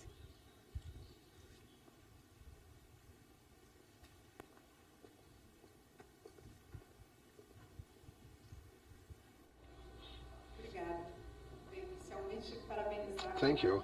I would like to start by congratulating ABIA. Discussions have been very good since yesterday, and my name is Claudio. I am from Fiocruz.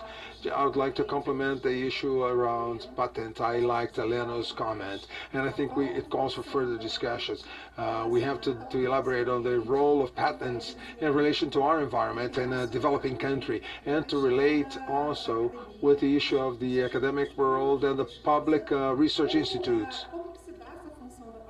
Now, what is the patent's role like? I think everybody knows that Fiocruz has intensive patenting activities in pharmaceuticals and biotechnology. We also know that patents have been used historically with great intensity, particularly by the large corporations. And they have used that in order to ensure their dominance over markets.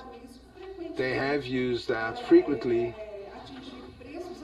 to achieve abusive prices and abusive conditions. Not only abusive prices, but also abusive conditions in their contracts related to technology transfer.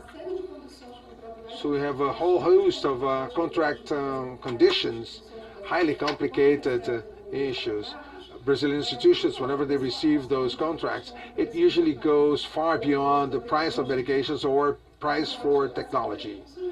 And I would like to make this as a suggestion to discuss in order to elaborate the role of patents, because I do understand that patents, from the point of view of the Public Research Institute, it may also be good to provide control over contract conditions.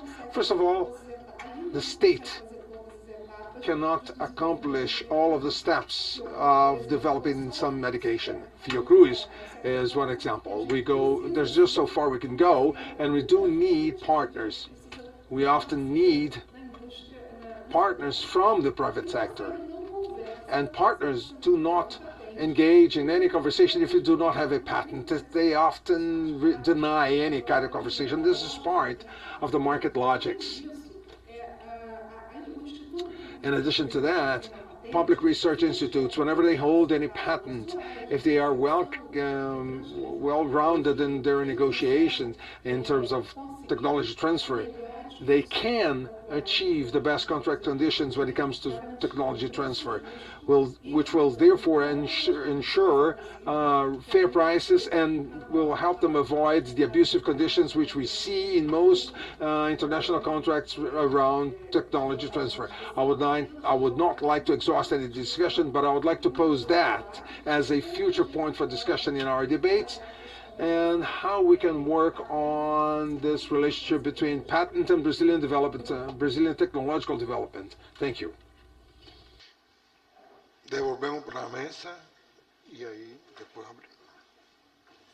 abrimos. We return the floor back to the panelists.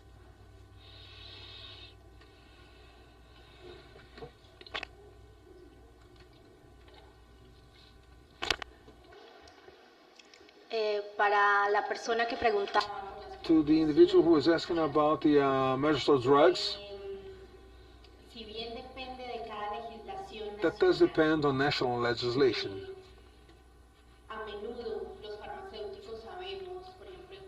We know in Colombia, Peru, and Argentina, we know that parenteral preparations are made for injection in hospitals, where they know the different doses of medication in a single preparation.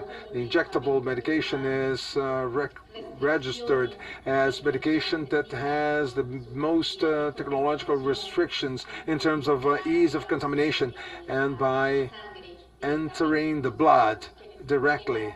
So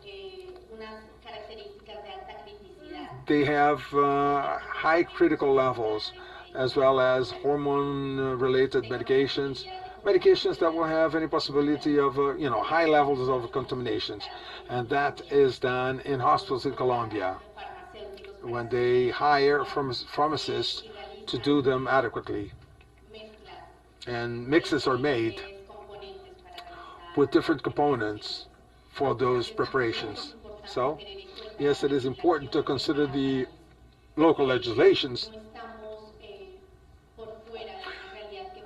We are not outside the possibility of solving some problems with those pharmaceutical formulations, which could help us to address some specific cases. I will mention the Peruvian case. So we could work on the basis of specific cases.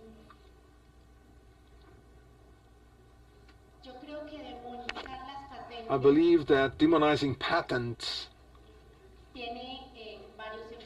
has a number of different focus. Personally, and also based on the studies that we have developed, patents have not been used for the purpose they were created for.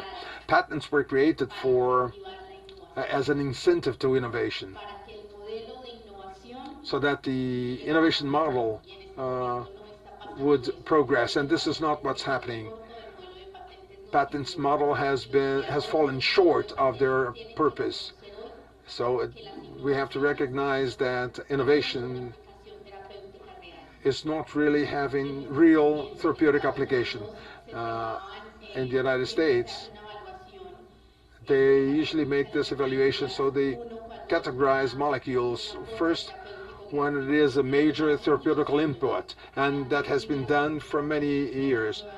the therapeutical input has decreased in the new molecules. The international magazines, which used to give awards to the relevant therapeutical input since 2006, they have not been given any awards recently because they have found that innovations developed by the pharmaceutical industry do not have any relevant therapeutic input, meaning the patents, the model we're offering throughout the world in terms of intellectual property is not generating innovation that will help the populations at large. So in that regard, I would suggest that patents have not been good and that this model has to be abolished, has to be finished, because they are not protecting.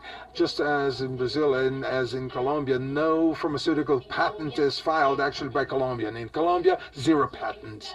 Zero patent is filed by Colombians.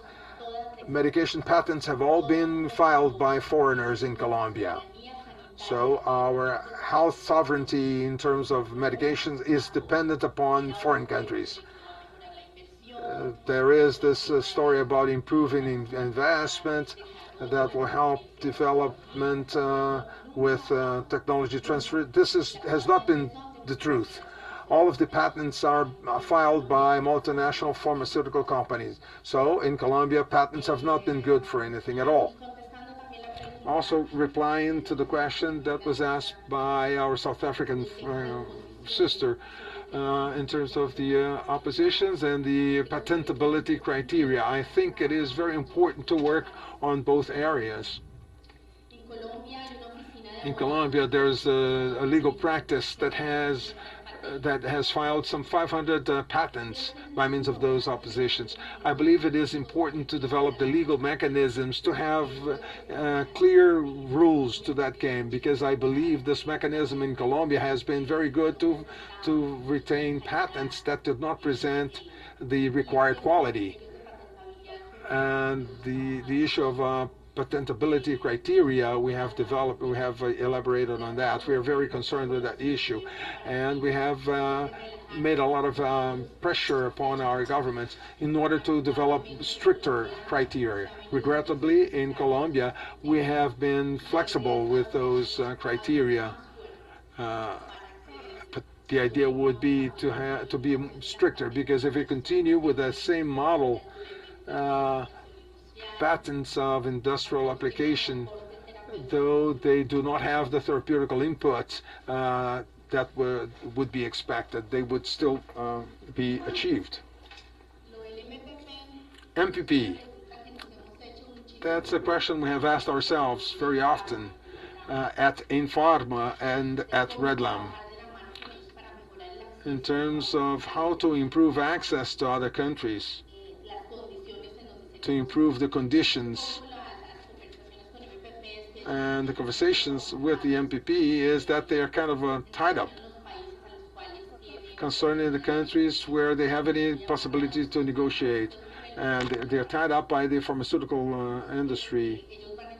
So I think they will come to a point where voluntary licenses are not going to be feasible, so we will have to resort to the compulsory licenses and to those mechanisms, because they have a very short range of action, which actually depends on the desire of the pharmaceutical companies.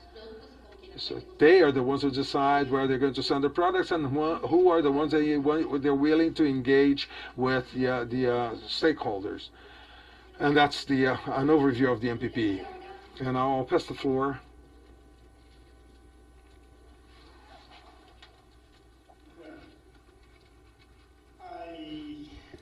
Well, I'll continue with the MPP. So, first of all, the MPP didn't invent voluntary licenses. Voluntary licenses have existed before the MPP, and if it was the miracle solution, we would have known it. Maybe the difference between the MPP, the licenses of the MPP and the other licenses, is that they are public. I think making public a bad license doesn't improve the quality of this license. How could the medicine patent pool work better?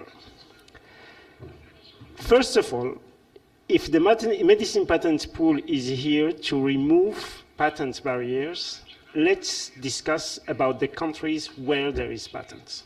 So there is no reason a country where there is no patent or whatever is involved in a negotiation to be in or out or whatever. The business of the patent pool is to remove patents. So let's go in the countries where there is patents. I'm sure the medicine patent pool cannot have the license with the whole countries of the world, but we cannot rely on this. I think we have tools that exist. We have rights that exist, and we should use these tools. Now, in my sense, a medicine patent pool can be stronger if there is a huge investment in the work on TRIPS flexibilities in the entire world.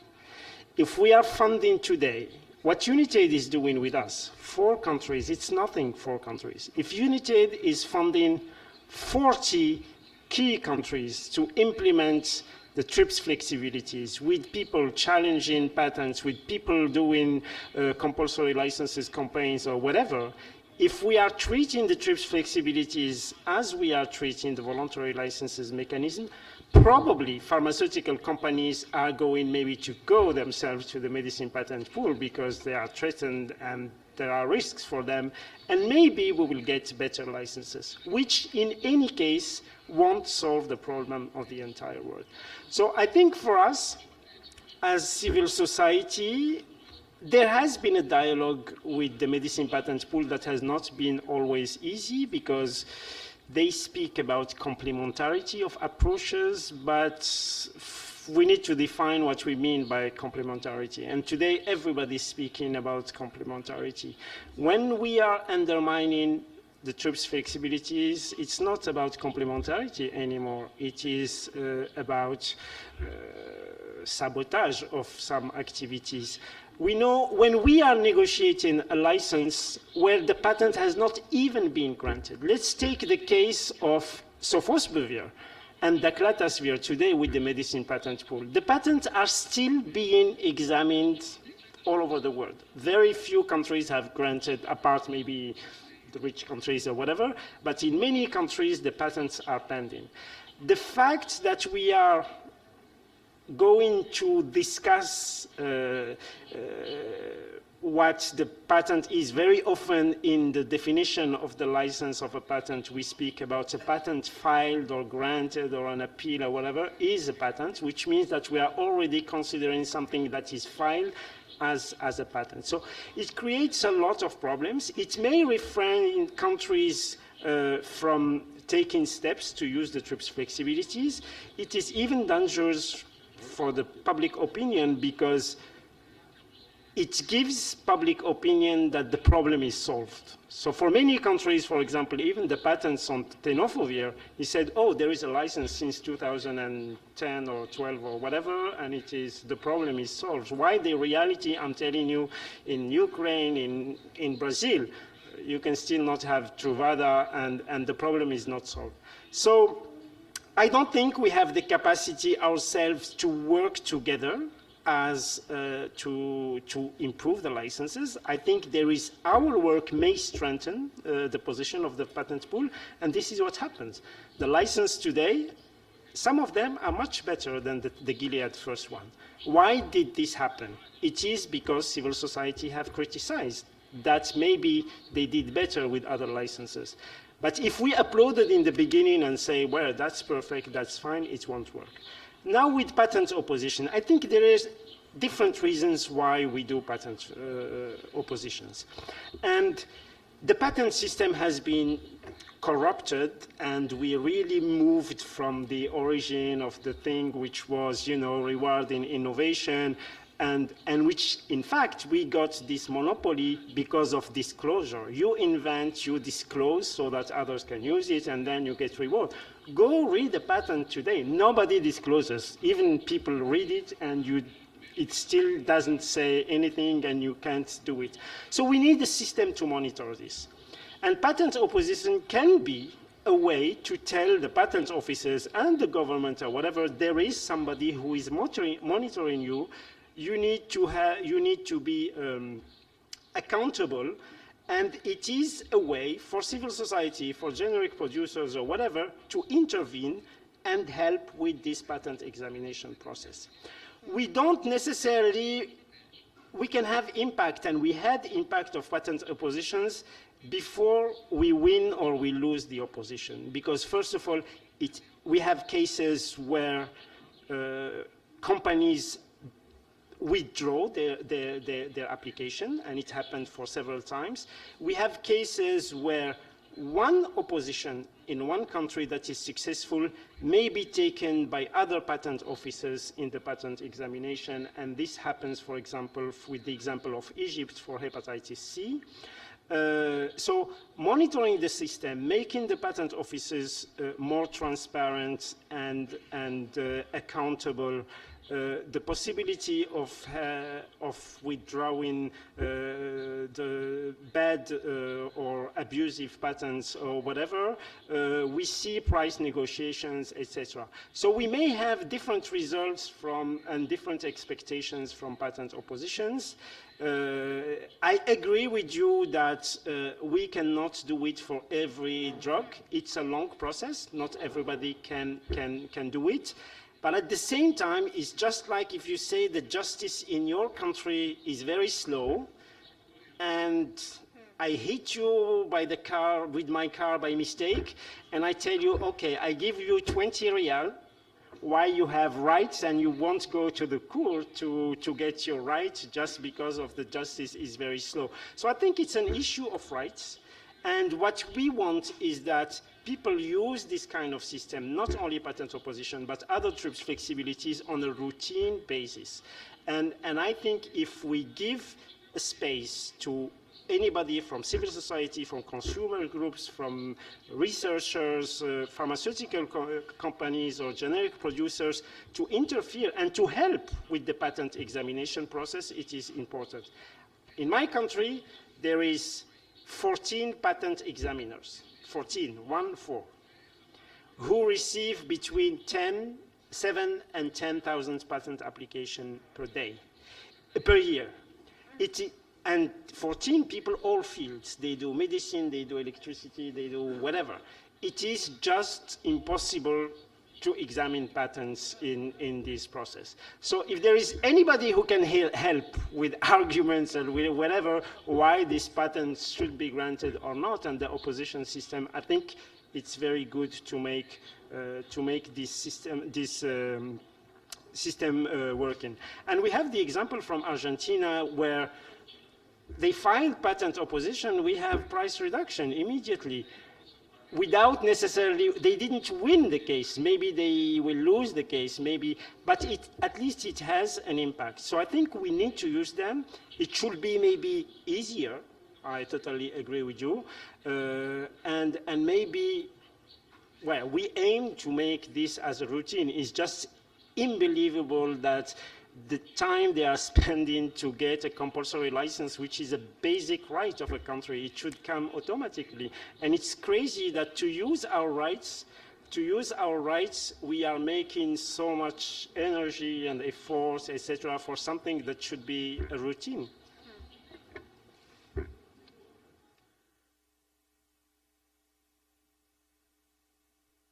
I would say to Claudia and Elena, without willing to actually respond, I'm not really going to say what I do think about patents. I just wanted to identify that this is a field which is central to our activism. It's a challenge to discuss that. Now, what are patents good for? How they are granted, to whom and by whom are they granted? This is a central element in activism and medications and patents. This is what I wanted to add, and this is certainly an important theme for discussion. It's actually disputing power. I made this point actually as an activist in this field where this issue has been discussed, but because not long ago I went to this debate at the National Health Council. It was actually myself and a representative from the pharmaceutical industry, from the international pharmaceutical industry, obviously, and a representative from the Ministry of Health. And I was truly impressed with how welcomed and the applauses that the representative of the international pharmaceutical industry was received within the council, defending patents and manipulating cases. And we were there trying to show the harm that patented medications and monopoly would bring to our SUS, the Brazilian civil health system. And people were more moved by the fact that that gentleman was saying that for 30 years he had been taking patented medication, and from the height of his 75 years of age, his health was in such good conditions. And it would also share very serious accusations to Brazilian research, to Brazilian academia, saying that Brazilian researchers would only publish. They would never be able to transform their innovations into patents. And the National Health Board, they were just nodding to him. There were two of our colleagues here who were witnessing that. I was truly shocked as I saw how much we still have to progress, because if there's this difficulty within our National Health Council or Board to understand the problem or the challenges that patents may bring to public health, let alone for the remainder of the population. So this is why I share that as a major challenge, which is to develop serious and critical discussions around the purpose of patents, in our case here, in the field of health. So I would rely on his words, and I would rely on her words as well. But my role here at this moment is to try and identify, to raise this flag as a major challenge, which has always been and is likely to continue being to discuss the other potential ways to encourage technology transfer, to encourage protection to our discoveries outside the model, a model which is, a bankrupted model. I have participated in other discussions, international ones, towards discovering other ways we would be able to protect and encourage research as well as protection of discoveries and the transfers of technologies. Patent is one way, but mankind has certainly the capacity to discuss other fair ways and less committed with so much corruption in terms of ethics and morals, which has been the case with the current patent model.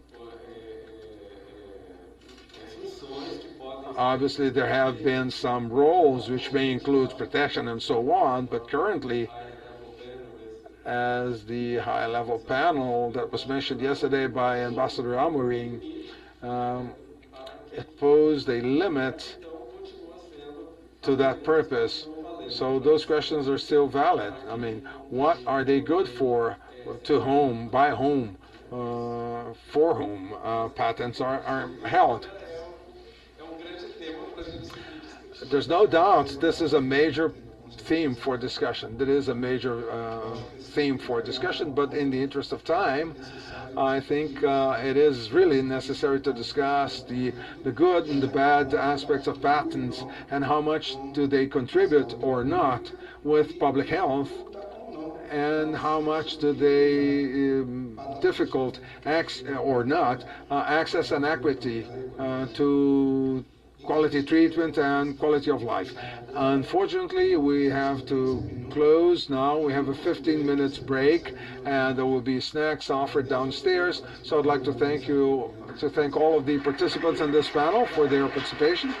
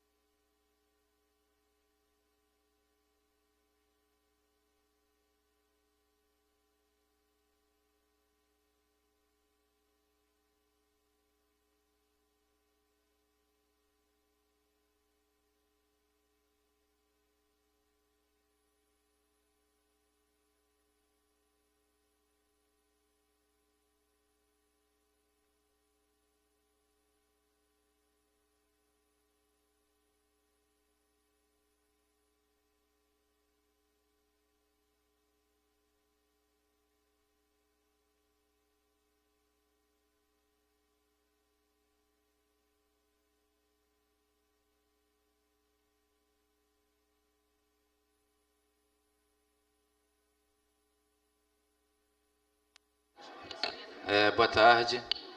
Good Só para avisar que a gente está tendo Good afternoon. Just to let you know that we're having a technical problem, but we're soon going to start. Well, just give us 5 more minutes.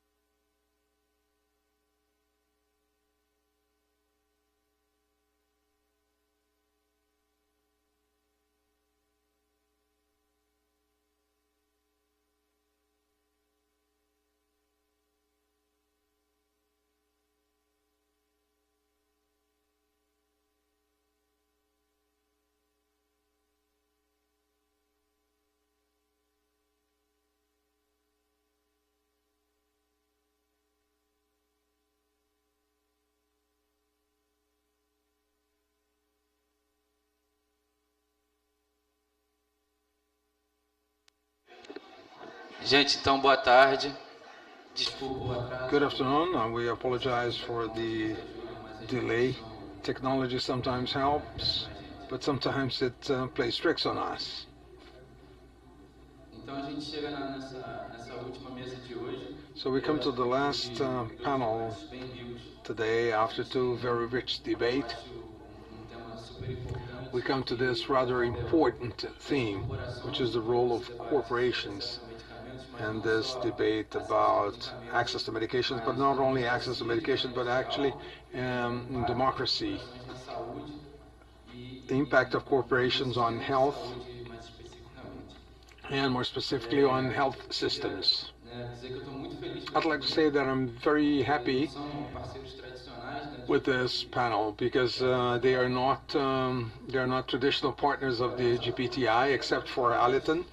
Gonçalo is traditional, but in another agenda, which starts to delve into the movement of AIDS and access to medications. But I'd like to say that I'm very happy to have this international transparency, including the participation of Nicole and the Alliance for the Control of Tobacco under Daniela. We will start with Gonçalo, and I'll ask you to be strict with the 15 minutes we have for each presentation, and then we'll proceed with the panel. So, Gonçalo, you have 15 minutes, please.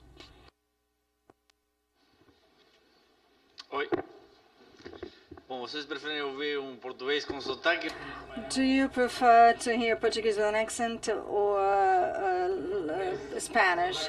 You prefer Portuguese? Okay, with an Argentine accent. Thank you all for the invitation, Pedro and my colleagues. It is a great honor for me to participate in this seminar and also share with you a lot of the things that we have developed in the last few years. And so I am Gonçalo Berron. I work for Friedrich Hebert Foundation. It's a German foundation, but I also work with a small group in São Paulo called Vicencia. It works with issues related to economic concentration and the impact that has on our population. And at the same time, I am a member of an institute located in the Netherlands with which we have developed a campaign called Global Campaign to Dismantle the Power of Corporations. It is a long name and very radical, but it is the name that came out because, in fact, it helps us define the objective of the campaign. And so I'm going to talk as a representative of Vigencia and also as a member of this campaign I helped develop. And I think that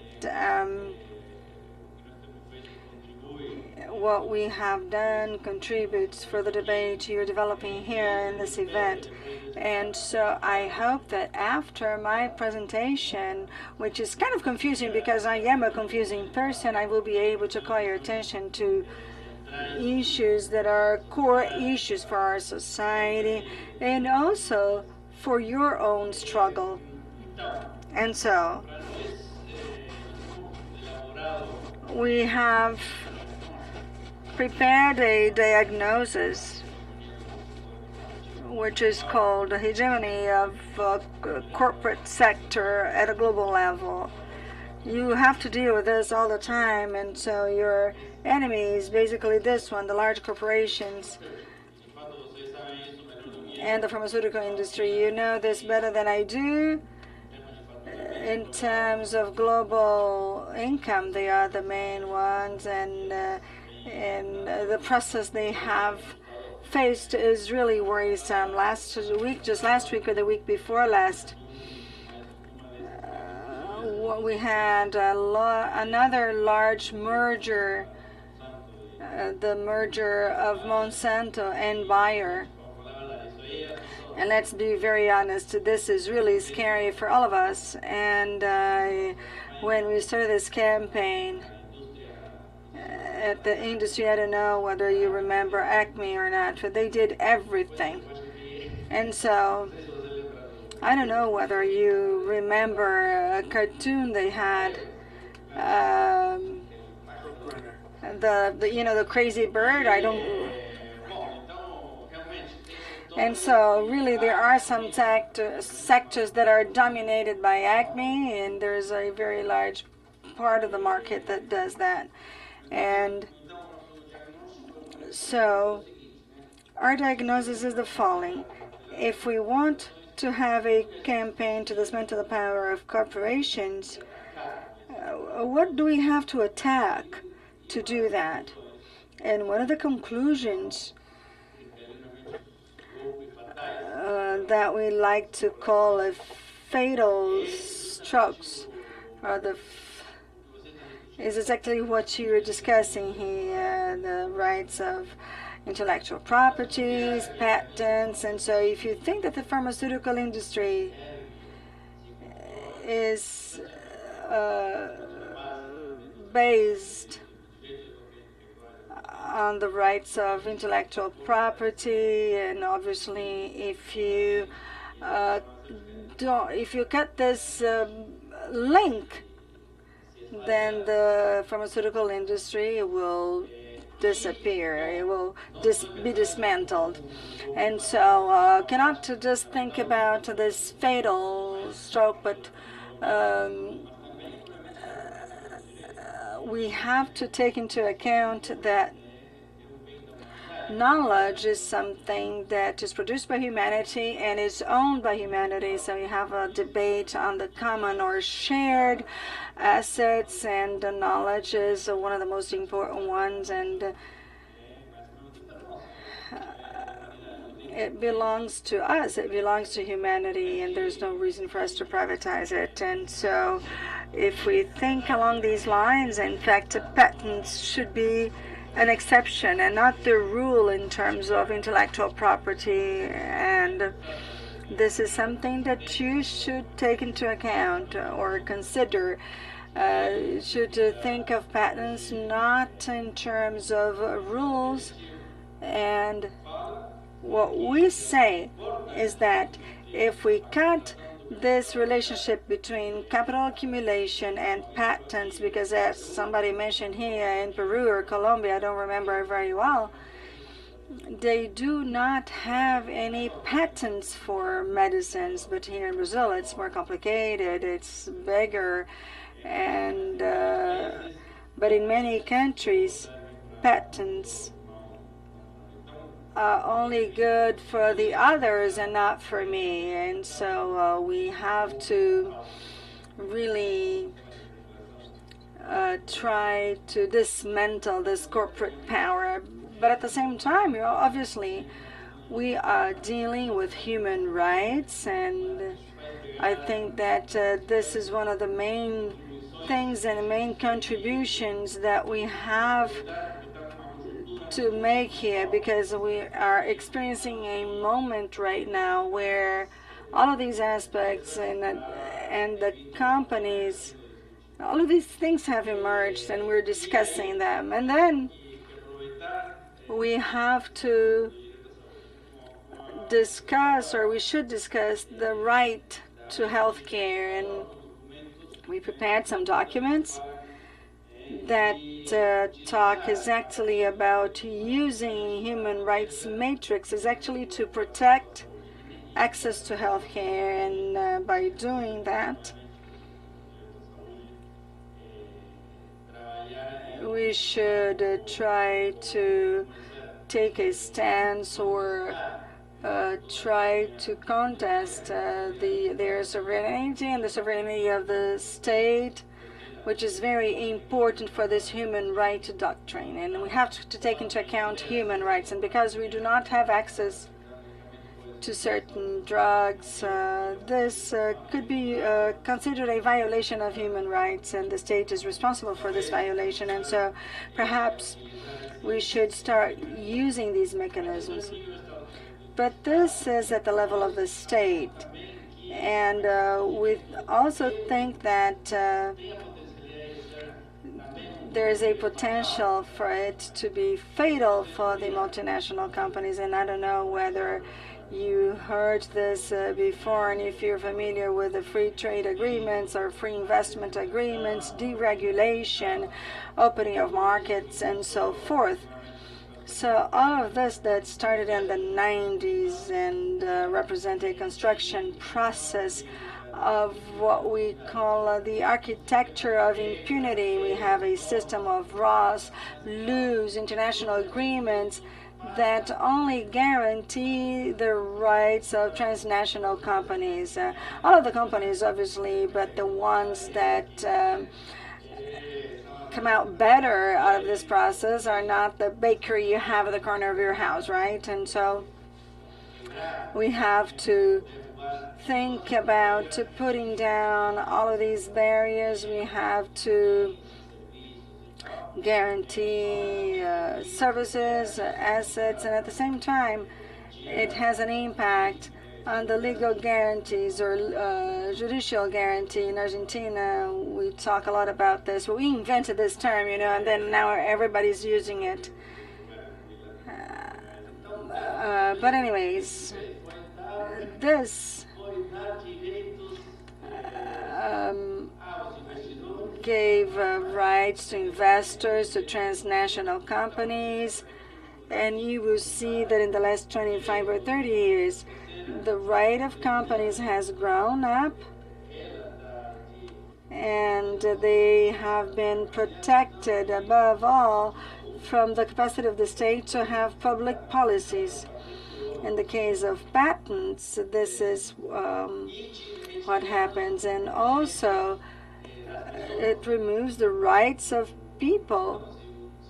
So if the company has that right guarantee, we lose it. We lose in terms of access to health, access to education, and also in environmental terms, we have laws that are not as protective. For instance, in terms of labor, you lose labor rights and so forth. And so this dispute is essentially a dispute about rights and human rights are part of all of these issues that are being discussed. And so we have a dispute and a struggle at a global level, and it's a dispute that has been there for 40 years. It started in the 70s, and it represents an attempt to regulate it's a binding obligation, and then versus an attempt to dictate rules and norms that would obligate companies in general to do that. Well, we were talking about international companies here, and they are the most specific target. And this is something that started in the 70s, and I don't know whether you remember that at the time we created a center in the scope of UNCTAD exactly to monitor the operation of these transnational companies, which had to do with very sensitive policies, and such as the coup, Allende's coup in Chile. So the UN evaluated that it was necessary to have some kind of international action, and that's when this center was created. This center generated rules at the ILO. There was a declaration on international companies and labor, and there was no binding character as well. And then in the 80s, but more significantly so in the 90s, they started discussing this again. But the companies won the battle in the 70s and 80s, and they consolidated this victory in the 90s. Some instruments came up, the famous OCDE guidelines, and but finally we had the Global Compact, which is an initiative of Kofi Annan, who was the United Nations General Secretary at the time, and then we had the World Economic Forum to create a pact on a series of rules and norms for a more ethical functioning of companies at an international level. But of course, this pact had a volunteer aspect, and so the companies went there and they adopted, but they did not have any obligations. And the same mechanism of monitoring of the Global Pact says that one of the main problems they face is that the only obligation that companies have, they don't do that. And so the only penalty they have within the Global Pact is for you to be removed as a member of the pact.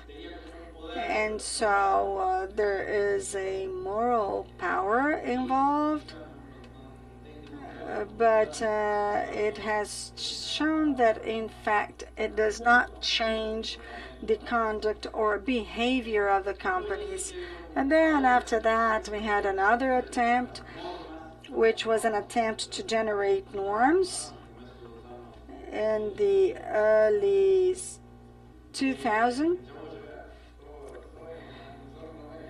I'm only in the 90s, so wait, I will get there. But these norms advanced with the negotiation. At the time, we had a human rights committee, so we advanced and consolidated a text which was approved by a subcommittee, by a writing or a editing subcommittee. I don't remember the exact name right now. And finally, it was let go and we allowed it to die. It was moving in the direction of creating binding obligations in terms of human rights for these companies, and not only for the states. And obviously there was a block, and at an international level, those who designed and invented the Global Pact. We had a Harvard professor called John Bragi, an Austrian, who teaches there. He was invited to try to determine what kinds of measures and rules could be adopted at the level of the UN's activities. And so they had a process that lasted 5 years, and at the end of this process, many organizations thought that that would represent an advance. But in the end of this process, they proposed the guiding principles in terms of human rights companies, which represent another series of non-binding norms. That's how, in terms of human rights, and they're very famous because they have a tripod, which is protecting, remediating, protecting, comply, and remediate. So the state should protect, the company should comply with the rules, and then together they should remediate. But there's no obligation, there's no binding obligation. And so this was a victory of the companies, at least in the way we see it, or even the private sector, of course, based on those who say, okay, but we should have binding norms at an international level, especially to protect the areas where the large international companies and the states have a relationship that is really striking, and there's a lot of impunity in this regard. We had a very famous case by Chevron where it lost the file suits, but ended up never paying anything because it's a small country and probably weaker in terms of economic volume and all. And so what happens? Imagine Ecuador, which is in South America. Nothing really came out of that. Now imagine what happens to the smaller countries. These companies really do whatever they want to. And so in a globalized economy where companies can go from one place to the other and escape the laws or the state control, it's very difficult to have an international rule like that. And so the campaign was adopted by other organizations, and we finally succeeded at obtaining something that was a dream for us, an impossible dream. And so we started a process to define a treaty at the scope of the UN. And so in 2014, after 3 years of these principles that were adopted in 2011 by the UN's Human Rights Council, the council, they approved a binding document. And it was a victory for us. After 40 years of struggle, I participated in part of the struggle. And of course, I participated in the best part of it, which was our victory. And so we're now discussing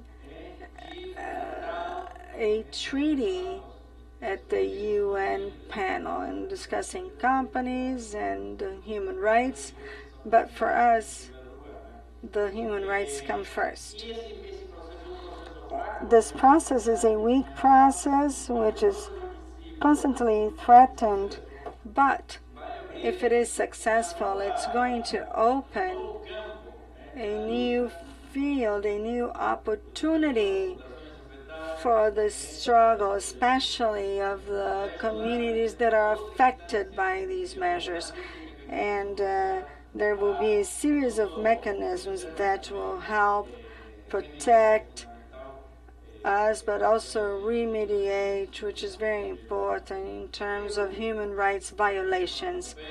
I have already talked to Pedro and to our colleagues at GTPI, and I think that the problem that you deal with, not only in terms of intellectual property rights and access to medicines, but healthcare issue as a whole, is something that has to be better worked with in terms of the perspectives of combating what we call privatization of democracy and institutional mechanisms, and in particular in trying to generate a framework of rights to protect people more than to protect large corporations. And so in this process where everybody is included, and including yourselves, is essential to dismantle corporate power, but also eventually to protect our rights and the rights of those who has less access to healthcare, education, and other services that are only accessible through money. So I'd like to make an invitation for you so that we can join arms in such an essential, such an important struggle. Thank you very much. Thank you, Gonzalo. I think that Gonzalo's talk provides us a very good background, and Felipe was reminding me of the event rules, and you have to speak at the end. But anyways, this neoliberal context, which has been around for 30 or almost 40 years, it generates an environment of impunity by the companies, and it removes the rights of people, giving superpower to these companies. And this is observed by, in different forms. We have attacks to legislations that protect human rights, such as it is the case demonstrated by Lorena earlier today, and it's currently happening in Brazil and Argentina, and it has already happened in India and Africa. And so it generates a capture of the policies and the state, and it also generates corruption. And this is what the International Transparency Research is doing. And you have 15 minutes to give your presentation now. Good afternoon. First of all, thank you for the invitation. When Pedro mentioned the non-traditional aspect, I am indeed very happy to be here, because it is a space around this theme. Since international transparency has just arrived in the country, this theme is much more explored than traditionally in Brazil. So when we received Felipe's contact, it was highly positive, because one of the criticism we have is exactly around that, because many of the health fights are not interacting. I belong to International Transparency in the Brazil program. International Transparency is a global movement, as I said.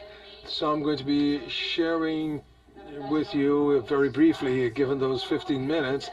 I'll do my best to provide some highlights on the global movement.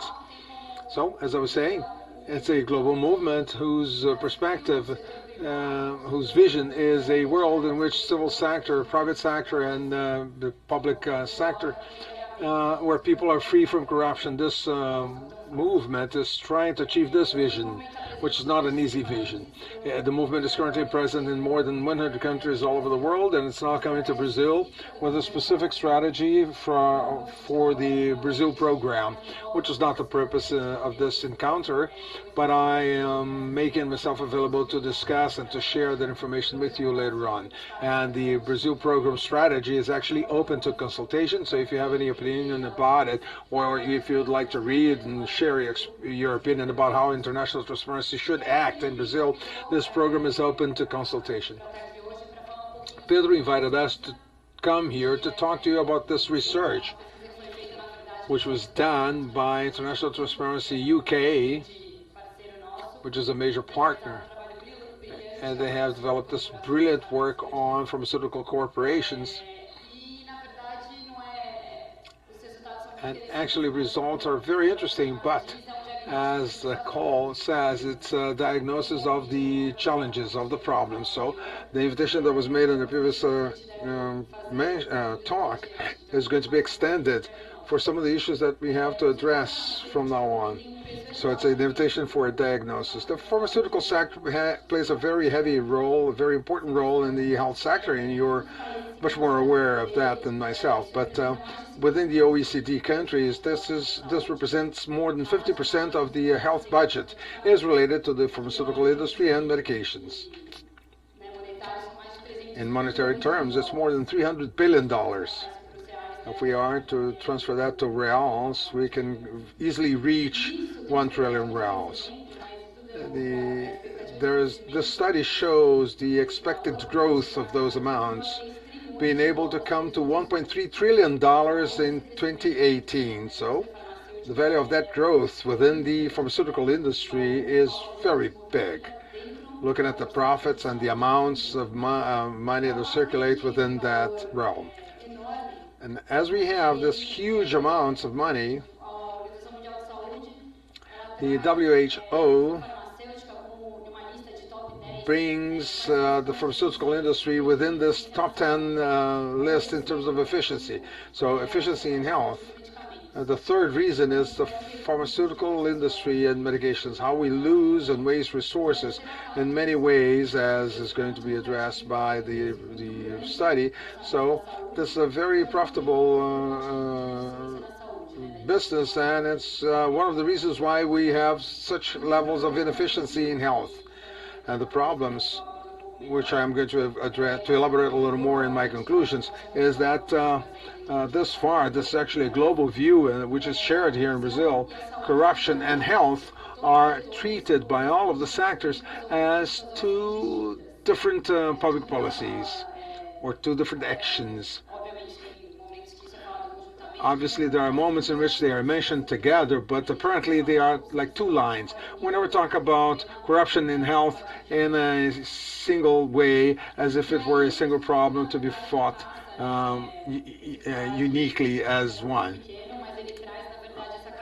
This slide shows the value chain of the pharmaceutical corporations, ranging from research and development all the way to final access and delivery of medications. And the study touches upon each point, the access. I'll provide you the URL. The study is available in English, but you see the ones here in blue, which are the more elaborate elements. Since, in the interest of time, I'd like to share some of the highlights. Yesterday, I could participate in the opening session. It was very interesting because there are some issues that we're not so familiar with. And I'm going to be focusing particularly on research and development and in the manufacturing, because I see your fight here in this seminar has a very strong relationship with access to medications, to drugs in general. So I was thinking about that and looking at the size of the challenge in the health sector. It's a very complex one. And in research, corruption starts when we talk about research and development. This has been discussed here, obviously, and since the pharmaceutical industry. Whenever they're going to produce a medication, they look at the profits, how costs are going to be covered, and how much they will profit from that. What medications, what drugs will be able to bring that kind of return to the pharmaceutical industry. And in the process of developing research and to produce, there's a whole lot of studies in the process, and you know the process a lot better than me. And there's this huge gap in terms of, at the global level, which are the studies which are actually going to confirm whether that medication has to be produced or not, whether it's positive or negative, and what's going to ensure that that medication could be produced and manufactured and start this value chain.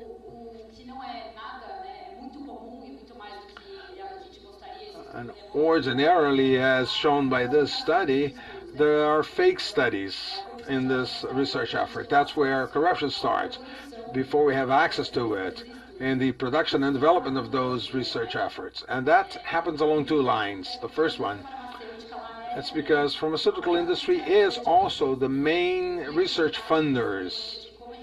In this debate, I have seen how few investments we have in research. And my question is, how do we have it? How are these resources actually applied to the research, and what is the level of integrity for those research? And one study mentioned in that effort, one pharmaceutical group funding research on antidepressants confirmed that 94% of those drugs that were being tested had positive effects and had to be produced. And the National Food, Medication and Drugs, the National Agency of the United States, decided to inspect the study to make a similar assessment as the one that was done for the study funded by the pharmaceutical industry. And of those 94% medications, only 75% really had positive results. So we see this gap in the researchers. We also have these ghostwriters. In addition to funding that practice, the pharmaceutical industry often develops the research, and once the research is developed, then they resort to a renowned physician or researcher in order to have that person endorse that research, to say that the research is therefore relevant. And then these ghostwriters, who have no idea about the content, nor do they wish to have that, they are either physicians or researchers who are only looking for profits, and they will launch those researches. And we also have the academia, the universities and research groups, which are not so interested in confirming the integrity of that research. So this also matches the demand that was being discussed. And we also have the manufacturing effort. That's where we bring the quality standards for the drugs and the safety of those drugs. And that's where we have severe problems in terms of bribery, and not only to have certification to medication that do not comply with the quality, meaning they are not safe, as well as to stop the process, since I have sort of paid to have that medication to be approved at the lower level of quality, and then I will stop Allison's drug to be approved. The WHO also launched data where they say that 25% of the drugs, particularly in the underdeveloped countries and the least, the countries that need the most, they're either fake drugs, or they are below the quality levels. So we're talking about more expensive medications, and we're talking about medication which involve this fight for access. They are not easy, everyday drugs. So we're looking at the integrity levels and whether that medication is going to comply with the necessary demand. Then we go through the discussion of patents, which has been clearly addressed here, and it's obviously unexhausted. And there are also corruption issues that pervades those matters. And we also touch upon marketing, which was very clearly discussed in the material we received. It's also this the so-called marketing developed with physicians and other health professionals to prescribe medications. That's a strong movement amongst medical students. That happens in many countries, so corruption starts right there at the prescription level. To get students to develop the habit of prescribing medications which are of interest for the pharmaceutical industry. Also, the public sector, when it comes to tenders and their relationship with the public sector is even stronger, which corporation is going to be higher than or not, which medication is going to win. And then we come to the distribution, the global distribution. It's not such a big problem in Brazil, but in other countries such as Uganda, for instance, where distribution, robbery of medications during transportation and replacement of those medications with fake drugs is a major problem. So we come back to the cycle, to the beginning of the chain.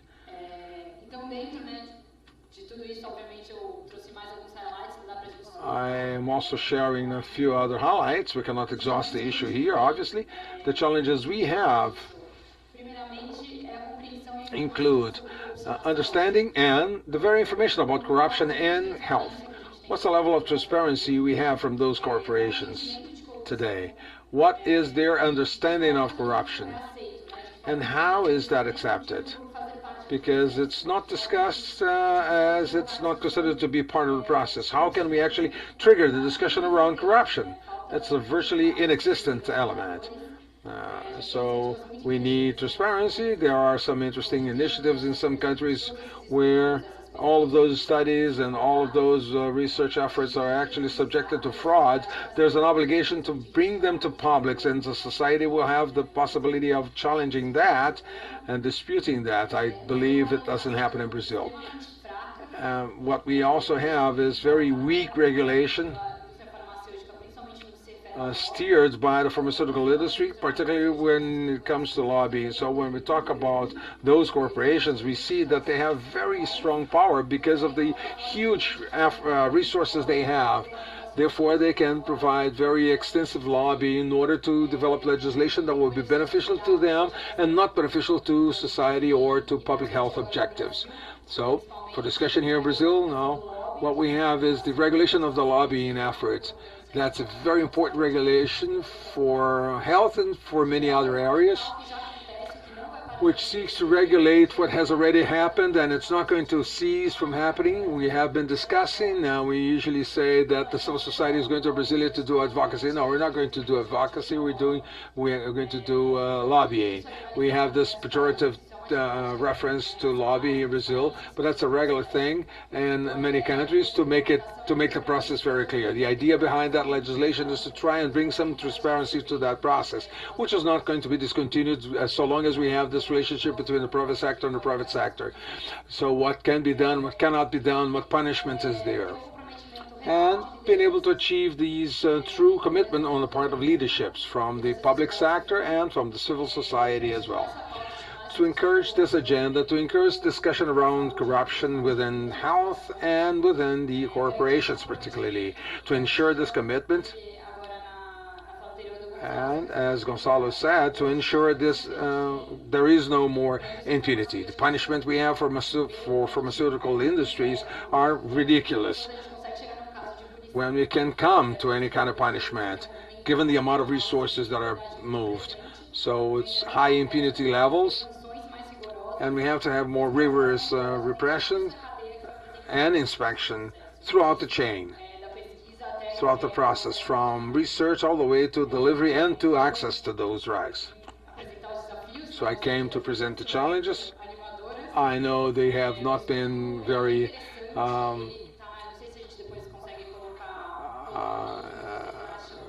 happy, but then we can share the link with you. Corruption in the pharmaceutical sector. If you just write in Transparency International, it's actually available for download from the website. And I would repeat it. The invitation to discuss that, it's not a simple thing. We do point at some of the challenges and some of the discussions. It's a long-lasting struggle, a fight that you have already been participating, but there is another side to it which needs your attention as well in order to ensure breaking with other links that make it harder to have for the population to have access to some of the drugs. I think that's what I had to share with you. Thank you very much. Thank you, Nicole. You did adhere to our time limitations. Thank you very much. As duas falas conversaram muito, né? Yeah. You have addressed what Gonzalo mentioned in terms of corporate capture and this disassembling of the state structures in terms of how to regulate and enforce and punish some of the approaches of transnational companies, particularly, which pose risks to human rights policies. Then I think Licoli has shared very concrete examples from this very in-depth study looking into this type of mechanism.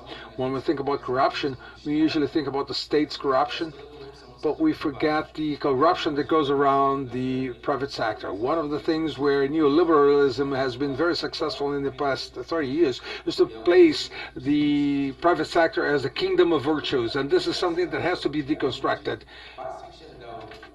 Because when we see the private sector as the kingdom of virtues, we do lose mechanisms for democratic control that we have in place. And this is a little bit of what Daniela is going to be sharing with you, and she shares the case of Uruguay against Philip Morris. 15 minutes. Good evening, and thank you for the invitation. After listening to the previous talks, I think that we have a lot to understand by the struggle of a lot of things that happened before us, because the strategies are very similar. So in terms of investments in marketing and in the case of the tobacco industry, we have the distribution and packaging. Also in terms of packaging and investments with the lobby. So everything that I'm going to share with you here today, actually I wanted to share with you that we do have this problem with the symmetry of powers trying to, in the case of Uruguay, and unfortunately they were very successful in July this year in their struggle. I'm going to share a little bit of this case with you, but before I do that, I'm going to share with you the work done by ACT. ACT is an NGO. We worked for 10 years. We started working with the control of tobacco, but nowadays we have changed our names and we are called ACT, promoting healthcare. We have an office in Rio and Sao Paulo, and another one in Brasilia. We have the local advocacy and a multidisciplinary team focusing on advocacy, rights, communication. I work with communication, but I also work with communication for advocacy, and that is good for you to raise awareness of the population, but also for you to work with communications and make pressure on decision makers. And so we've been dealing with this area. And we have our public policies, the control of tabagism and smoking, and we also started working with healthy eating, and our focus is the regulation of industry, reduction of alcohol consumption, and also physical activity, which has to do with urban mobility policies. As tobacco, we started going into these other areas because it works as a lesson for these other challenges. We always heard people say, okay, you're talking about smoking, about cigarettes, but then you have alcohol sponsoring events, and its use is continuously increasing. So we have tried to use all of these experiences to try to work with these other industries. So smoking and alcohol and sedentarism and inadequate eating are the main risk factors for chronic non-transmissible diseases, which are the ones that kill the most worldwide. And so we have been focusing on these four, and as you can see here, smoking is present as a risk factor for all of the chronic non-transmissible diseases, which are cardiovascular diseases, cancer, diabetes, and chronic respiratory diseases. So these are the four elements we're focusing on right now. And so we are now celebrating our 10th anniversary, and we could not discuss healthy eating without discussing smoking. And so our mission is the establishment of a network which works as a basis for our work. We have a coalition, and these are our brands.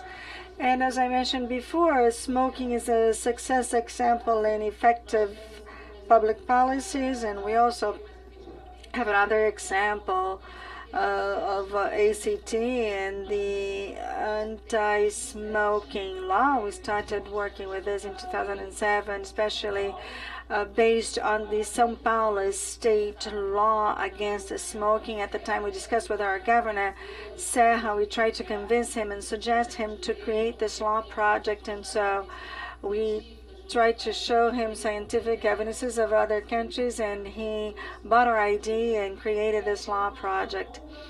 And then we had a long struggle for 2 or 3 years with the industry, especially because the state of São Paulo is the largest in Brazil. And so we worked a lot with the São Paulo state advocacy and our congressman, and including the civil society, and also with the strong support of the government. We have to take into account that we have people working for the government who are multipliers and are essential when you work with public policy. So this example of the São Paulo state law ended up leading to a national anti-smoking law. In 2011, we signed a decree, but it's taken 3 years for this law to be regulated. There was a lot of mobilization by the society so that this law became a reality. And in the meantime, a lot of states and municipalities were discussing. And with that, we created a domino effect, and something that in a recent past, some 10 years ago, we had people smoking in restaurants, nightclubs, and before that, we had people smoking in airplanes and buses. So we no longer have that saying that, okay, if you're bothered by my smoking, you should go elsewhere. This doesn't happen anymore. And now we can go to those people and say, okay, there's now a law and you cannot smoke in here. And this is a huge achievement by the civil society. And so here I have some information on this law that protects 200 million Brazilians. We have 46% reduction on the prevalence of smokers, which was obtained since the beginning of the implementation of laws to control smoking in Brazil. In fact, this all started in the year 2000 because it wasn't just this law.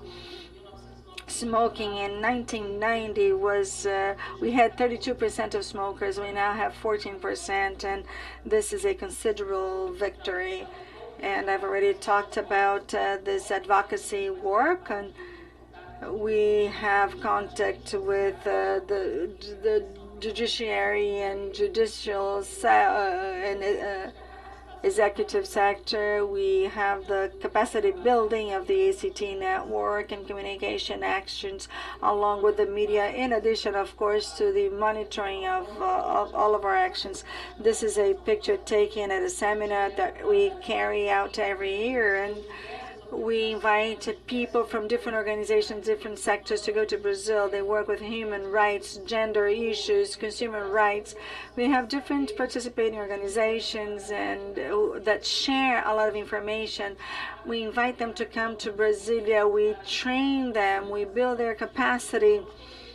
And then we put everybody in a bus. We separate them according to law projects. And oftentimes people go visit the buildings in Brasilia, the offices, and they go home feeling that they're really empowered. This is a picture that was taken last August. It's a very recent picture. And now going into Philip Morris's case, what happened?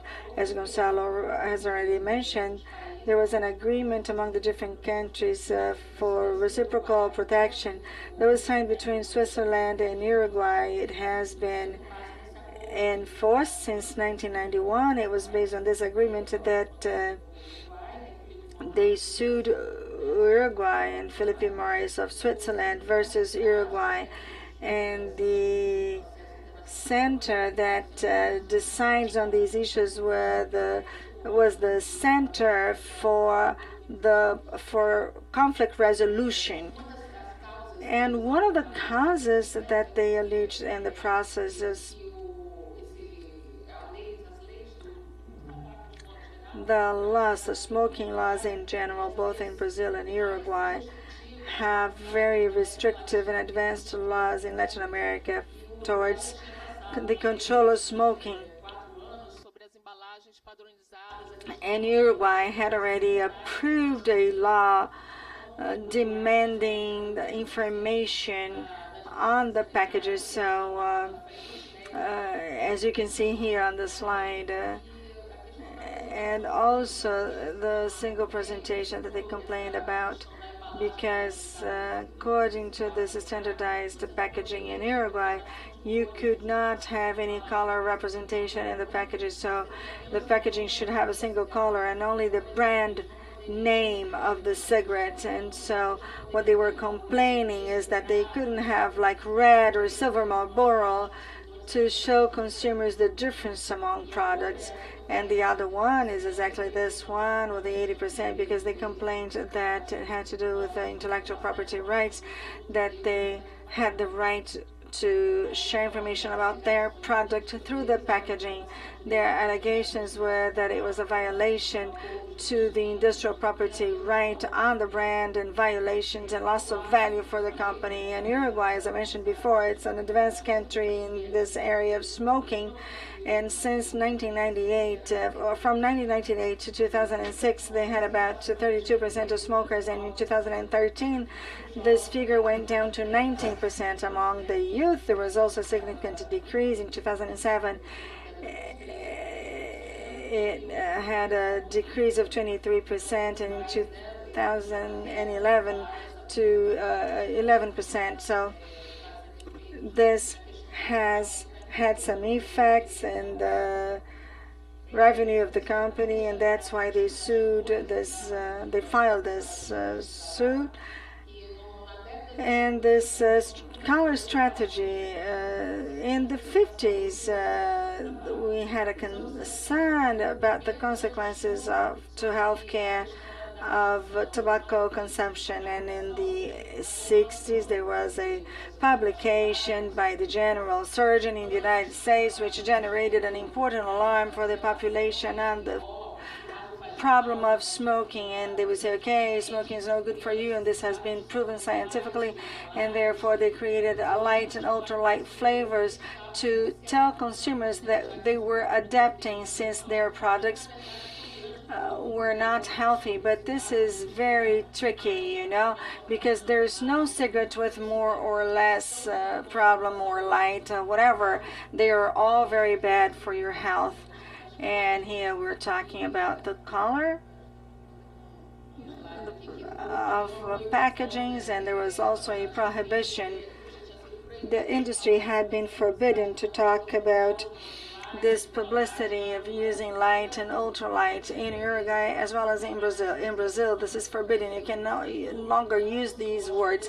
But the consumers have already associated the colors. For instance, they know that white cigarettes are lighter, red is stronger, silver is ultralight, and that is a strategy of the industry.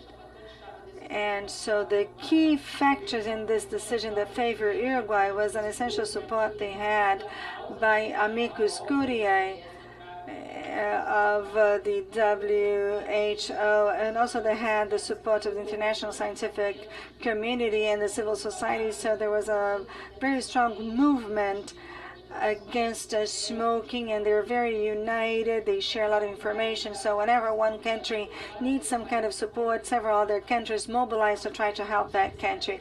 And also a team of specialists to try to deal with this. And also the study of a defense by a group of lawyers working for international organizations for a tobacco-free world. In terms of the decisions of the court, there was no expropriation of the brand name. The right to the brand does not give a right to use, and the registry of the brand name does not prevent the control of commercialization of the product. Products such as tobacco should be strictly controlled, even though they are not prohibited, and there is no international convention to assure immunity to them. And elements that led to the favorable decision to Uruguay, we have a logic connection between the measures and public health objectives. The measures are reasonable, they are not discriminatory and proportional, and the history of the tobacco industry has had repeat fraud and liars, and Uruguayan measures are based on scientific evidences. There is a treaty by the WHO. 60 countries have signed this treaty, including Brazil, so it's like the smoking Bible, and Uruguay followed them step by step in terms of marketing, compassionate use and all, and these were the main reasons leading to this decision. And now I'm about to close. So the power of regulation of the state, and they said that this was done to defend public order, health care, and morality, the protection of public health care, and no state response for damages when it acts in good faith. And then the correction of the Uruguayan government, they were correct, they were not arbitrary, they were based on the existing laws, and also there was the publicity of Philip Morris on the light and ultralight cigarettes that was misleading to people, and therefore the decision condemned Philip Morris to pay $7 million for this corporation. But that worked as a victory of healthcare and human rights on the over the commercial interests, reinforcing the sovereignty of the states and countries in the elaboration of public policies on behalf of the interests of the society. Here in Brazil, we're now discussing the laws and public policies of standardized cigarette packages. And so there are 2 law projects, one at the Senate and one at the Congress. There is a campaign to do that, and there has been a lot of lobbying in the Congress for this measure not to pass, and they were able to include reporters that are funded by the industry. But anyways, we have a long way to go for these standardized packages here in Brazil, but in different countries. For instance, Australia has already approved this measure, and 6 other countries have already approved it.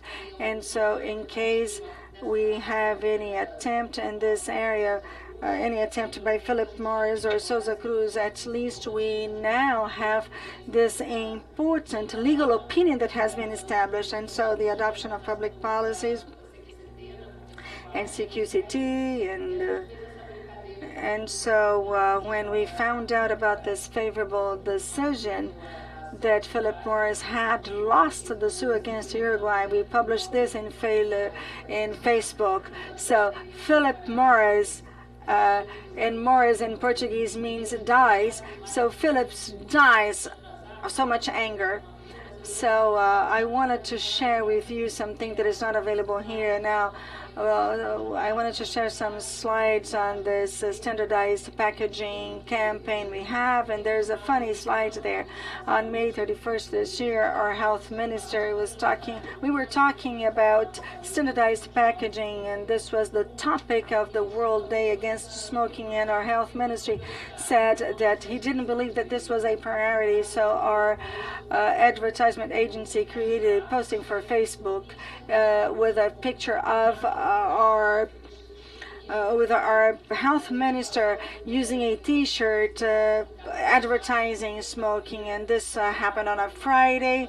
And then one of our famous TV anchors and reporters thought that was really funny. He published that in his Facebook page, and that became a viral in Facebook. And now they're saying that they were better analyzing this, and that they believe that the adoption of standardized packaging is a preventive measure against smoking. So this only shows us how important it is for us to raise awareness of the population and to try to join our efforts. And Gonzalo also mentioned that Uruguay's gross income,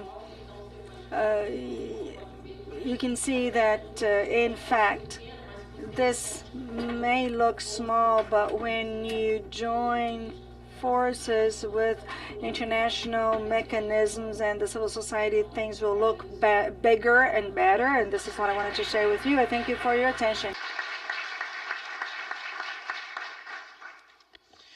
Obrigado, Daniela. Thank you, Daniela.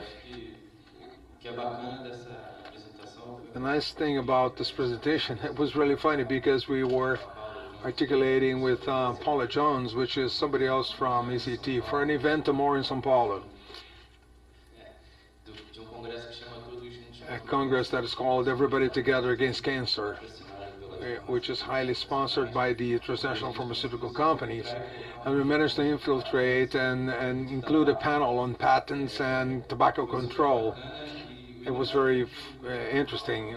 Funny enough, I met Paula giving a class at the institute where I teach too, before the presentation tomorrow, and then we talked and she shared that story as well. It's a very interesting one because it's a story of a victory, which is not so often in the social movement. Very few do we win, but whenever we win, we have to commemorate, as was the case in 2014. The fight is never ends, but I think it feeds our souls and actually helps us keep moving forward. Lastly, I'd like to pass the floor to Alton, and I would like to again thank all of those who are watching us online. During the day, we have had more than 300 accesses, both in Portuguese and in English. So I'd like to also thank you for this advanced moment in the day. I would like to pass the floor to Alton so that he can tell us a little bit about this research which we launched. Alton is the first author, myself, Felipe, and Marcela, a colleague who was in the coordination of GTPI. We only stand in the way of Alton's research, but he was the main researcher and he did an excellent job. And it talks about policies for access to medication, local production, and corporate capture.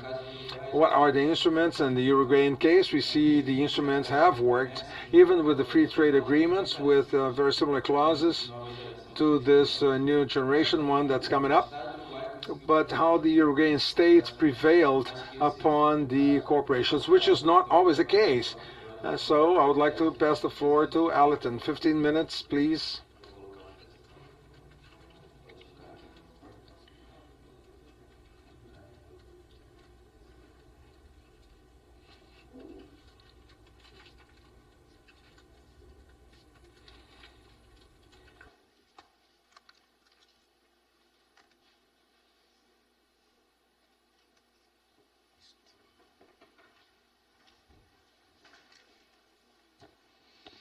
Boa noite a todos.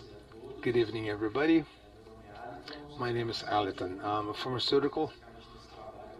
pharmacist, and in this study, I was a consultant for GTPI. Introducing this work, we talked about local production of medications and corporate capture, looking at the Brazilian case. And in this context, we looked at the partnerships for productive development, which I am going to elaborate in a little while. But for now, I would say they are partnerships involving the private sector, multinational companies, and private companies on the pharmaceutical and pharmacochemical industry with the public laboratories, official laboratories from many different states. In these partnerships, we have some 20 public laboratories participating. So we have Farmaguinhos here in Rio, we have a FNED in Minas, LAFEP in Pernambuco, and FURP in São Paulo, and many other public laboratories.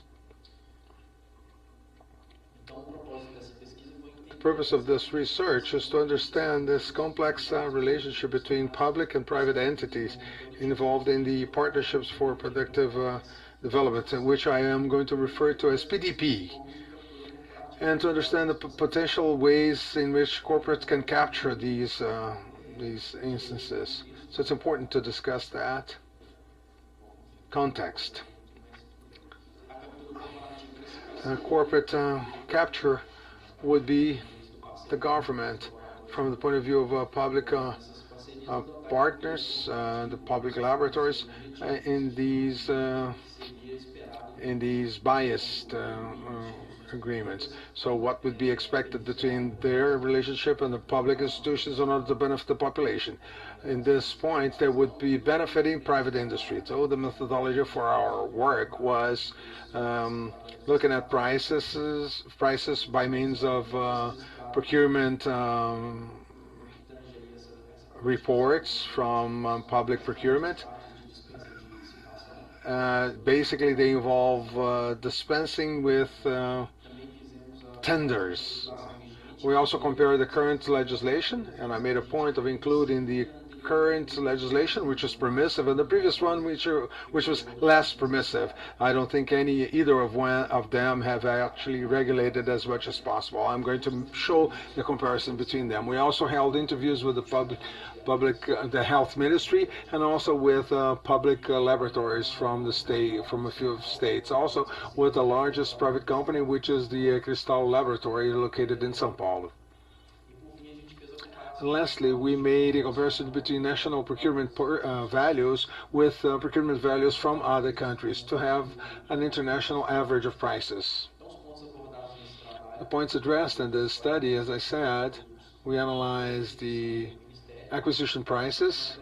We analyzed them. We also analyzed the situation of public laboratories, focusing on the one in the state of Minas Gerais, a critical analysis of Directive 2531, which is the one that rules over these partnerships, and the cases of implementing that policy. So what is this corporate capture? As I said, it's a dynamic effect in which policies and public institutions assume the role. Now, looking at PDPs, what are those partnerships? Productive development policies were institutionalized in 2008, and 2012 we had the first regulation, which was Directive 837, issued in 2012, and I'm going to show it in the future. We currently have Directive 2531, which regulates those PDPs. There are 4 steps. The proposed project, where we see the interest of the private and the public entities. So that formalizes the interest in developing the partnership. The PDP project, which is going to include schedule, execution, the entities, funding, and so on. Everything related to organizing a PDP. Phase 3, which is the PDP per se. That's the moment when the private laboratory provides the product for the public laboratories. That's the technology transfer phase, phase 3. And phase 4 is the phase of internalization. That's where all of the technology is in the hands of the public domain, and meaning the public laboratories which are involved. I'm going to be sharing some of the results with you now. Initially, I would provide some context of the partnership. So in 2015, we had 62 PDP proposals that were approved, 38 of which were for medications, 13 health products, and 1 vaccine. Considering the entire period since 2009,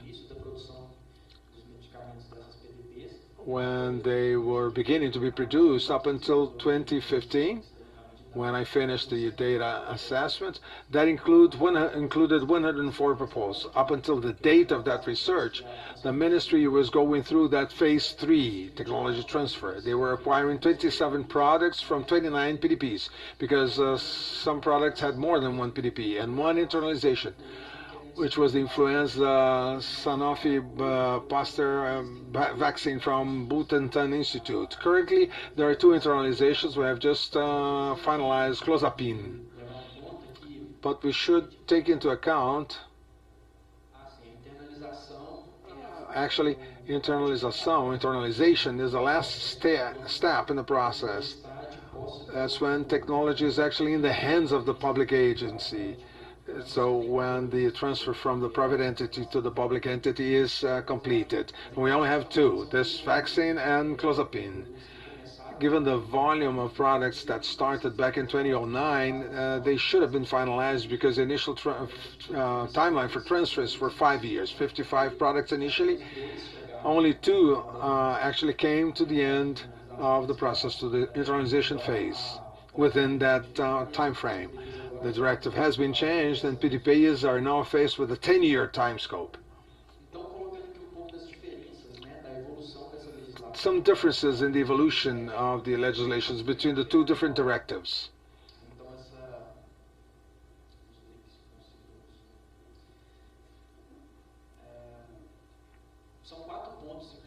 There are 4 important points to be taken into account.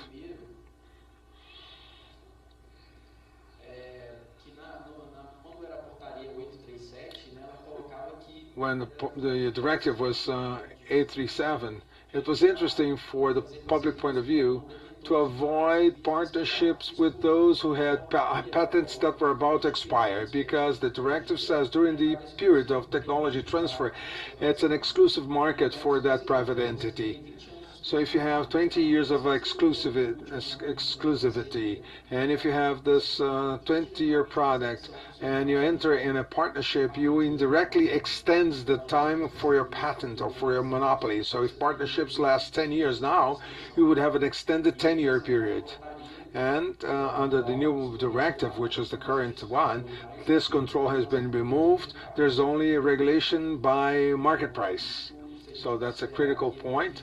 If we consider that the PDP purpose is to reduce vulnerability of public-privates and to ensure access.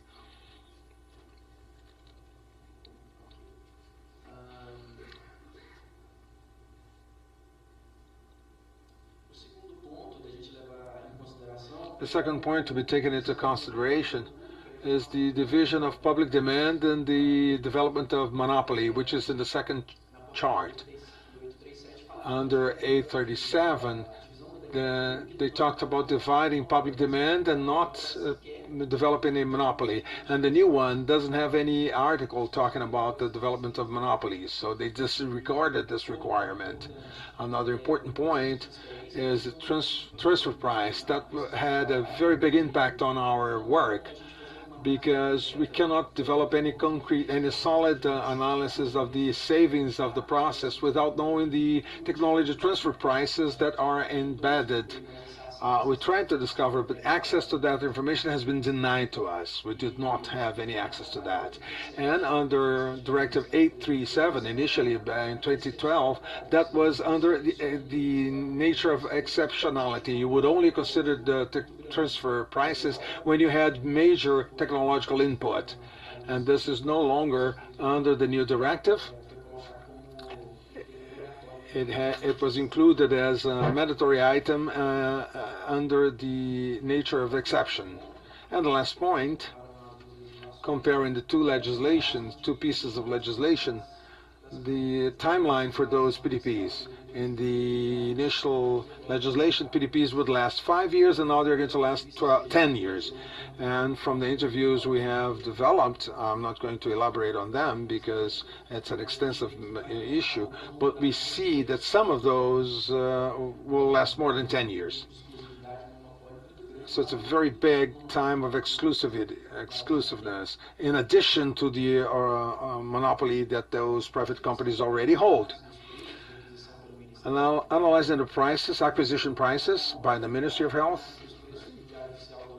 given to the difficulty of doing that in the daily Gazette, we found it difficult to provide prices for all of those products. For clozapine, for instance, the DOU, which is the National Gazette, provides a clozapine for 5 and 100 milligrams. So we had to develop a standardization methodology. So we defined the standard dose for adults in order to develop some price analysis, price comparison, because the reports were disorganized in terms of that information. And for farming use products, for instance, they had the amounts that were used to buy medications. They didn't get into the details, so it was very difficult to do any kind of analysis. And the blue and green columns, we show products that experience price reductions. And the green column, we can see that some of those products did present price reduction and acquisitions by the Ministry of Health every year. This is the minimum obligation they had to reduce prices every year. Now in the red column, we see that some products did not reduce price. They actually increased price, this acquisition price. And rivastigmina, for instance, from 2012 to 2013, it's not in the charts, but it experienced an 88% increase, which is very expressive. And when we challenged the ministry about that, they said, no, you did not take the price of technology transfer into account. And I said, okay, well, tell us what it is. And they never did. So this research was an initial point for us to discuss issues about lack of transparency around those partnerships. By comparing prices between these partnerships with the world average, and we use WHO price guide, we see in the last column the difference in terms of how many times more we pay for those products, varying from 1.29 for recombinant factor up to 10.92 for imatinib metallate.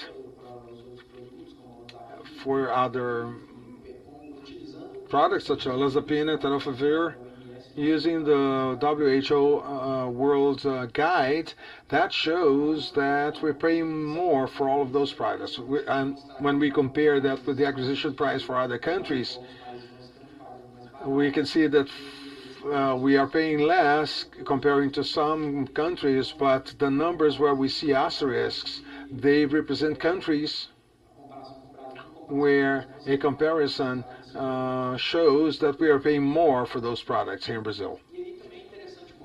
And it's also interesting to show here that and the time period that we evaluated those partnerships from 2009 all the way to 2014, we experienced considerable increase with expenses with fiscal renouncements, meaning the periods when the government did not collect the taxes, meaning those private companies did not pay those taxes. So we see in 2009,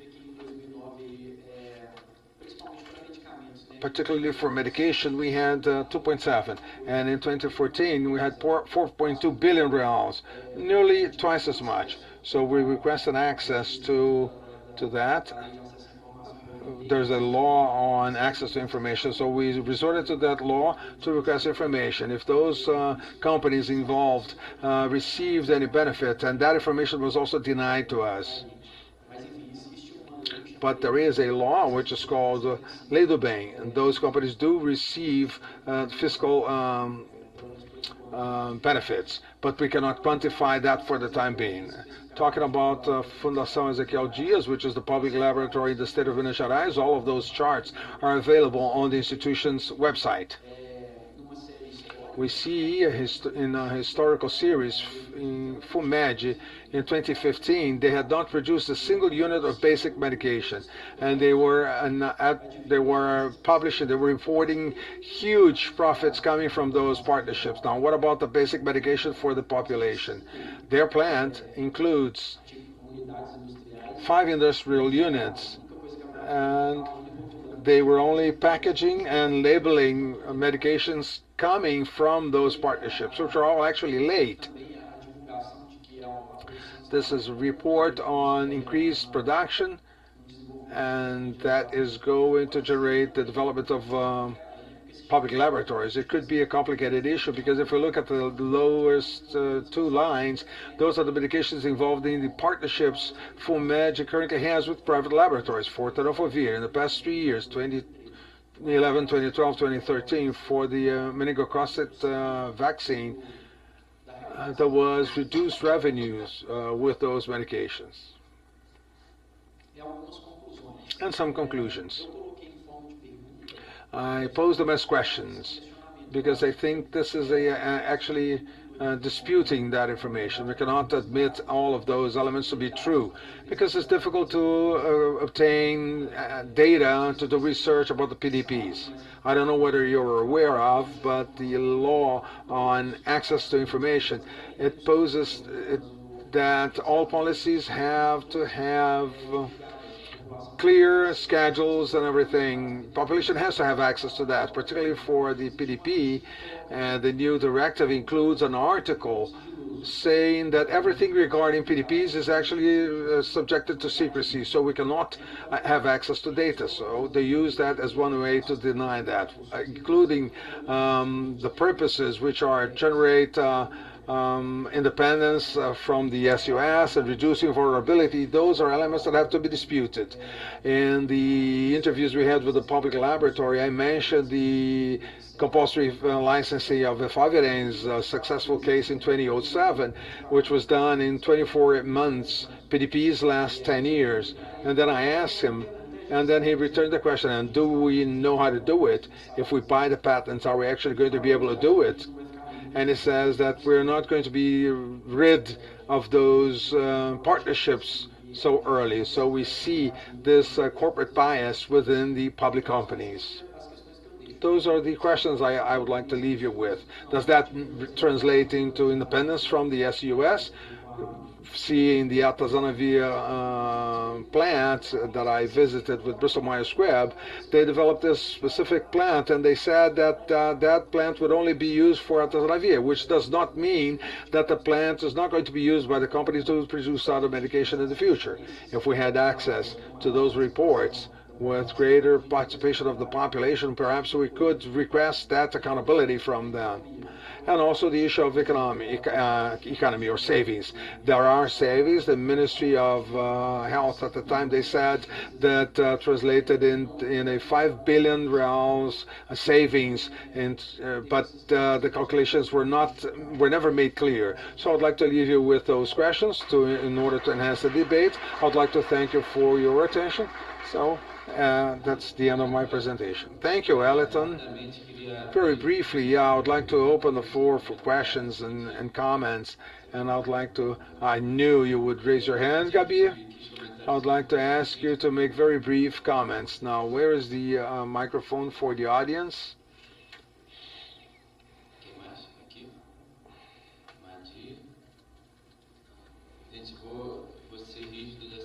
I'm going to be very strict, and I will allow you only to comment, and then I'll bring it back. I'll bring the floor back to the panel.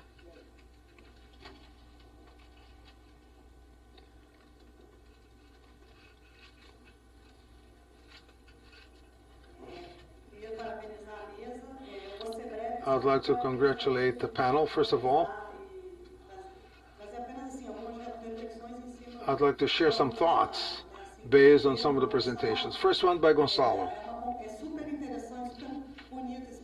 It's a beautiful process in terms of regulating transnational companies, particularly in the context of financiarization of pharmaceutical industry, as reflected in the purchasing of shares, their own shares, in order to increase their market value and invest in innovation, and then link with innovation, which is a debate in the Ministry of Health around intellectual property and looking at intellectual property as an innovation system. How much they do not innovate for health priorities in developing countries. So this very long debate in many negotiations, which has generated many resolutions in the realm of WHO, which culminated in 2012 to initiate negotiations around this treaty on research and development that would be alternative. But then the report says it is complementary to the patent system.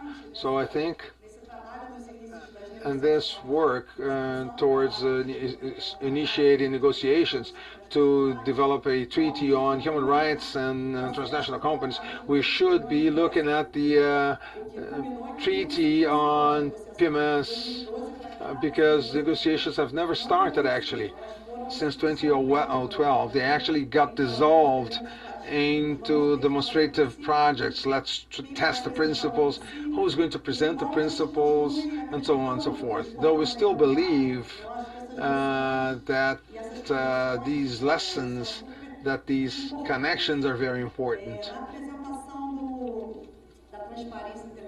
And the presentation made international transparency, I think it would be very important. You know, my feeling as a pharmacist from the National School of Public Health from Fiocruz, my feeling is that diagnosis is that provided by the pharmaceutical sector. We have a national policy for medication and a national policy for pharmaceutical assistance, whose structure tries to regulate exactly that. That's the diagnosis. And if you look at the rational use of medication, we're not talking about use in terms of patients taking the drugs regularly, but also to regulate the advertisement, to regulate their insertion within the medical schools, which starts early on, going to congresses and so on and so forth. What you're saying is that this language that says that this is corruption. My question is there any legislation related to corruption in order to regulate that?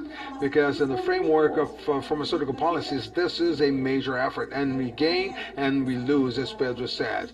There is CONEP to try and regulate clinicians' issues. So that is the question around the legislation to fight corruption, any legislation that could be enforced. On the other hand, this diagnosis has been posed, and the national policy on medications was developed to try and face this problem, not only to ensure access in terms of availability, but also how can you regulate the pharmaceutical sector.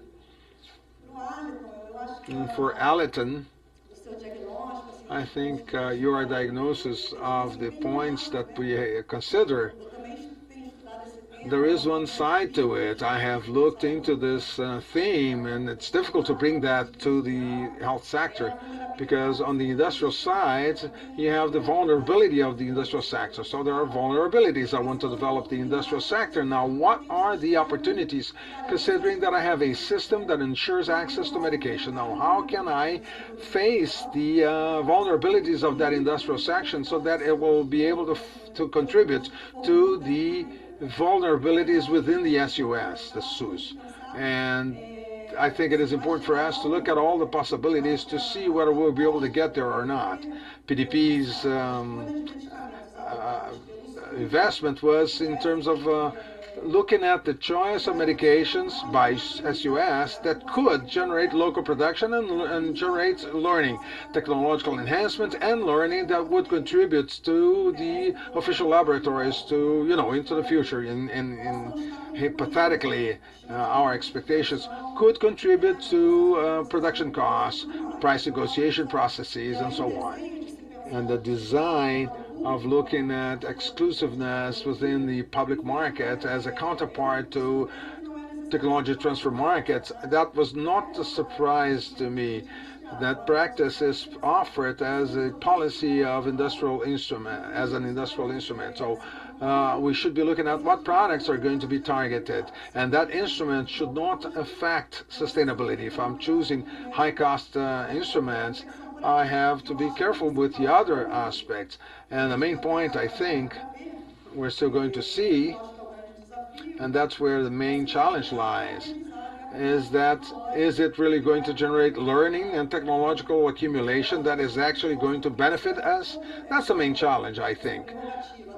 The prerogative of technology transfer, of public market exclusiveness, is that going to lead us to higher capacity building within the national laboratories? If so, yes, I think it is worth the effort. But time will tell. But still, again, congratulations, everybody. Thank you, Gabi. It is very good to be able to rely on your contributions to this debate. We had Maji and Lynette, and then I will end and bring it back to the panel.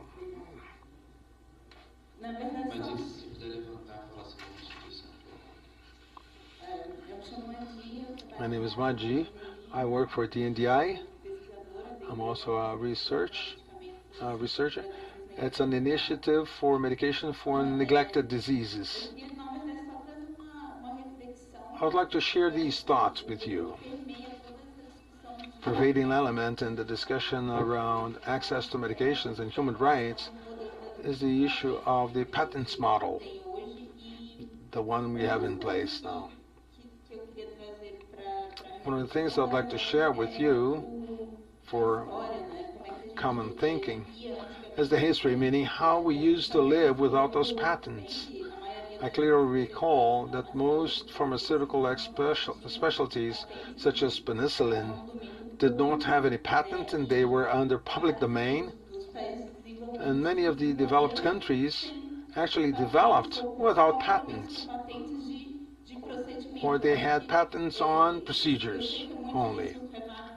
I know it's very difficult to swim against the tide, but this is a reflection we should also bring forth, looking at the current patents model we have. Thank you, Maji. Lynette, please. Já vai fazendo as anotações para ser bem breve também, por favor. I'll also be brief. Excuse me. Sorry. Firstly, I'd like to thank the translators. They're amazing. Yeah, thank you. They're amazing. I mean, some of you speak really fast. I think I also speak fast, but they keep up really well. So congratulations and thank you so much. I think my questions are cross-cutting to the panelists because I think we're speaking about the issue of really transparency and what is happening out there. I want to pose a question, and I don't know who of the panelists would like to answer. We are now also looking at a war around trade secrets, especially coming from big pharmaceutical companies. We're saying actually trade secrets are IPRs. So if trade secrets are intellectual property rights, who gets what and how do we regulate that? So I'd like some thoughts around that from the panelists. In terms of research and development, Nicole, you know, African countries, especially within the SADC, have spent only 3% towards research and development for anything since 2006. If we're looking at that as an indicator, then we're in a lot of trouble because a lot of the research has been done by, you know, foundations or big pharmaceutical companies. So as I said this morning, we've been screwed from the start and we continue to be screwed because our government do not prioritize research and development. They don't want to put money to it because they don't understand they're not looking at the bigger picture. So it's a very, very big problem for us. As well as the fact that, you know, we're also struggling with the issue of access to information. At least you guys have an active in Brazil to try and get some sort of data. In a lot of our countries within Southern Africa, we've got no access to information. So there is no transparency to start with. So you're literally trying to find something in the dark. And I think that is really disconcerting. And we'd love to be part of Transparency International in any way to try and push for, you know, for more transparency as well as, for more information. Thank you very much for that case, the Philip Morris case. I'm actually doing my master's in IP, and one of my courses is around commercial arbitration. Because a lot of the agreements that are currently being signed have a lot of arbitral agreements in there. So basically, they're saying they're not going to go to court when a matter arises out of a contract, or if we as civil society have an issue, they can do it behind closed doors in an arbitration. And it's only some cases that are allowed for public disclosure. A lot of them are kept secret. So arbitration is another big ball that's just really annoying for us. But I think, looking at Philip Morris, it was an amazing case and we had access to those documents. But in a lot of them, we don't. So I don't know how, you know, we can work better with Piranha over here. Piranha, eh? No, piranha.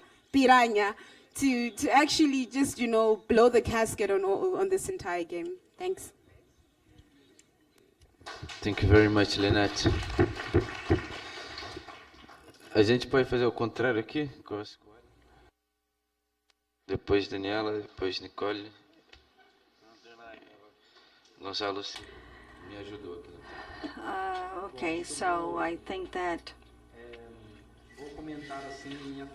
I'm going to comment everything together.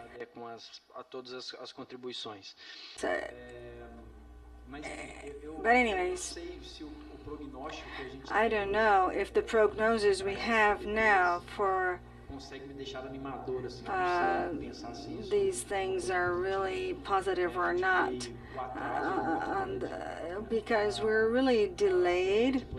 FUNED, for instance, in the state of Minas Gerais, did not have a certificate of good manufacture practices, and so they thought it was going to be profitable because while they were manufacturing for the public industry, they were not interested in having a CDPF. And now, with these opportunities, the certificate comes up. We have a lot of technologies for which I don't think that it makes any sense for us to pay for the price of transfer. We have a lot of drugs such as antipsychotic drugs, antiprin, and others that have over 10 generics registered in Brazil. So we know how to do that. We can manufacture that here in Brazil, so I don't see any reason for us to pay for a transfer. And the other thing is that this partnership works in two ways. The finished product, for instance, pills and the final pharmaceutical form is going to be at a public domain, but the powder used to make the drug, that is going to be in the domain of our national private sector. And so we had a partnership to manufacture in Brazil, and it was it was a private-public partnership, but the price this public sector paid for it was no longer interesting for Cristália to sell, but it was interesting for it to be able to use the drug in its own production line. So it did receive that technology transfer, but it was never given to the public sector, and so this is a major advantage for this pharmaceutical intermediary. I did not share this during my presentation, but we had a public consultation carried out in 2004 for the development of this new bylaw, and it was really interesting to note the lack of participation of the public sector. We had industries such as Beyond, which is now going to manufacture insulin in the state of Minas Gerais, and they asked to have a partnership without having a plant here in Brazil, and they're going to import everything from abroad. And this was a contribution they made in a public consultation, and they were exactly defending their own interests. And so since 2009 to this day, we've had two cases like that, and I think that what you mentioned is really important for us to take into account. But I do not have a good prognosis, and this is my opinion. And in terms of what you mentioned, Lynette, of transparency and protection-related issues here in Brazil, actually not only us, but everybody had an opportunity of 10 years to adopt the patent law. So, and immediately at the time the government decided to adopt this law, but we could have waited 10 more years with the manufacture of generics, or we could have had some time to adjust ourselves. But the government at the time, I think because of corporate interests, decided to adopt it immediately, and that was a stab in our antiretroviral policy at the time. And so this is just to contextualize it historically, but it would be great if we had transparency and greater social participation when establishing these policies to monitor for compliance and to monitor what's going on. Thank you very much.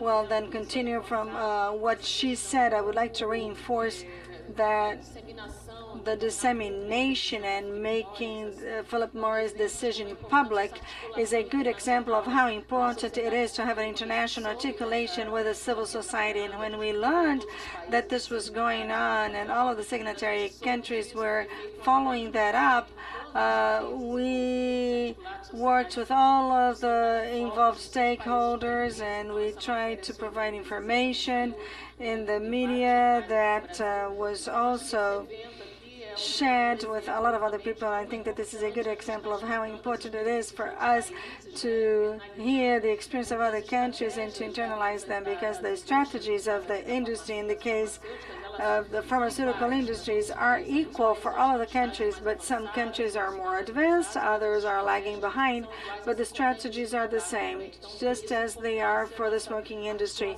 And that's why it is so important to have a movement by the civil society at a local and international level so that we can become stronger to face all of these challenges. Thank you, Daniela.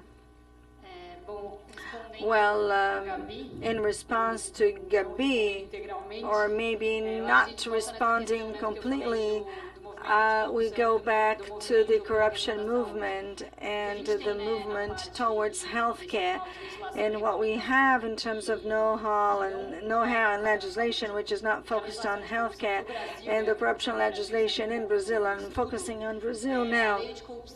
The corruption law would deal with companies and compliance mechanisms. International Transparency has discussed this a lot in Brazil, even though we've been doing this for 3 years now. We had the interests of different sectors and the private sectors. I wanted to discuss this. We wanted to improve our corporate sector practices. And to this moment, we do not have any pharmaceutical corporation trying to come close to us and work with us towards more transparency. In the private sector, this happens. And of course, we have some political scenarios, but this is a sector that to this day has not accepted to participate in this discussion. We have a lot of access to information. I'm very happy that it was used, and I'm very frustrated because access was denied, but this is another mechanism that we can use. Funding of election campaigns, which was barred. We have a very important partner of Transparency International, and maybe our Congress will be able to reject that, but in the leaflet we have in our folder, we talk about this, and so it is essential that we bar the funding of election campaigns. Anti-corruption policies that obviously include healthcare and pharmaceutical industries, but they were not created focusing on that. But I will bet you, and I give myself as an example with this regulatory framework that you mentioned, both sides don't really know what the other is doing, and we should have better communication. And in terms of the net, just to wrap up, the net is going to be a pleasure if I can do this. It's a strong movement of international transparency in Africa, and in Berlin we have a department dedicated exclusively to that in Africa, and it'll be a pleasure to enable this contact. Not contract, she had said contract and corrected herself to contact. And we have a tool called WALAC, which are legal support centers to victims of corruption. And it is a tool that International Transparency is going to bring to Brazil. But in Africa, as far as I know, this is very well developed, and it's meant to give protection to whoever wants to come up and make a report on corruption. And this is something that we can do in the scope of healthcare, and I think that we can support your own struggle, because I know it's not easy. Thank you very much. And colleague Gonzalo has decided to say something, and he's going to interfere with my wish to close in the near future. But anyways, I would like to make a few comments here.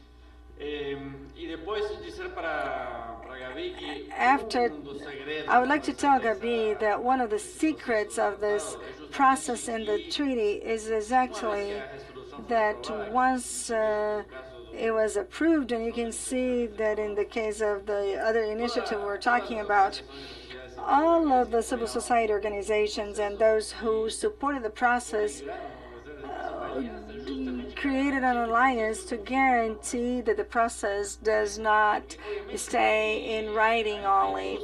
Because now we have the industry lobbying to try to bar the resolution that creates a process. You know, this is not going to stop. It will be there.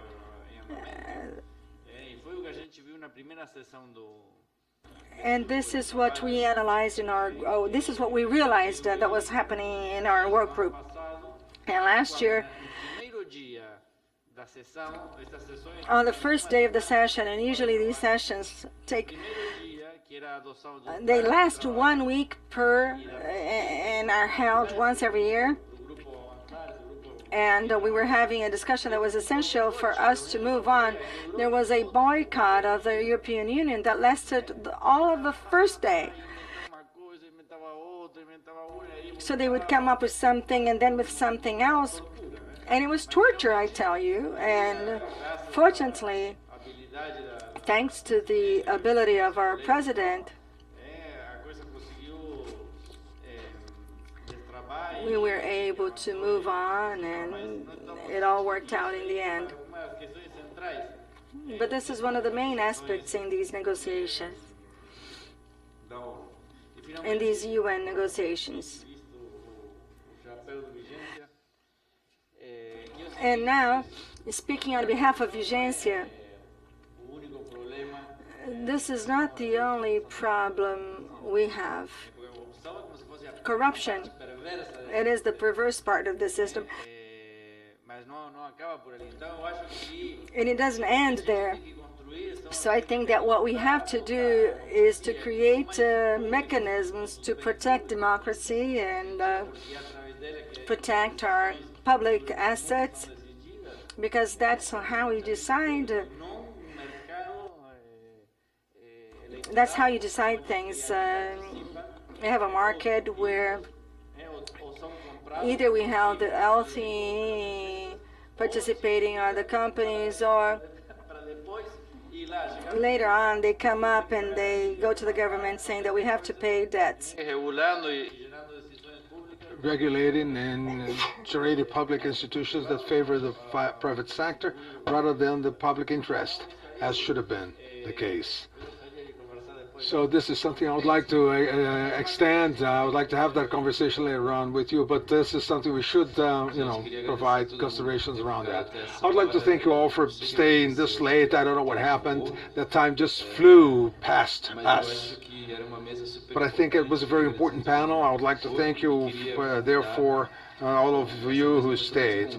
And this panel, since this panel was a panel of invitations, an invitation by Gonçalo, another one by Nicole, and so this, all of those invitations mean new articulation. So I would like to invite you all to be here tomorrow again, when we will have more discussions. First one on law on universal access, patents law, and then on the triple alliance. And the morning section is going to revolve around hepatitis C. This is our focus tomorrow, so thank you very much.